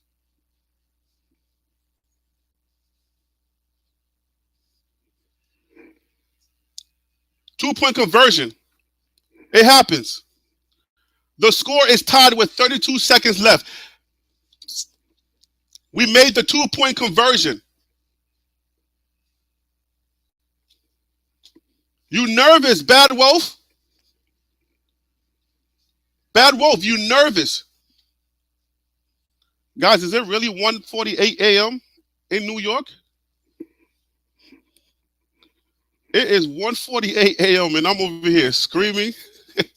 I know my tenant is like, oh man, my landlord is screaming. I'm sorry. I'm so sorry. Whew. The score is tied. There's 36 seconds left. Jay Norvell, you see Jay Norvell, you see how nervous he is? You see what I've been telling you guys all night? Y'all don't have finishing power. You'll get too nervous. Coach Prime doesn't get nervous. I don't like the win, but we're going to win this game. I keep telling y'all, you see Jay Norvell, their coach is nervous. Their students have been nervous the whole game. Bad Wolf, he's in here somewhere. Where's Bad Wolf? Bad Wolf, I told you stop being nervous. You nervous, homie. You got to stop being nervous.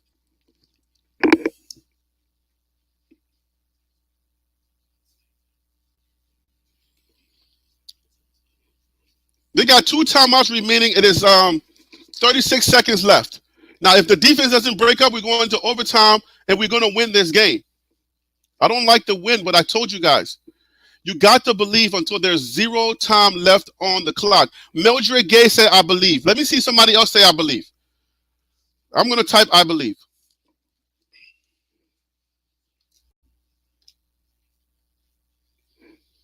Let me put in the comments, I believe. You got to believe. That's why I'm telling y'all at the end, like, if you are a Coach Prime loyalist, we're so spoiled. We're so spoiled with confidence and winning that it's hard to get us to not really trust all the way through. Do we get nervous? Of course we get nervous, but come on, like, we used to this. That's why I'm telling the fans, the fan base, you guys have to believe all the way to 0 time left on the clock. You got to believe all the way through.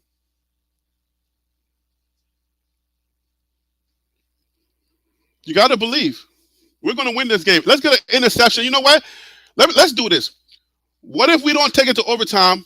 What if we just get the interception and we run it back for the game to be over? Let's just end it right now. You heard me say it. Let's end it right now. Play to the end. That's right. You got to play to the end. So there's no time left on the clock. That's why you got to keep believing. You know what? Forget about the overtime win. Let's end it now. Let Shiloh run back. Let's end that narrative. He got one first on the first half.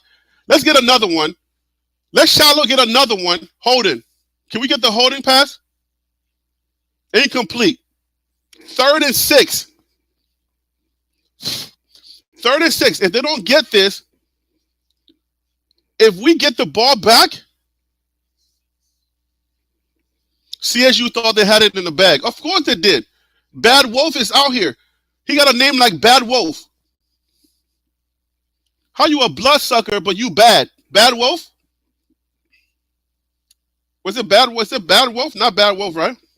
That was not the name.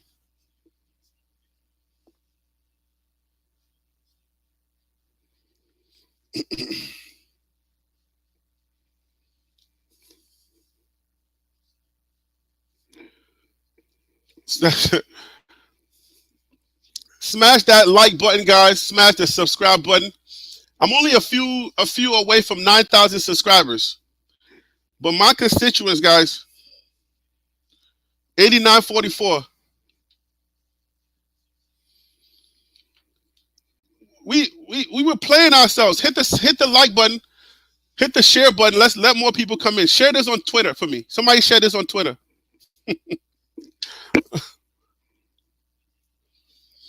Do I like the win? No, I don't like the win, but we're going to get that W. We're going 3-0. That was my prediction, 3-0 to start this season. CU grew up this game. Growing pains are, that's right. You need to have this type of games. You need to be able to have, to see if you can fight through adversity. Let's not get no 15-yard penalty and put them in field goal position, okay? Oh, hold on. What is this thing telling me? Continue watching. Of course.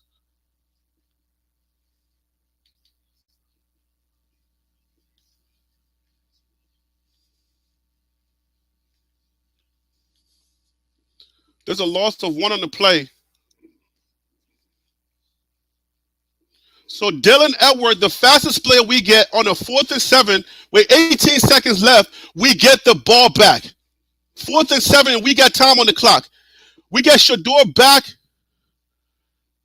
We get Shador back on the field. Get away from the ball. We got time on the clock. We can end this in regulation.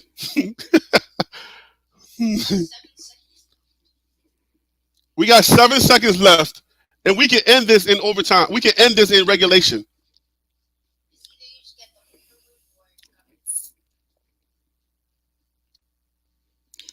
I feel like Jimmy Horn need to put another one in, or give it to Dylan Edwards and let him run for a touchdown. If we end this in regulation, this is not going to be good for CSU fans. We're going to have to get some suicide watch going for CSU fans.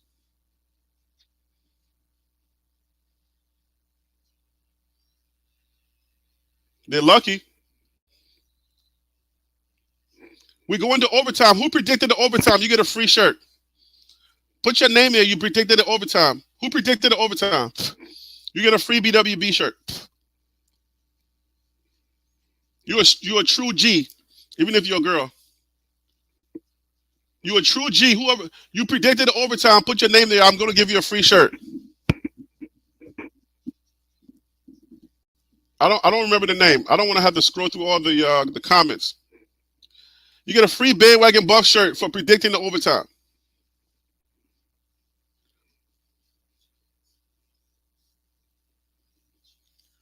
Kawale 04, that was you. You get a free shirt. I'm gonna check too. Don't be lying to me. Don't be lying to me, okay?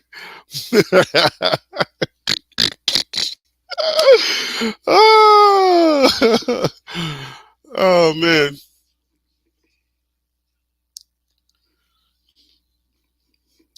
We don't like this win, man. We don't like this win. We're gonna win. We get the ball back, it's a wrap for them. This is not the story we want to tell. I predicted a lot to a little, so I'm out. I know a lot of us wanted the crush, but I you know what? We're not delusional around here, man. Always got to be like, look, you got to be very careful with the team, with the dog that is hurt. A wounded dog is going to fight like nobody's business. You always got to be careful with a wounded dog because they got nothing to lose. They're going to come in, they're going to play dirty. They're going to do everything they got to do to win this game. They took out Travis Hunter. We got a couple of players that were taken out of the game.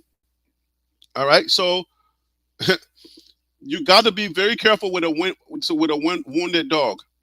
Colorado State played like some wounded dogs tonight, and they play real dirty. I don't really respect them for that. And they keep showing that number 11.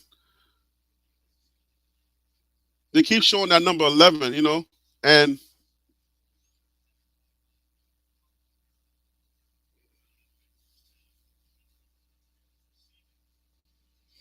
he said, "Why are we watching the game after midnight?"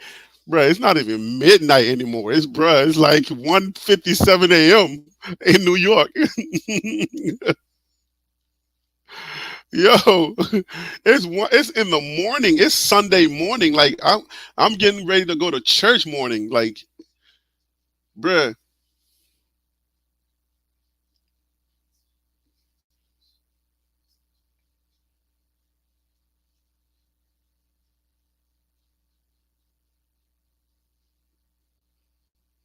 we get the ball first, we win the game. It's a wrap.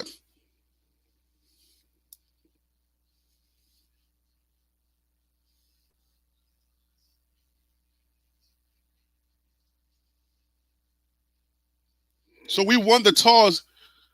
We get to put the ball back in the hands of the better team that's on the field and the better quarterback that's on the field. Oh, you in Cali, you lucky. It's 11 p.m. It's not even 11 p.m. over there. Brethren, it's like 1:58. It's 2 a.m. over here in New York, man. Son, it's different. I've been streaming for close to 4 hours. Before that, I was editing. I was editing the video for the kids that have the transfer kids. I was editing that video, so I'm gonna drop that one tomorrow. So I got a lot of work to do. I'm gonna have to get like 2 hours of sleep, finish editing that video, and then drop it in the morning for y'all. And then start figuring out the commentary for whatever happened here for this thing. Talk about, somebody said growing pain, like they grew tonight.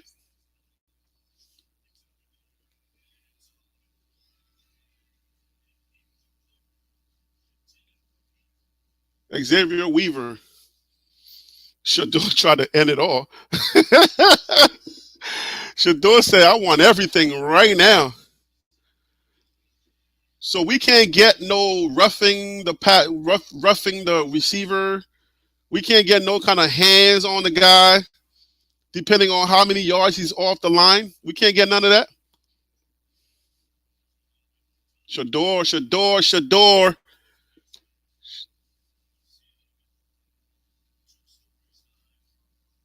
We got a face mask coming.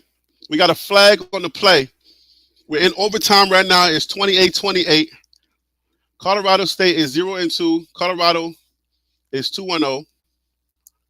Ooh, look at that face mask.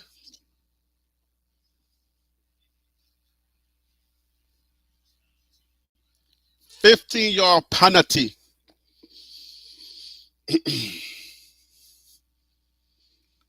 I don't like this cardiac New York Jets thing that Coach Brown put me through tonight. I don't like it. That Sean Lewis put me through tonight. I don't like this. Okay? Now, if this is my New York Giants or my New York Jets, I'm used to this stuff, but don't do this to me, okay? I don't like this stuff.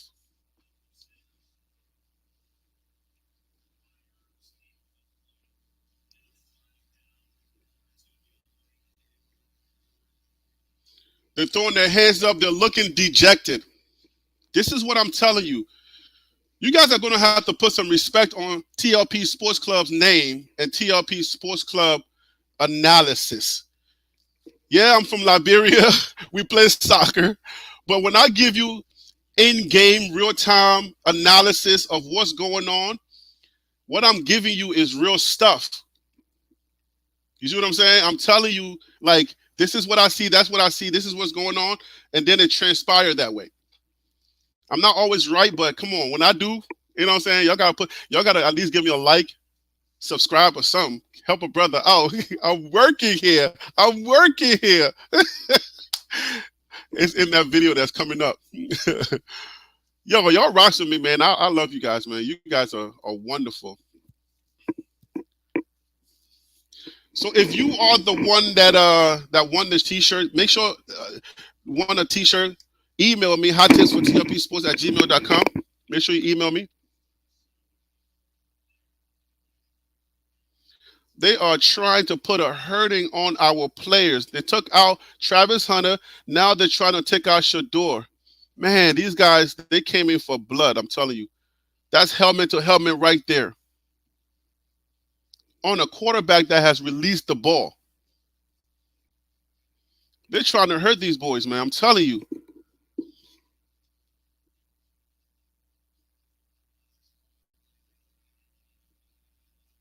They finally disqualify him? Or disqualify someone?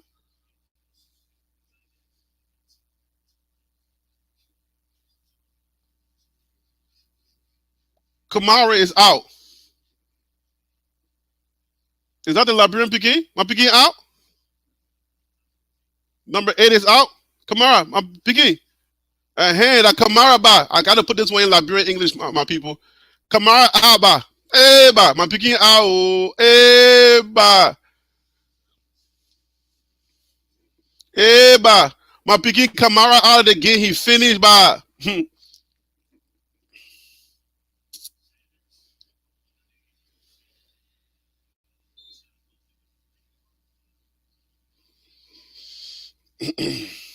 We just got to spread it out. I don't want to see no weak call on this line right here. We are close enough. We've done this 1,000 times. Shador has the legs to hold that ball for a few seconds and then run it in. He just got to walk this in. All right? He just got to walk this in.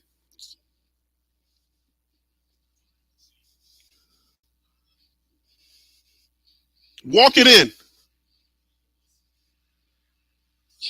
Touchdown. Harris. We score first. Touchdown. 3-yard touchdown receiver. 34-28. He was the one that got the 2-point conversion. It was Harris or Harrison.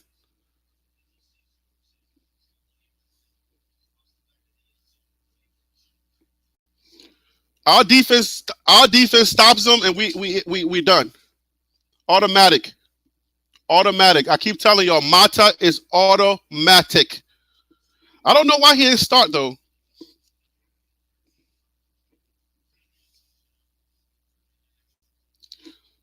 Look for Shiloh to do something great right now.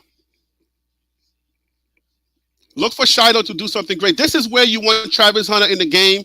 You want Shiloh in the game with Travis Hunter. Those guys, they know what's happening. You know what I'm saying? But unfortunately, we don't have Travis Hunter. Wherever he's at right now, if he's at the hospital, I hope he's okay.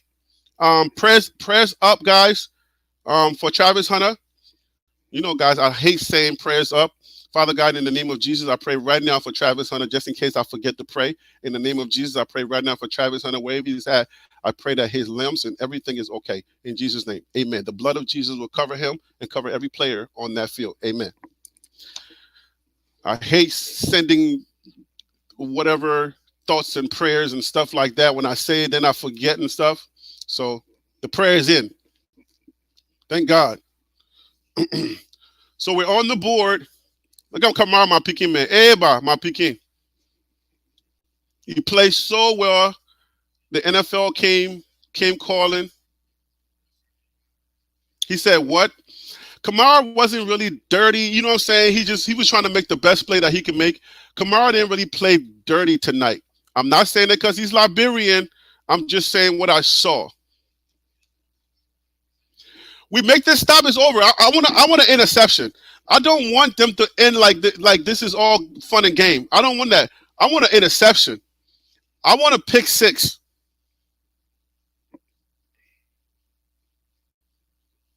Prayers up for Travis, for sure, man.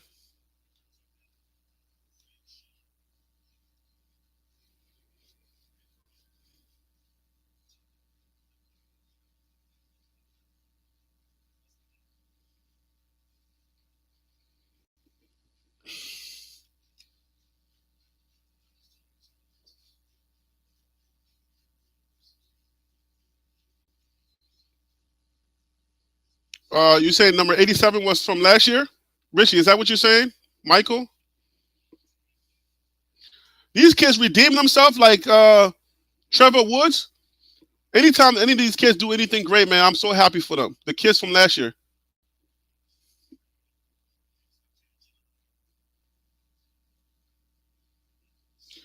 I want a fumble recovery, run back for a touchdown, or I want an interception, run back for a touchdown. I want it to end in our favor, not theirs. I don't want there to be no talks of nothing. I want an interception. I'm not standing for nothing else. Stop them. Picked up the first down. They have to score a touchdown, guys. So just keep that in mind.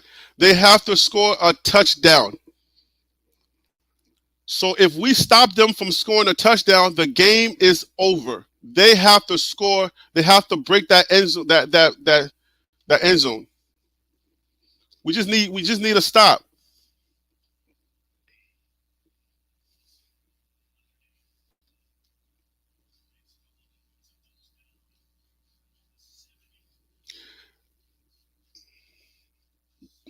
Y'all need to go to bed. Yo, it's 2 a.m. right now. This is something else. 4 hours streaming, and I've still got people watching. Yo, I appreciate y'all hanging there with me, man. It's mad late in New York right now. It's mad late.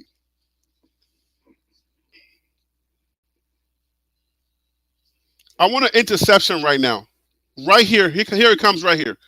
Here comes the interception. If we get the interception and we don't have if you haven't subscribed, then I want you to subscribe. Here comes the interception right here. It's a touchdown.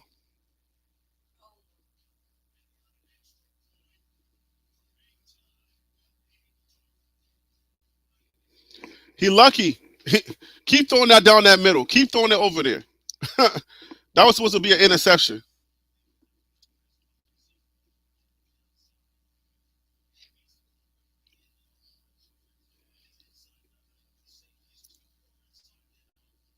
Yeah, the safety overplayed it.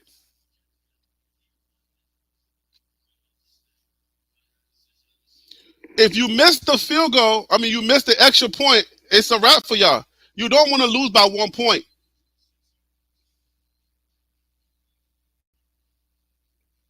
You better put your. That's what y'all was saying. CSU scored touchdown. Y'all was saying Horton was a beast. Horton can play. Horton's a dog. Don't miss this, brethren. Twitter's gonna light up on you on your campus. Don't miss this.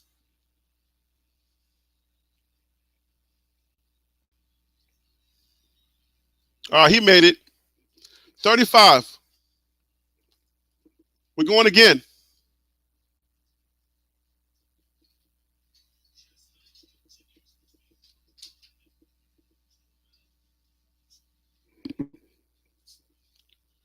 Jay Norvell is coaching his butt off. CSU was not supposed to be in this game like this. Everybody wanted us to hang 50 on them.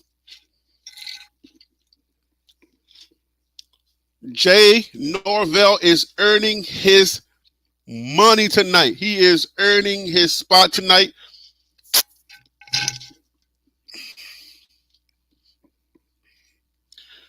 Jay Norvell people might consider him for other jobs now after tonight. I mean, this is what you want to do. If you are a Jay Norvell and you got that spirit in you, that fight spirit in you, and you're not going to back down from somebody who seems bigger than you,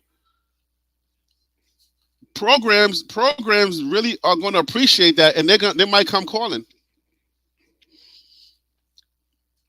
But nobody sees CU as a as an Oregon yet, as a USC yet.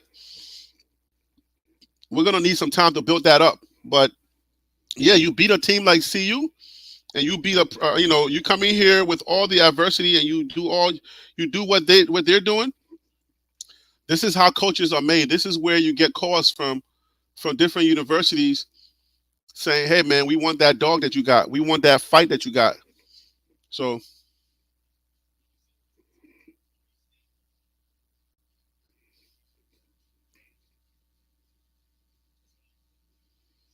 it is 2:11 a.m.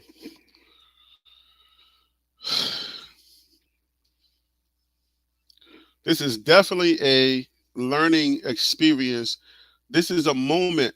This is a defining moment, not just for the players, but for the fan base. Every every story that's being told right now, every story that's told, there's a defining moment. You know, the fan base got to realize what we have. They don't know that. If we keep winning every game, decisively, there's no controversy. There's nothing going on. Like, I'm not saying, yeah, we want to struggle, but I'm just saying, like, this is going to help the fan base to really understand the identity of this team, the fight that this team has.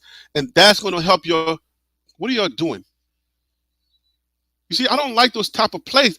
It's like Shador doesn't know if he wants to pull the ball out, but he's holding the ball inside of the running back's hand, and he's trying to see if he should pull it back, and then he lets it go too late, and then it's like a tackle. It's like, I don't get it. I've seen too many of that type of stuff. Why are we choking now? Why are we going to be on here doing that?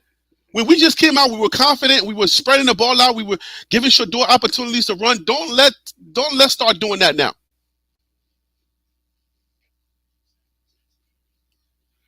Here we go with the first down.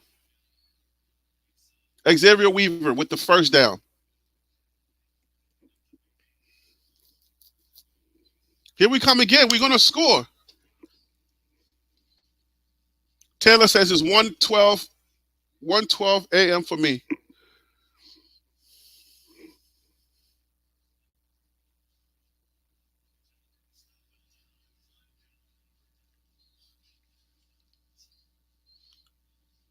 That's probably on the office.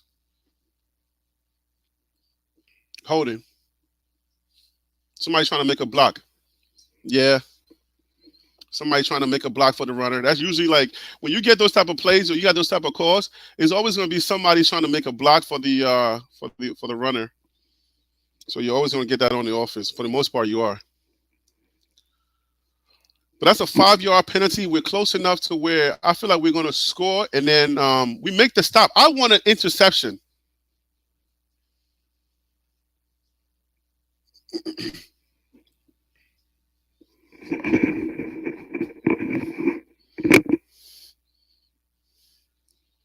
Touchdown. Easy. Hell, he's like, I don't know. It's in my night. I don't know. Remember, I put a post up and I said, who you think is going to have the game breaker? It's Harris. Is it Harrison or Harris? It's 41-35. Somebody type in the comments. Is that Harrison or Harris? Oh, it's Harrison. I see it on his back.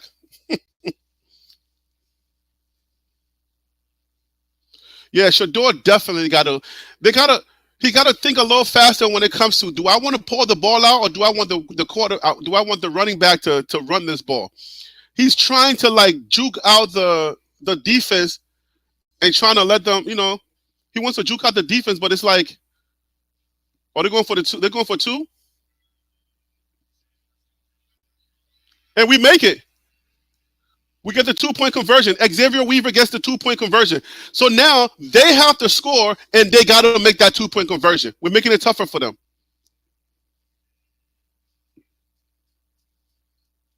They nervous.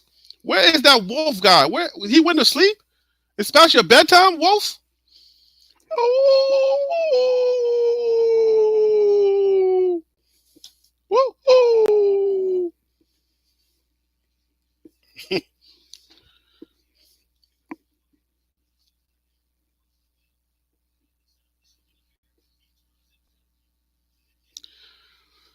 Fan base. Give yourselves a clap. Give yourselves a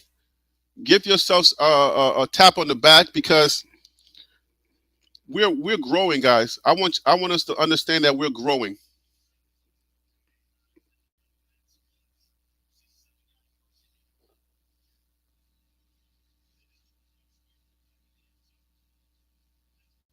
We're growing, guys. These are the growing pains that we need to go through in the season. We need to be tested. We need to be, you know what I'm saying? We need to know. Let me stop talking that stuff. I want a daggone interception. Let's get it.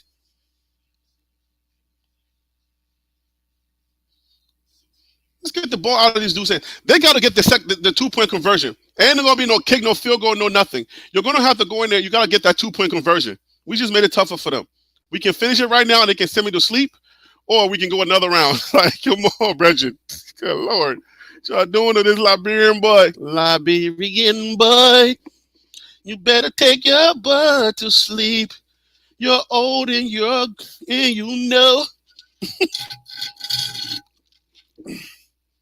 We stopping them.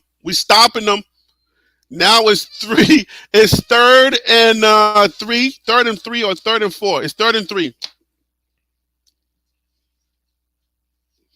The defense holds, and then we come away with. So our tight end showed up tonight. And it's Harrison from the 1 and 11 kids. Oh, man, I'm so happy for Harrison. That cheerleader is mad happy, isn't she? Yeah.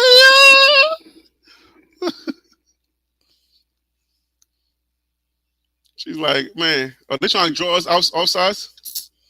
Let's stop them, guys. 1st and goal. Horton again. Horton is having a recruiting night. Okay, is he a senior? What year is Horton? Horton is like, man, my brother. I need the ball out tonight, though. Hey, my brother, this is it for me. I play in front of Deion Sanders. This is it. I'm balling. The later it gets, the sillier I guess. Okay, guys, come on, let's end this. Interception. Let's get this interception. Bring him down. 2nd and goal. If they score, they got to go for 2 points. Keep that in mind, guys. If they score, they got to go for 2 points. If they don't make that 2 points, the game is over. I can go to sleep. Like, come on, stop playing with me. 14 is killing it. That's for sure, man. Horton is killing it. They have to go for 2. If they get the 2, I'm going to be upset. I'm like, come on, man. I'm tired. My back hurts.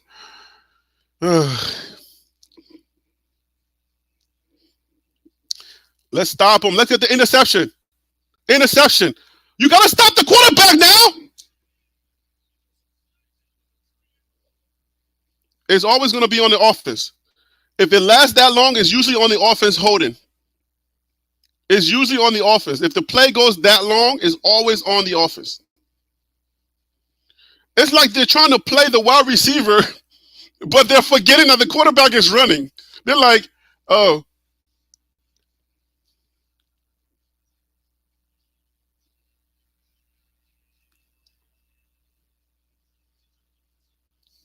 They're finally calling them for those personals. Look at that.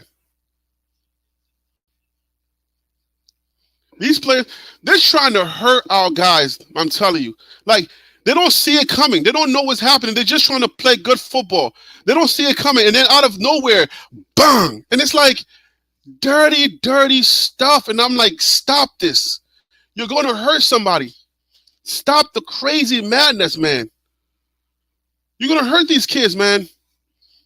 Like, you're just trying to go make a play, and then out of nowhere, it's just blindsided. All night they've been doing this. Come on, guys, put this stuff away. Bat it down. 3rd and go. 3rd and go. Let's put these guys away, man. I'm sick and tired of their nasty football playing, man. Get these dudes out of here.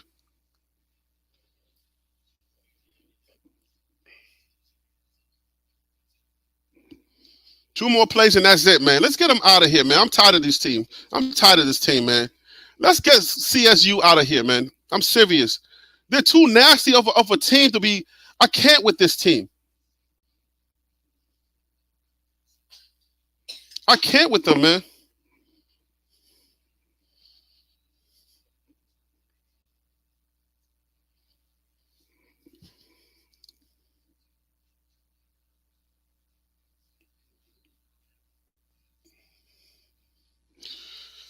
It is 2:21 a.m. For real, man. 3rd and go.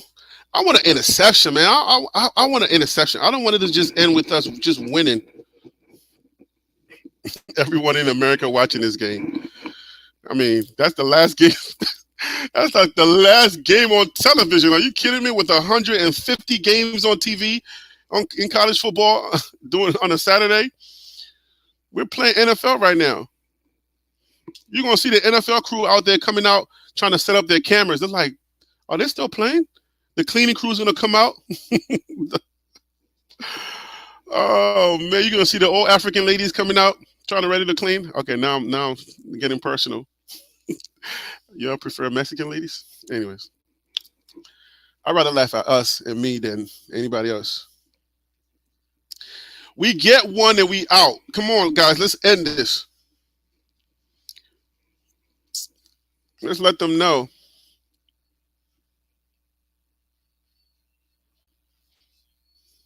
They're trying to get us, draw us outside. Incomplete. No flag. Oh, he's hopping, man. Don't hop. Don't hop. I don't want you to get hurt, bro. We're not trying to hurt them.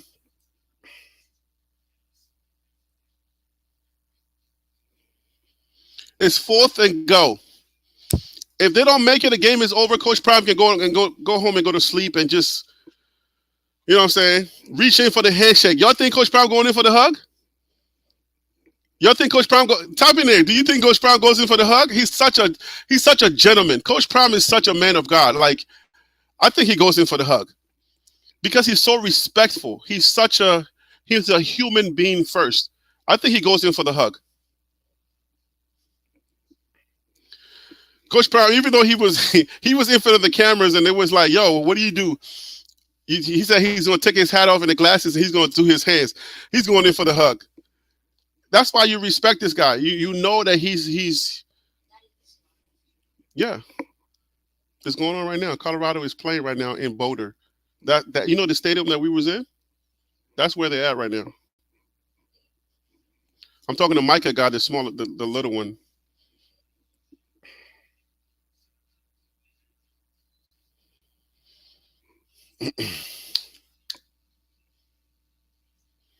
Yeah, I think he goes in for the hug. I think he's going to go in for the hug.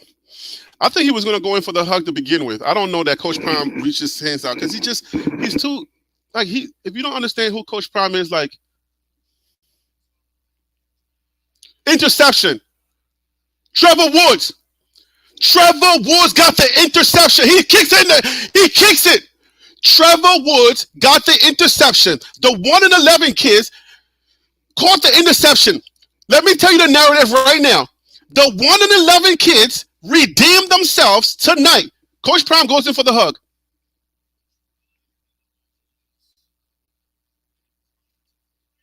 We're 3-0.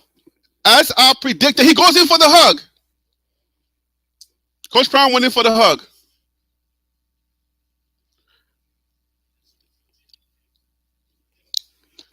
Shador was out there trying to block it, man. Shador wanted to block it. Come on, Shador. Don't take it personal, man. Shador wanted to block it. He didn't want his dad to go in for the hug. I called for the interception, right? I told you guys I wanted the interception. That's how I wanted it to end. Put some respect on the BWB, the Bandwagon Buffs name. TLP Sports Club. Put some respect on my name. I believe, Mildred, you did believe.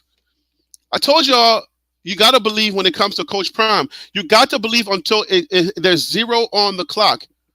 All right? You got to believe all the way until there's 0 on the clock. They were celebrating too early. They didn't have the staying power. They didn't have that confidence. Like, we gave them the game. Let's listen to this interview.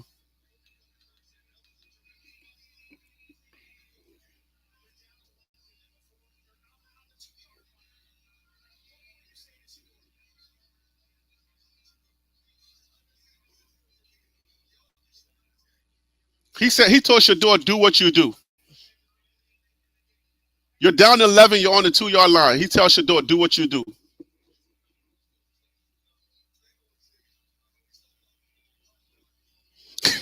Coach Brown says we started off play like hot garbage. Yo, Coach Brown just be telling it like a TI is, boy. I tell you. Shador, y'all get up out of there. Get up out of there. Is that Kamara? Oh, that's Kamara.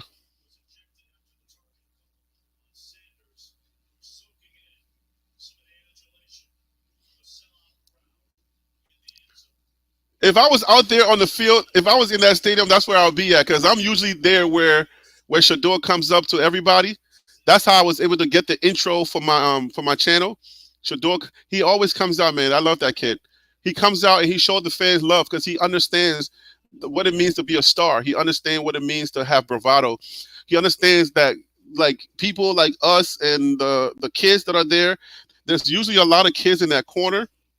Shador understands what it's like to have support from the community and for people to pay money to come and see you. He gets that. He has that grace. You know what I'm saying? He understands that. So I really appreciate him for that. Oh no, here we go. We're going with the I told yous. I didn't like this win. And I kept telling you guys, I don't like this win. All things are possible when you believe. Absolutely, Taylor. Absolutely. Abso-freaking-lutely. If you believe. Okay? Mikey, come say hi to the people. Just say hi. He's not feeling well, but he's been here with me. Just wave. Wave to the people. All right. That's good. Go. So we came away with the W. We got to understand one thing that we're taking away from this game. What we're taking away from this game is growth. We're taking away growth from this game, and we're taking away how deep we are and how resilient that this team is. Harrison showed up.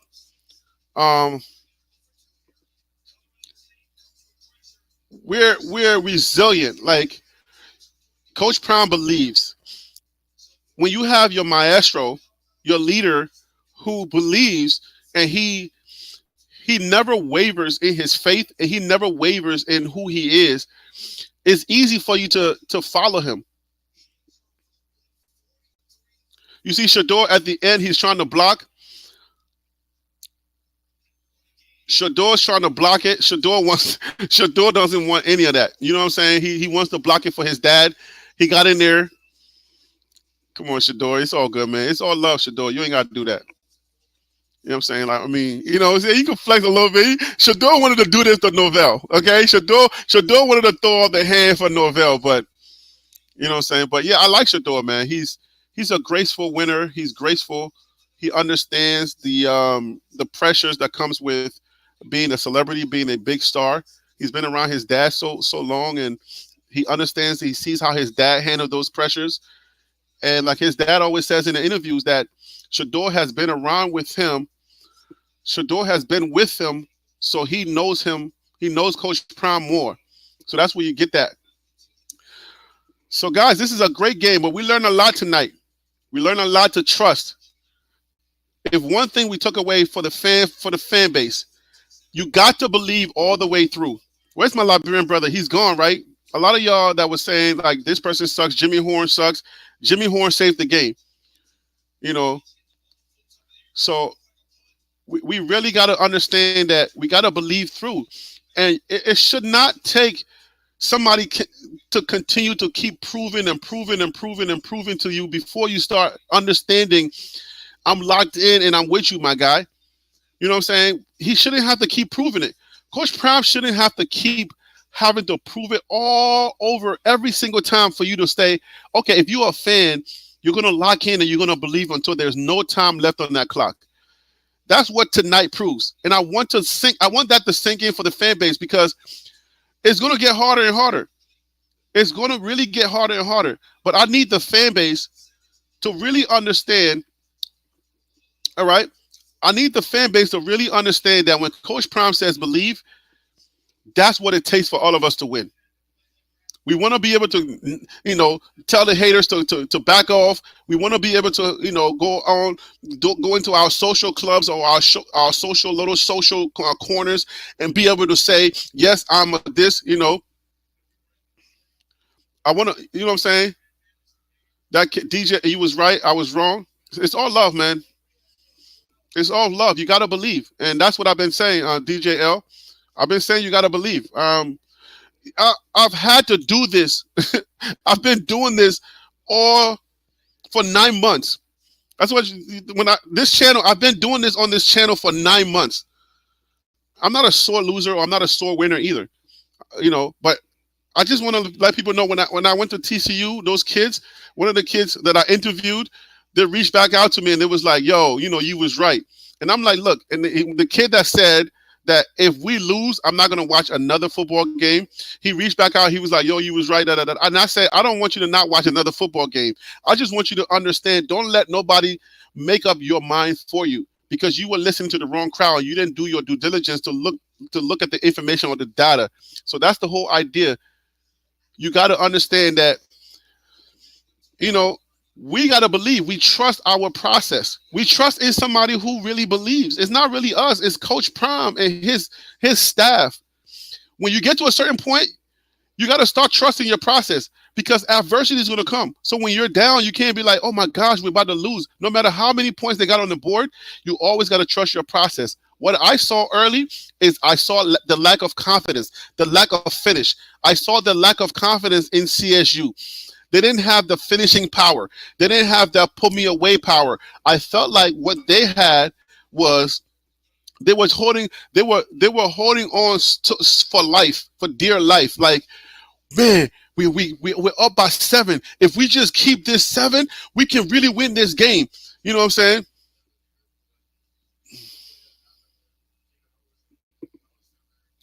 So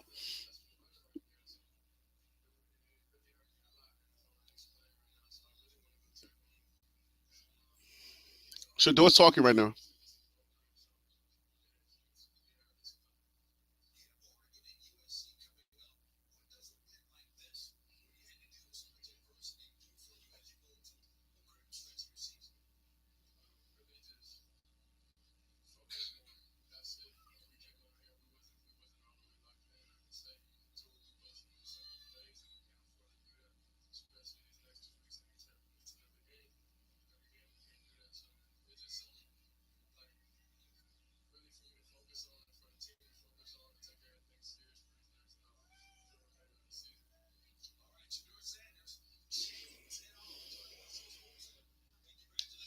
Cliff, man, I appreciate it. I appreciate it, Cliff. I'm fighting in this Cliff Cancun says, sir, great live show. I really appreciate it. I'm fighting in this Coach Prime ecosystem. I'm fighting for my spot. You know what I'm saying? We are jousting for position. You know what I'm saying? My guy Colin, he got the love, he got the nod from Coach Prime, and he's going on. He's a man of God as well, and I really celebrate him. But I'm in this Coach Prime ecosystem. I'm just fighting I want to make sure that you guys have information. All of my videos are not going to be popular videos. I promise you. I got a video that's 100 and something. Let me check right now. I got a video that's 130 something thousand. My biggest video right now, it's let me tell you. So my biggest video, the NCAA has a major problem on their hands. 141,000 views on that video. I'm fighting for you guys. I'm fighting. I want to stick around. I want to help this community as much as I can. So most of my videos are not always going to get 100,000 views. They're not going to get that many views because my videos are not always Coach Prime videos. They're going to be informational videos sometimes. So But I really appreciate the ones that you guys that support me. I really appreciate you guys. But a message that I want to send to the constituents tonight, those who stuck around, please, please, let's believe Coach Prime. Let's stick with him. Let's trust his process all the way through. That's the takeaway tonight. We all grew tonight. We grew together. Okay, the fan base, the team, the kids, they had to lock in. That's one thing about a Coach Prime team. If you are a BWB, a bandwagon Buffs, you are a believer in Coach Prime, you understand his process. The kids trust. The kids always trust. They always play like there's no points, like they're not losing. So that's why I want the fan base, whether you're old or you're new, I want the fan base. Don't call it early. Don't be like when somebody drops the pass. Don't be like, oh, that person sucked. This is not that. This is definitely not that. All right. So it was a cardiac team. It was a cardiac game. Like all of my New York teams, when I watch them, my Washington Redskins, when I used to watch them, we call them the cardiac kids. They really give us a cardiac moment tonight. So, and I know what it was going to be like had we lost. I know I was like, people had their tweets and their posts ready to go. They had their graphics and everything ready to go because we were talking that talk. I don't like the way we won, but we won, and that's what's most important. So at the end of the day, guys, we got to trust. Okay, I don't know how else to say it. We got to trust, and I really thank you guys for sticking with me. I thank you for blessing this channel. If you're new to the channel and there's certain videos you haven't watched, if you want to support bandwagonbuffs.com, you can go buy your merch on the channel. You can see it there too. So I really appreciate you, rocking. If you want to support the channel, let me know. You can go to bandwagonbuffs.com, and I'll keep doing videos to educate. You're welcome. I will keep doing videos to educate the fan base. I know a lot of you guys here are not football people. You're just kind of watching. You don't really understand, everything that's going on. Most of my videos are going to be geared towards you. So that's what I do here on this channel. I'm trying to be one of the premier channels for Coach Prime. I promise you. I'm really fighting hard to be one of the premier channels for Coach Prime, and I'm trying to do my best. I'm trying to get better. I took a lot of your advice. You guys been giving me mad advice. I'm like the stepchild of the Coach Prime universe. You guys come here, you'll give me a hard time, but I accept it. You're like, yo, cut your intro. I cut the intro. Yo, get straight to the point. I'm getting straight to the point now. So most of my videos, I'm cutting a whole lot of chatter out. So I'm getting straight to the point now. So I want to say thank you for rocking with me. Thank you for all of your advice. Even if it seemed like you and I are going back and forth and we're not, I may come off a little abrasive sometimes, or I may say something back to you, but I just want you to know it's all love. I appreciate your support on this channel. I appreciate you for being with me. And I want you to understand that I'm always going to my commentary is going to be based on the realness, and it's going to be based on information. I do my research. I study a lot. Okay, guys, I study a lot. I want you to know, guys, I study. I'm studying college football rules. I've read almost everything during the preseason, all of those newspapers. You guys got to understand, I'm reading those newspapers. All of those things, I'm reading them over and over again to try to make sure I understand it, because when I deliver the information, I want you to know that I've mastered it, because you know what I'm saying? That's just what I got to do, because so I can set myself apart a little bit. I don't want to just be like, yo, look what Dion did. And then, oh, look, Coach Prime is over here with Offset. Coach Prime is over here with this person. If I'm just doing that, then that's breaking news. Like, oh, okay, I'm just kind of like trying to chase whatever. But my channel is a little different, where I'm going to find information and try to help this constituents. So I thank you for rocking with me. For those of you who stayed all the way to the end, I really appreciate you rocking with me, and for watching the game, guys. Skull Buffs, we won tonight. It was a gritty game, but we learned a lot from this game, and we're going to be talking about it in the coming weeks. Tomorrow, look forward to the video that I'm about to drop about the transfer kids. A lot of them are balling out. All right, so I'm going to tell you, that's just the 2 games, though, because obviously this is the 3rd week. So when I drop this video tomorrow about the transfer kids, it's going to be about the 2 games that they played, okay? Once I get the information about the 3 games, I'll bring that information too. But look forward to that video. It's really fun. Okay, I had a lot of fun making it, and you would be surprised who's balling out from the transfer kids. Like they are balling. Some of them are really, really balling on some of the themes, on some of those teams that we're going to be playing, like the Oregon, the USC, those teams.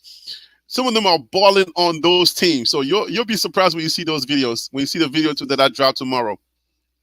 Thank you, Miss LK. Yes, never give up. Mildred Gay. You're good. TBE Trucking. You're good, fam. Thank you. I appreciate you. Yep, really enjoyed the live show. Great job. Thank you, Mildred. I appreciate you. Thank you, Boogie. Yeah, Boogie. Yo, I appreciate all of y'all, man. Thank you for making this experience. Like it's 4 hours and 41 minutes that we streamed tonight, and you guys made the experience awesome. We're gonna stream the games that I'm not at. If I don't have the finances to make it to the game, I'm gonna stream it live. We're gonna talk. We're gonna have an interaction because I know people want a place to just kind of have interaction with other fans. That's why I do it. Thank you, Cliff. I appreciate you. I gotta try to keep it real all the time. So yeah, so just you check back with me every game. We're gonna stream it. If I don't have the finances to go to be in the stadium, to get like behind the scene footage and stuff like that, I obviously want to stream during the games. But because there's so much sell information and sell service going on at the same time of the game, it's hard for you to stream. So if I'm at the game, I won't be able to stream. I will have to do everything post game. But if I'm not at the game, guys, I'll be right here with you. I'll be right here streaming it, and I want you guys to come and enjoy the game with me. We'll cut up. we had CSU fans coming here earlier, and when the game was going on, when it seemed like they were winning, they came in here and they were ready to flex. They flexed way too early, and I kept telling them, I said, you're nervous. I kept telling them you're nervous, you know. So yeah, I mean, I kept telling them you look nervous. You can't be nervous, man. So anyways, I got to end this stream. It is 2:43 a.m. in New York City, guys. It is 2:43 a.m. All right. My church service, I got to be there at like 10:30, I think. So yeah. Thank you, guys. Here's my ending, guys. Thank you for rocking with me. You know who I am. I'm Harry B. Guys, and that right there was the Liberian perspective. That's TLP Sports Club. Good night. Brah. Skull Buffs. Brah. We won. Brah. Thank God. Brah. Was I nervous? Yes, I was a little bit. Brah. God bless you. I'm out. Peace. Woo. Oh, man. I was a little bit nervous. I ain't gonna lie to y'all. I ain't holding you. Just a little bit.